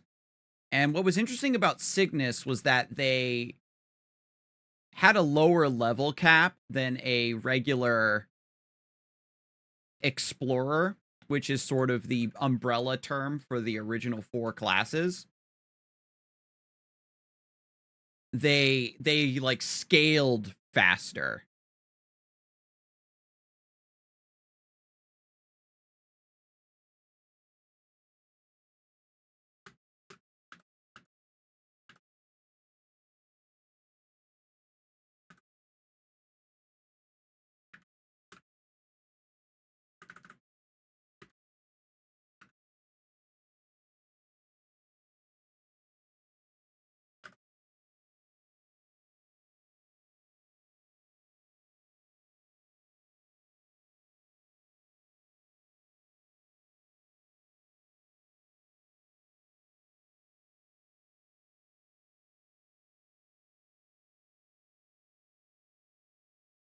Oh, I'll give him a return scroll.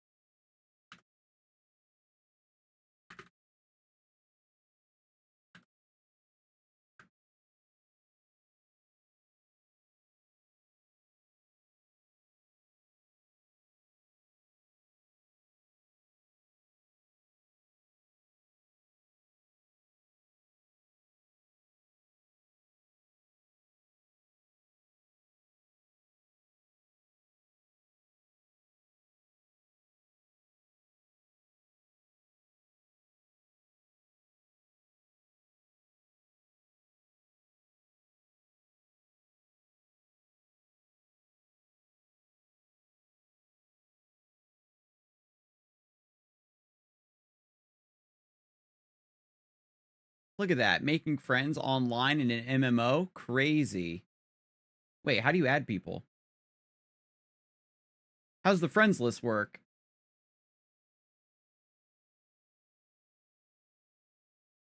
Oh, Cloud is still in the party. That's fine. I don't know.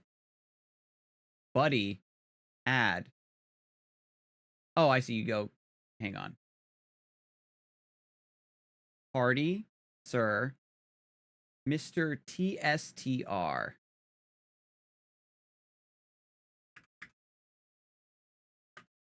Make sure I spell it. There.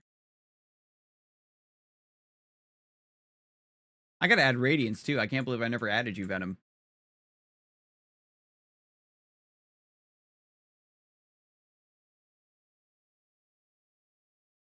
I hope they did 99 Horny and 99 Zombie at the same time, for efficiency's sake.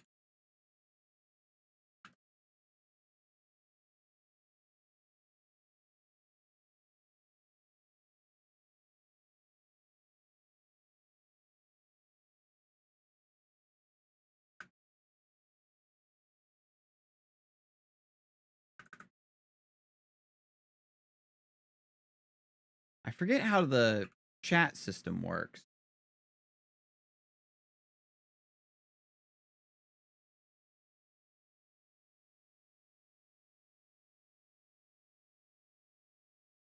I think the green text is a whisper. Yeah.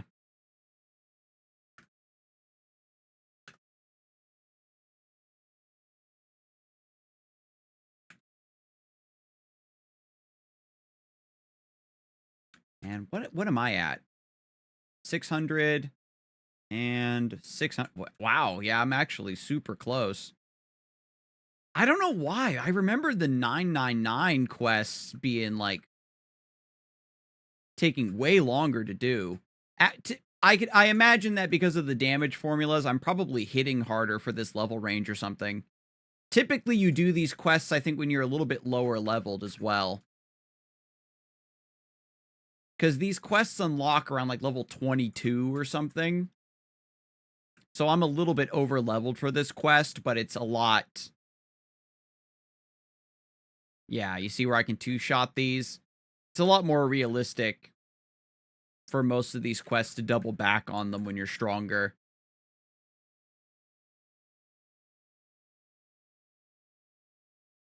I really hope that they do that in Classic World, is rework a lot of the quest rewards to make them actually worth doing. In this version, that was a specific goal they did, where a lot of quest rewards are different.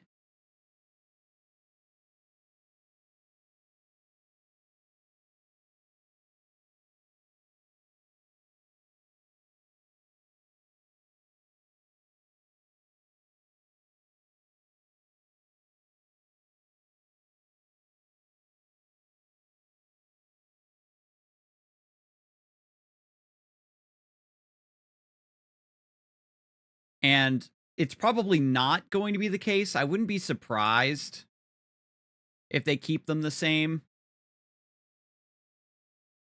It's interesting to think about, right? Because if they're making partying up with other players so much more efficient, then it's better to just go grind with the homies than actually do quests if friends are online or whatever. I'm content, of course, to just do quests and just party up with whoever happens to be doing the same quest nearby, which will be very common when Classic World drops. We're all gonna be around the same level range, all doing the same quests at roughly the same time.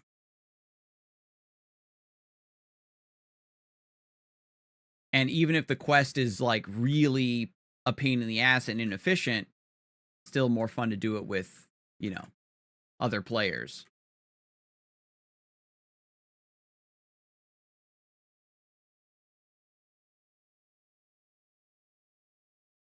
And shout out to Nostalgia for dropping off some Mesos for me to get some potions. That's like the kindest thing you can do in Maplestory. Is if a player is like super low level, is just give them some money for potions.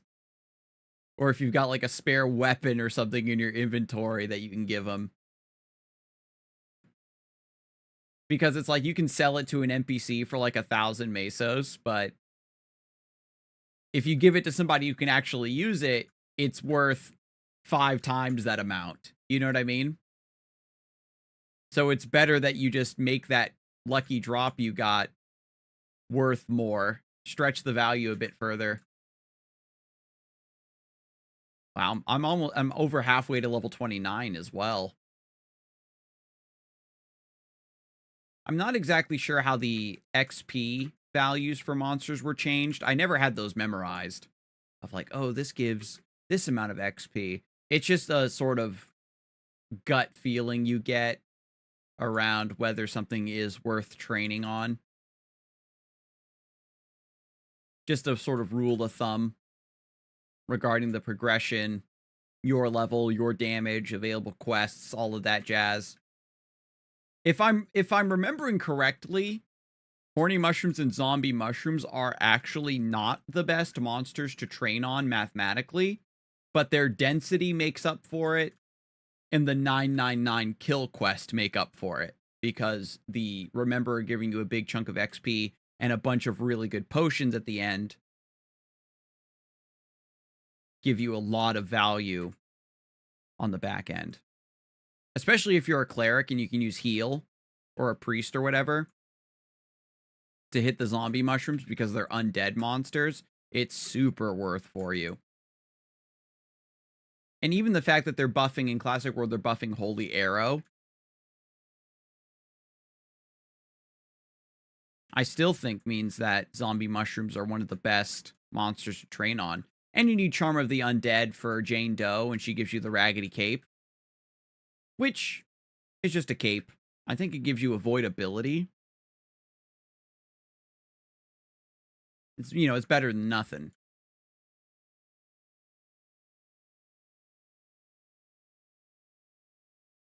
And I've got the, in my quest, you saw I unlocked Icarus's hang glider.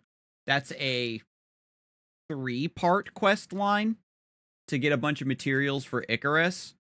And at the end, he gives you the Icarus cape. And back in the day, there's 3 Icarus capes, right? And the one you get from the quest is random. And only one of the 3 are actually good.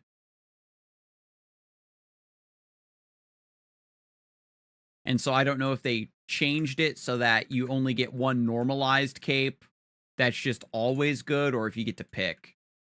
Because if you get to pick, you're never going to pick the other 2 bad capes. Because one of them is for speed, one of them is for jump. And the 3rd cape gives, I think, avoidability or something like that. I remember them being 3 capes, but I don't remember exactly what stats they give. Just that everybody wants the cape that gives speed, because that's just movement speed.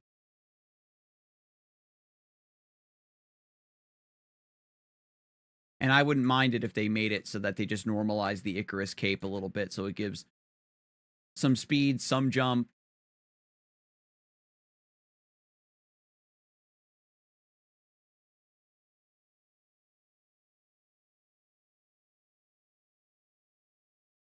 Like when you do Maya and the Weird Medicine, she only gives you the brown bamboo hat, and the other colors come from doing the Kerning Party quest. I got this purple hat I'm wearing right now from another person who had an extra from doing KPQs, and they just gave it to me. It's great. I haven't even done the Maya and the Weird Medicine quest because I've been putting off coming to the ant tunnel to get the Charms of the Undead for Archon's blood that you need to give to Manji. Because I was like, well, if I'm going to the ant tunnel, I might as well do all the Rememberer quests and Jane Doe's quests all in one shot. So shout out to having the purple bamboo hat from KPQ. And I think I got a brown bamboo hat when I was doing my KPQs that one time. And I gave that to somebody. It was just it's a really nice way to pay it forward, chat.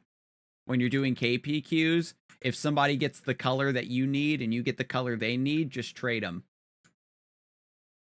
I don't know if they're going to change it. In old school Maplestory, Maya gives you the brown bamboo hat, but only certain classes can use the brown hat. And the green hat and the blue hat you get from KPQ. There is no mage hat. The purple bamboo hat is a new item that they invented on this version, so that mages also are able to get a bamboo hat that gives some intelligence.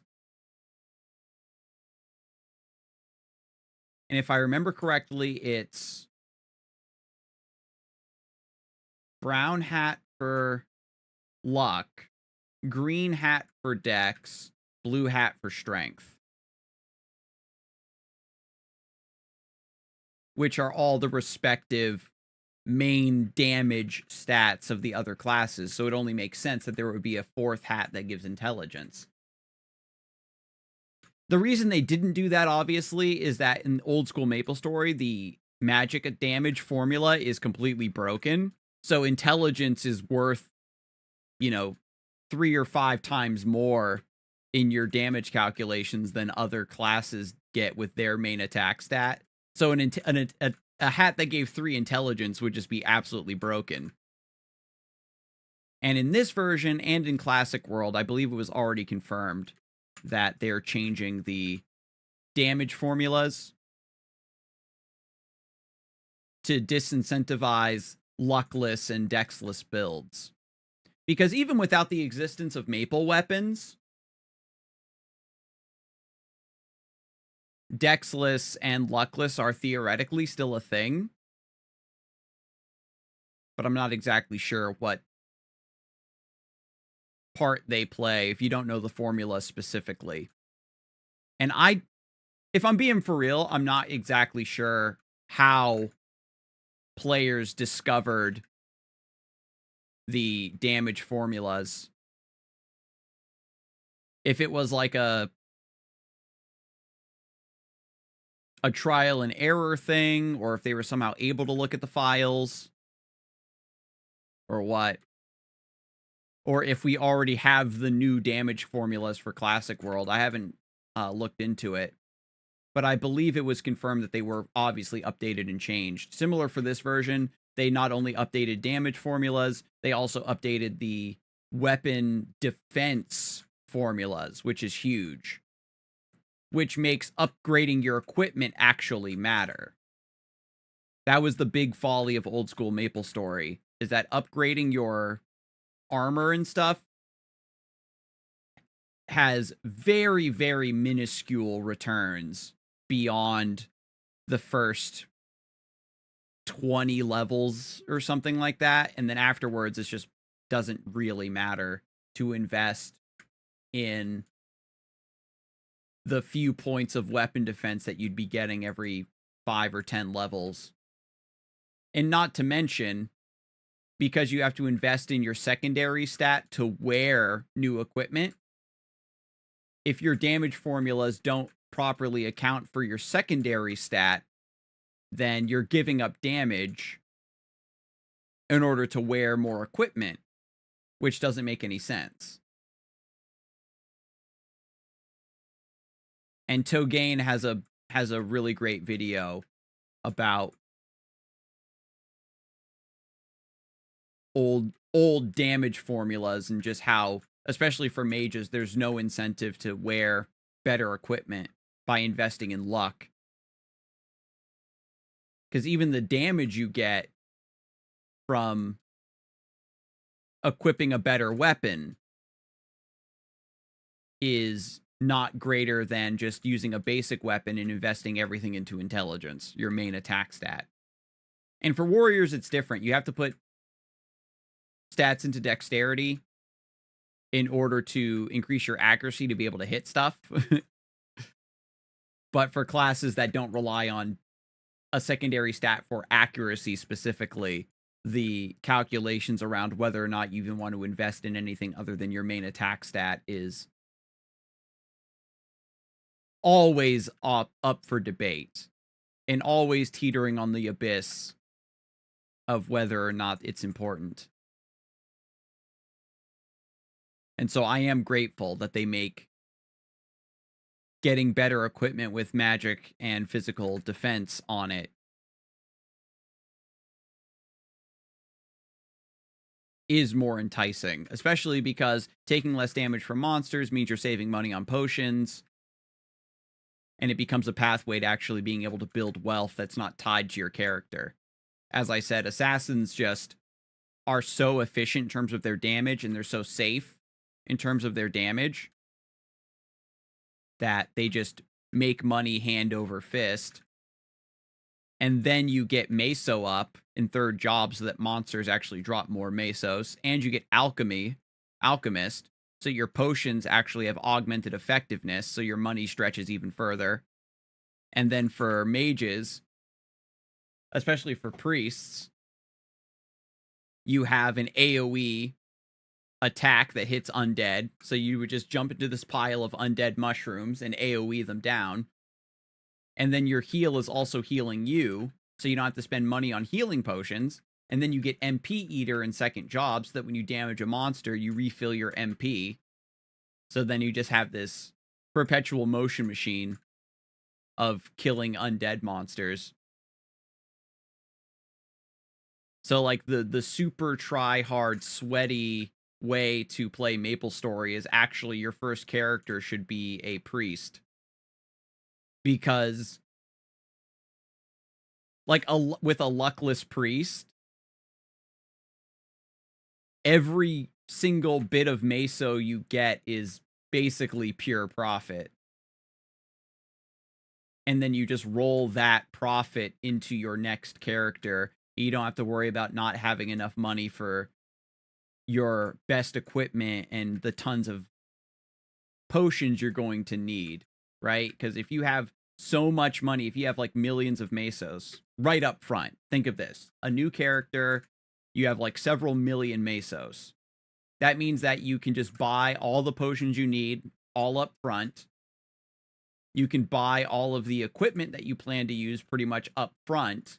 And then that's less downtime of needing to go back to town to buy potions or sell drop items out of your inventory or to go back to town to buy your next equipment. You just change out your equipment as you're leveling up.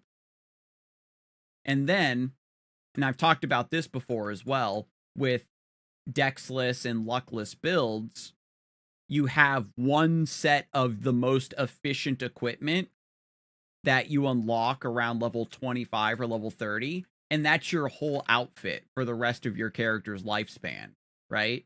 Until you get into like Zachem helmets and stuff around level 70, but you're still wearing the same sauna robe and gloves, like weapon attack or magic attack gloves that have like a level 10 requirement.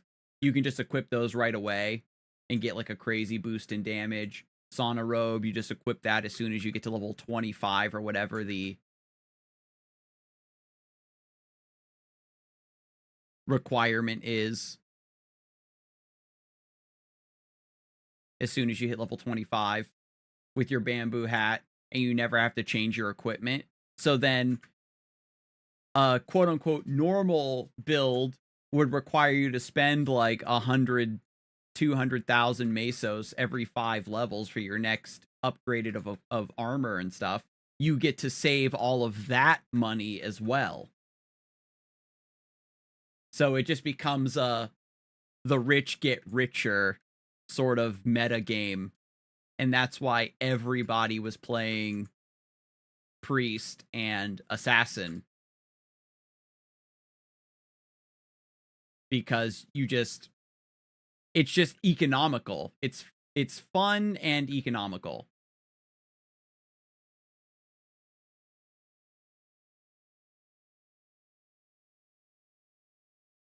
And I've heard it said that once you get to third job, it like making money isn't really that big of a deal once you get to third job. It's just about putting in the time at that point because you have access to such good training spots. But like on your way there,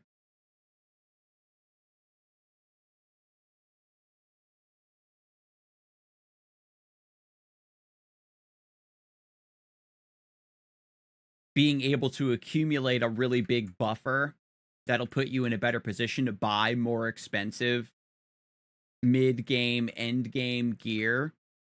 You know what I mean? Like really well-scrolled equipment. It does matter a lot. Yeah, we're actually almost done. I've been killing mostly zombie mushrooms, so I do need to make sure I focus on the horny mushrooms on the way out. But yeah, this was definitely a great session.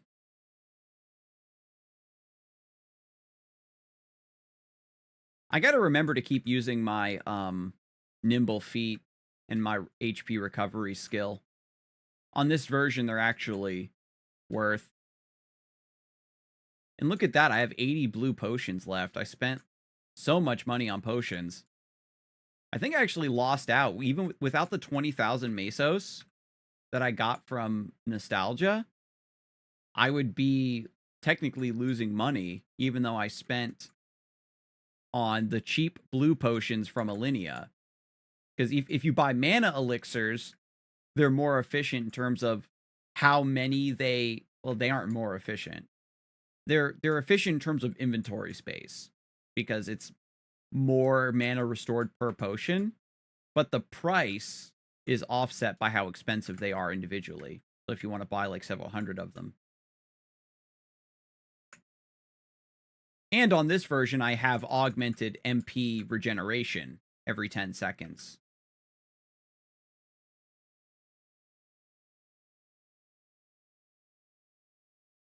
And maybe I should be trying to min-max a little bit with my energy bolt.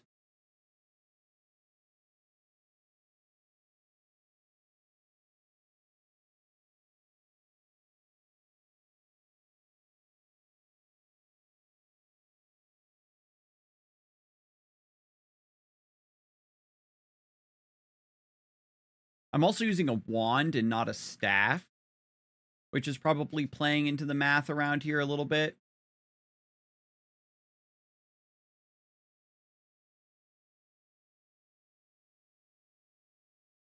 With a wand, you have higher attack speed, but with the staff, you have a stronger multiplier when you do cast a spell. And I'm not sure which is better. Probably staffs are better. Overall, and staves and wands are both one-handed, which is kind of crazy.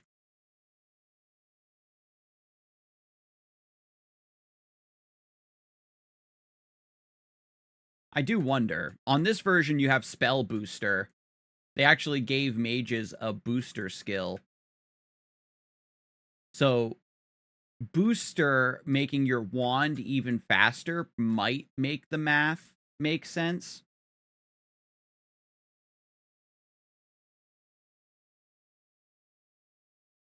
When you're debating wands versus staffs.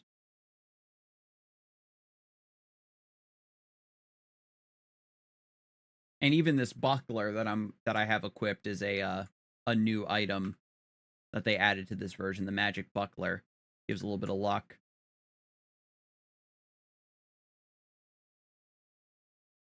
In classic Maplestory, there's only the stolen fence and then the pan lid. And the pan lid is a shield that only drops from green mushrooms. And it's like the best shield for mages and thieves for a pretty long time. Eventually, more shields are added, but not until Ludibrium is added. So that's another thing that they need to watch out for, the Classic World devs, is are they going to leave these holes in the equipment paths of the classes? Because they already changed mages so that they do their job advancement at level 10 rather than level 8, just to normalize it.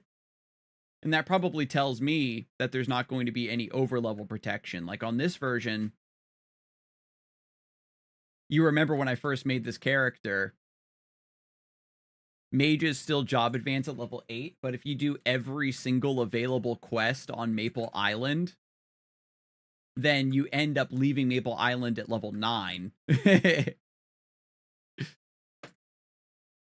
Gilly, what are you doing? Let me see.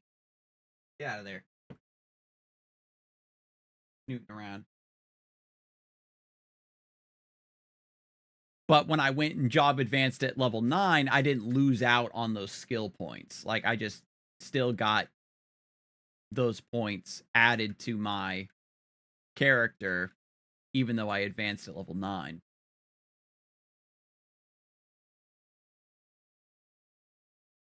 So that's like another big potential noob trap. It's one of those things where I don't know how many new players are going to fall victim to that. I absolutely did on my first character. I didn't know any builds. I didn't know any better. I wanted to make a mage, and I was going to leave Maple Island, and then a friend of mine joined and wanted to play, and I was like, cool, yeah.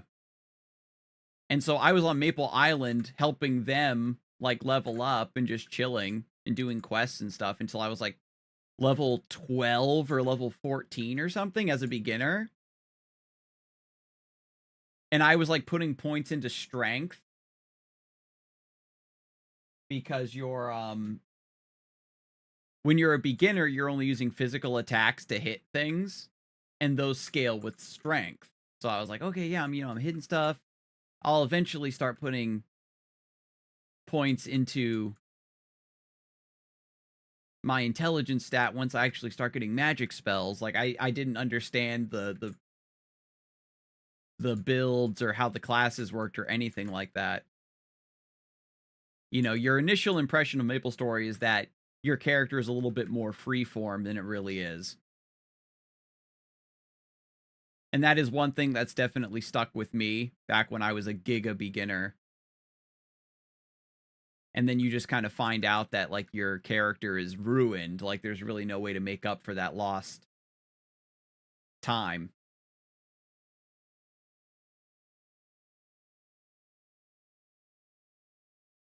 Like I was saying, with especially with playing a magician, you have that one skill that gives you extra MP every time you level up. So if you pick up that skill later, then you're losing out on MP. Warriors have the same with HP. Not only do they get improved passive HP recovery, they also have a skill that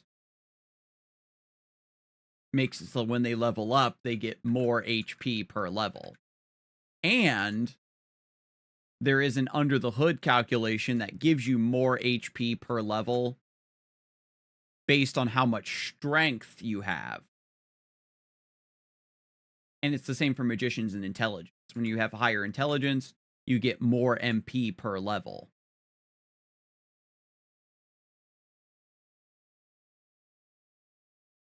I'm just slowly making my way towards the front of the ant tunnel where there's going to be more horny mushrooms as opposed to zombie mushrooms.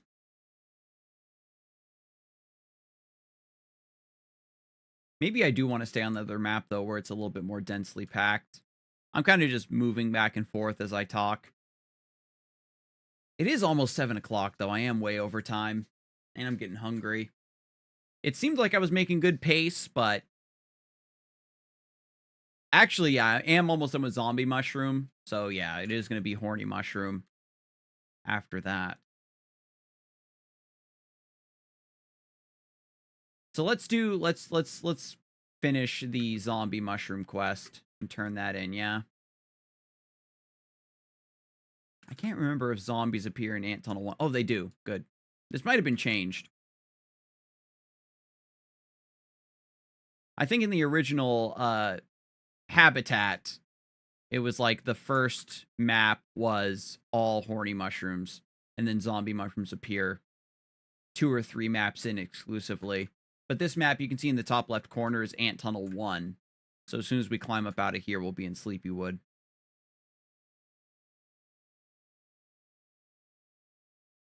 And I am going to need blue potions. So I'll probably use a return scroll to go to Alinea. And an Alinea return scroll is a few hundred mesos, so I wonder how many blue potions you have to buy per trip to make the return scroll worthy in expense when I think about it. Are the Alinea return scrolls offsetting the money I'm saving by buying potions? Because then I have to use another return scroll to come back to Sleepywood. Bruh, I don't know.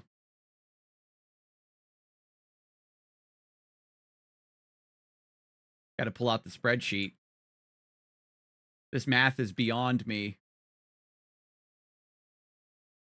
That's definitely one of those things that's and in Sleepywood, the main potion shop is actually behind a paywall. You have to go inside the sauna. It costs like 200 mesos. So they tax you there too if you want to stay in Sleepywood. You don't want to use a return scroll to go elsewhere. Yo, we got the raid from Shamana. What's up, y'all? Welcome in. Oh my goodness. What fortunate yet unfortunate timing. Because I was actually thinking about ending the stream here in a second. But I appreciate y'all joining in. How was your stream? We're playing some forbidden old school Maplestory. I'm about to finish up the kill 999 zombie mushroom quests and then turn that into the Rememberer. And then for the next stream, we'll be doing the rest of the horny mushroom side of the 999 quest. I'm normally not on this late. I know my stream is normally over around 6, but I kind of got into the groove. I was on Chrono Story. I think I saw you give Chrono a try before. Oh yeah, I was playing Chrono Story before I, started playing the Forbidden Classic version. There it is. But Chrono Story is definitely lit. I was doing my same thing of trying to do every single quest. But I think that we're kind of all in the same boat of just coping until Classic World drops. You know what I mean? This version seems cool. I've seen others on it too. It is cool. I'm playing a mage, and just the fact that they made it so you get teleport in first job is just so good. And that energy bolt is a substitute for your physical attack, but scales with magic damage, so you aren't at a meso deficit for having to use blue potions for absolutely every source of damage.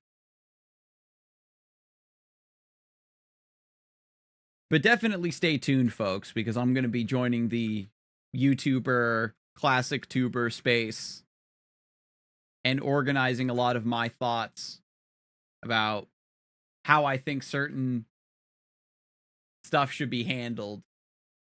Okay. Oh, mana elixirs, 12k XP. Level 29. Let's go.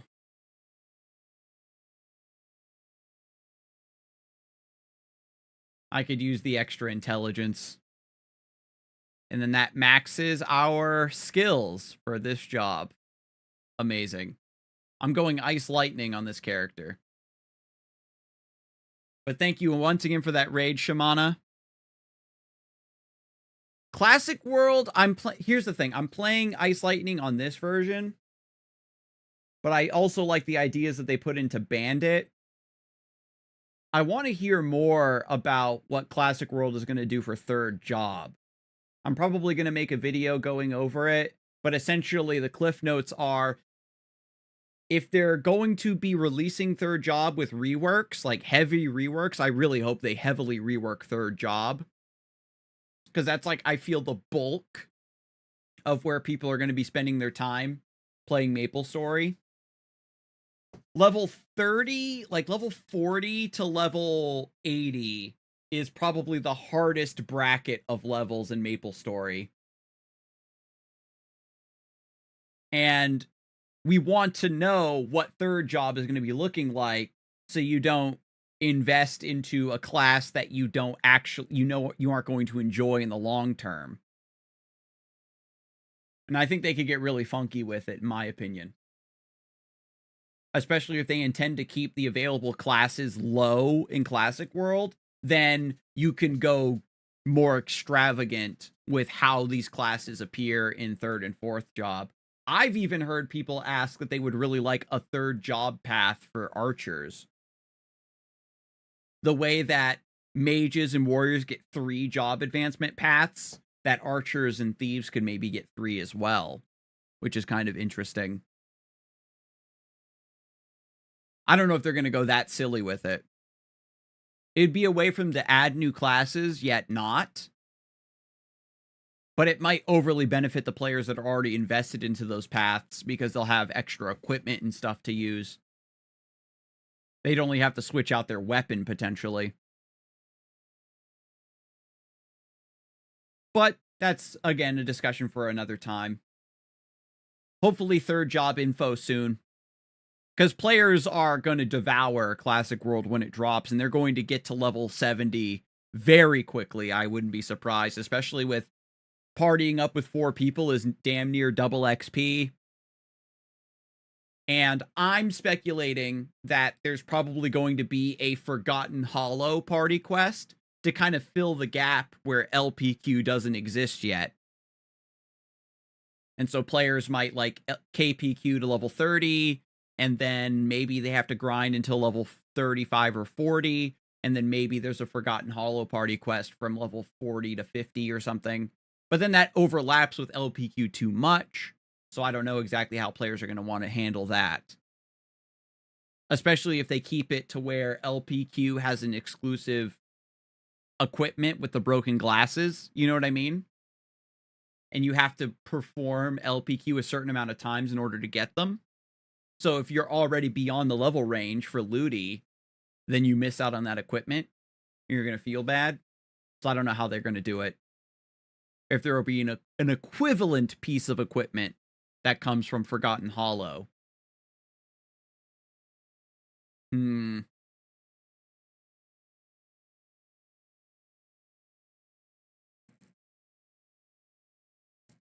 Because I didn't look at the footage from the PC Cafe tests, so I'm not sure exactly how strong the monsters actually are in Forgotten Hollow. If they are scaled around your character being level 50 when you go there, or if it's like a level 40-ish area when you're in Sleepywood, and the demo just happens to have you at level 50. You know what I mean? And that might actually change the sort of training maps that we go on. We don't know the drop tables for the monsters in Forgotten Hollow either. That might change. Like, heaven forbid one of those monsters drops a good throwing star or something. You know what I'm talking about? Or glove for attack 60. And maybe that changes where people actually want to train. Or if there's a very, very lucrative quest line in the Forgotten Hollow that people are going to be focusing on. And people, of course, are going to want to speed run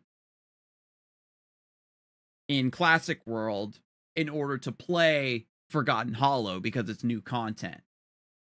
So there's a lot they need to consider regarding how good the Forgotten Hollow content actually is and whether or not they want to put a PQ there. Because if you put a PQ in Forgotten Hollow, then that means that players are also going to be getting to the level cap very, very fast too. So maybe something they patch in a future date with Ludi, right? Where KPQ brings you to level 30, Forgotten Hollow maybe brings you level 40, and then Ludi brings you to level 50. Depending on when they add that continent. But that's it from me. I'll definitely have my thoughts organized, uploaded to YouTube, so stay tuned for that, because I got a lot of stuff I want to yap about as we get closer and closer to Maplestory Classic World. Thank you for joining me. I'm going to be right back at it tomorrow, 2 p.m. Pacific time to roughly 6 p.m. Pacific time. I'm a little overtime today because I was really feeling it.